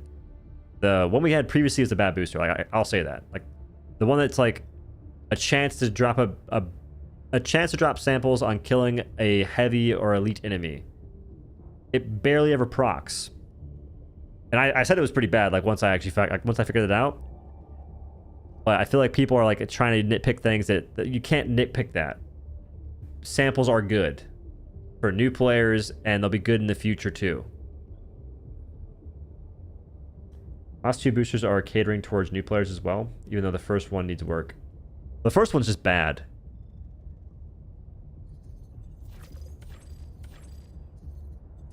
I don't think I want to play against these guys, but I don't know.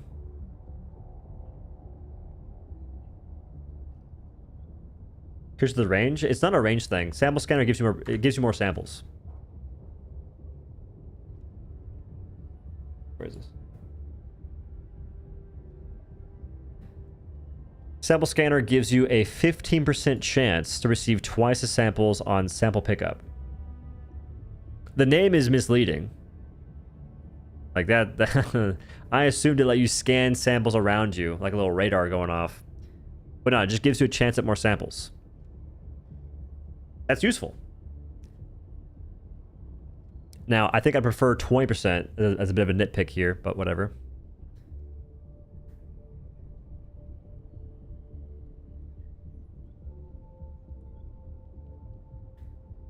The redder would be cooler. Would it though? Because all sample farming is going to a POI and like you'll see the samples.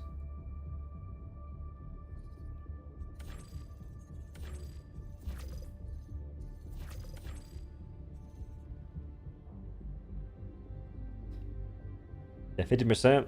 Okay, now we're being facetious again, guys. We all know that there's like 3 good boosters. So you have a 4th one that's like kind of a flex pick. Most folks play in a 4-man. Come on, guys. If we're going to be critical, we have to actually think about what we're being critical of and not just say we don't like it because we don't like it. That's not very productive. I love picking up samples, but I still think that, objectively speaking, we're going to need more samples in the future. So having a booster that gives us more samples is a good thing. You play solo, though? It is what it is. If you play solo, the chance to make a booster that you'll actually get usefulness out of is very low.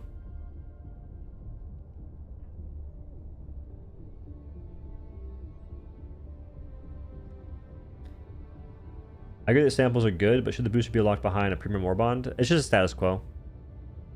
I think it should be in the free warbond that new players have access to. I don't think that they're really going to be making free warbonds anytime soon. We haven't gotten a free warbond in like forever. I think the last one... Did we get the... What was it? The Killzone 2? Was that a free warbond after all? Like at first it wasn't and it turned into one?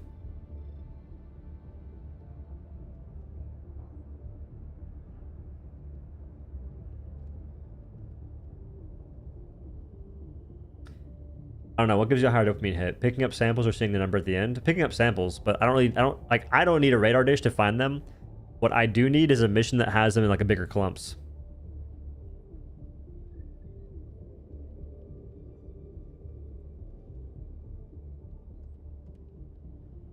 They gave half of the stuff for free. 50% was free. Oh. Yeah. Yeah, I don't know if they're going to be doing any free warbonds anytime soon.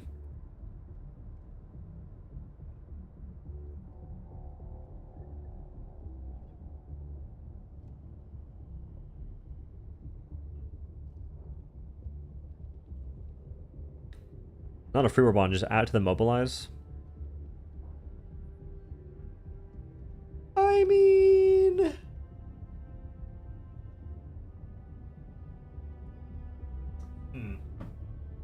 Not the CEO.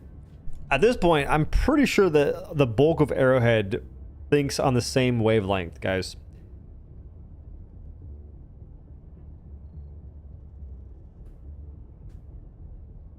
Dose a sample whisperer. You can kind of tell where they're gonna be, and plus they show you from pretty far away too. Like if you're like in an area, you can see it from probably 5-10 meters away. It'll just show the icon. But what makes sample farming annoying isn't so much that you can't see them, it's that they're annoying to go gather. Because most people are playing on big maps. Big maps equals more walking, which is tedious in itself. They should just bring back that small map that had like clumps of samples in like one area. If I could get 15 samples in one area and I can increase that number by like 15%, that's pretty good. Big fan. Because I was getting anywhere from 70 to 80 samples. Because sometimes you get more samples than what's listed. So I'm getting like 80 samples. I could probably break 100 samples on a mission if I get really lucky with RNG. That'd be a world record.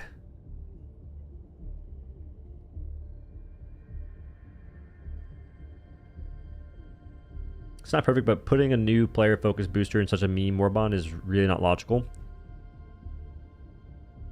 I feel like they don't really care about that, though.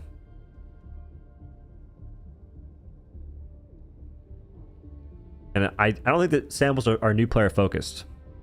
You can be a long-time player that still doesn't have every ship booster or ship module unlocked. Like, some people will, but not everyone.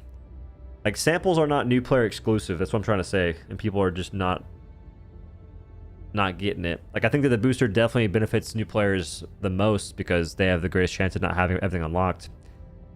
but everyone can use samples at some point in time.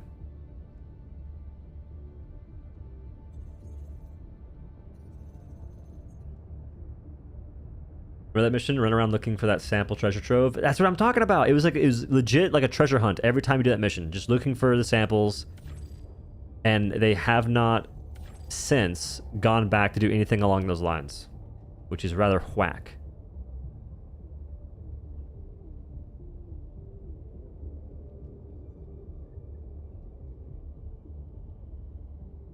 Arrowhead's not getting a return of investment on this development, this warbond. They will if they make the things do damage. That's all they have to do. People are more inclined to use stuff when it actually has a reason to be used. Because I think that the game is losing its profitability from people just saying things are good. Now they have to show you it's good. They were kind of skirting by with that before. Everyone just would say that every new thing is amazing. But now I think they're actually looking to see some kind of proof and evidence. People will still get tricked by clickbait, and they'll be allured in to certain things, but I think folks are getting burned by buying war bonds, using the items, and them not really changing the gameplay. What are your thoughts on the flag being basically a reskinned lance? If it has the same damage as lance, pretty lame. If it's longer, still pretty lame. If it doesn't stun, it's gonna be garbage. Wait, if you can't stun with that thing, it's gonna be terrible. I just thought about that because the stun lance is called the stun lance. It has stun equipped on it as like a baseline thing. If the new flag stratagem doesn't stun, is two-handed, has no area of effect, is also a stratagem, that's going to be one of the worst stratagems the game has ever made.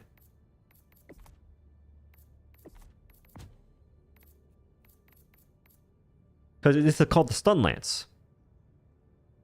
You can stun things. It knocks them back as well, which is really not great. You're using a pokey stick, you stun things, sick. You stun them and then knock them back. So while they're stunned, you have to walk forward to hit them again, which decreases your overall DPS. Not sick. Actually pretty whack. So that's an aspect of the weapon that I think really doesn't really... What even was that? It's an aspect of the weapon that takes away from what could make it better.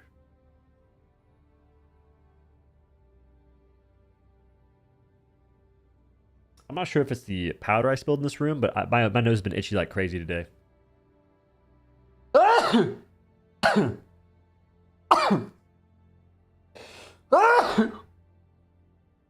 My sneezes are absolutely vicious.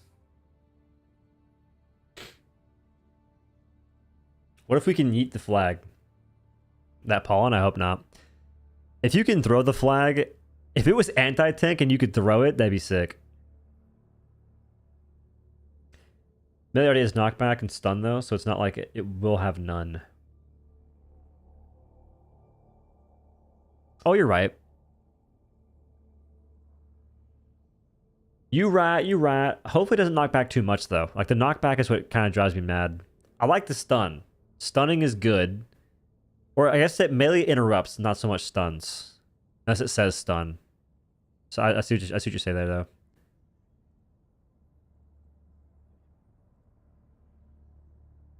Are they just taking this and flipping it backwards?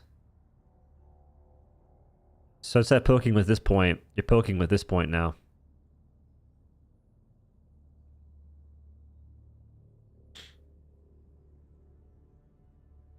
Make a thermite where you can throw it into things and it explodes.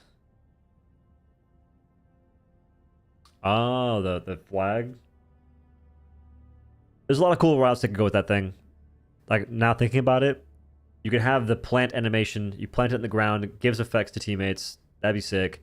You could also throw it, which would be unreal.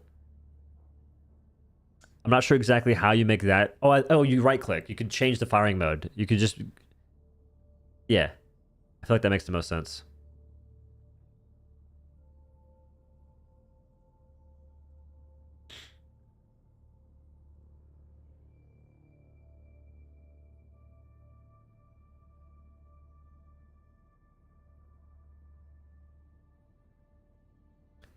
A buffing flag? Not realistic, though. I know. Super unfortunate. I was hoping every time you wave the flag near your teammates, they get a boot or something.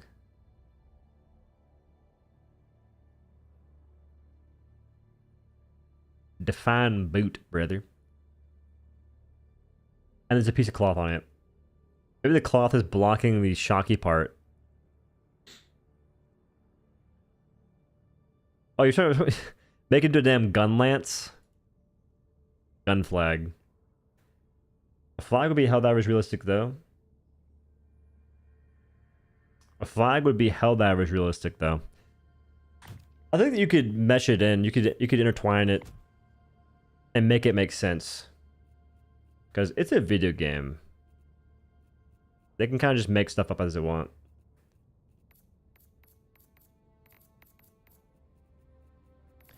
Wait, there's a game out today, I think, that I was gonna check out, and I don't think I think I forgot what it was called.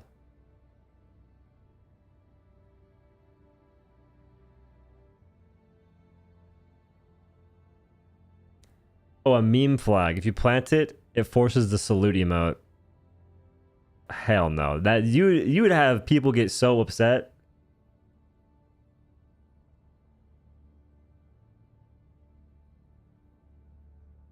It's a milsim though. It's about as milsim as Apex Legends is to me.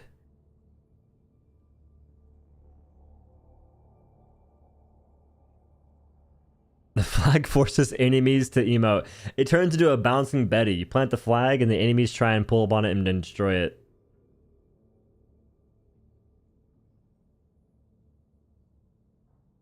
So flag is support. The flag is a support stratagem. But we're getting word it won't have any effects.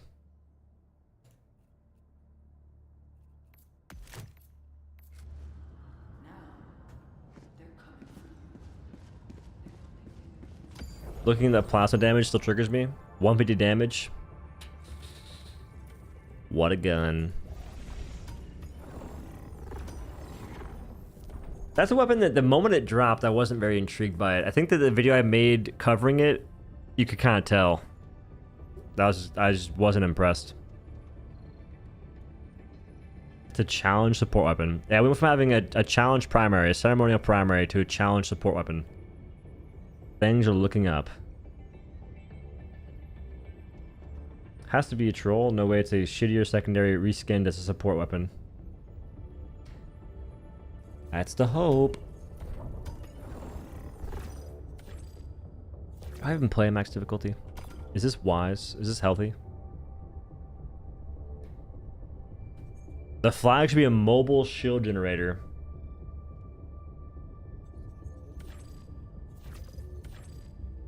I can kind of see it.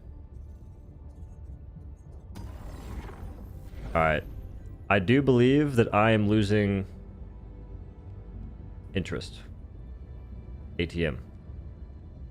Plans? Don't know exactly. But I'm gonna go eat some food. Chat room, I appreciate y'all being here, chilling and chatting. Even though there's not too much good news today, which is a little unfortunate. But I'll catch y'all another time. Appreciate you. Laters. Go fight Ray Dow. I fought Ray Dow.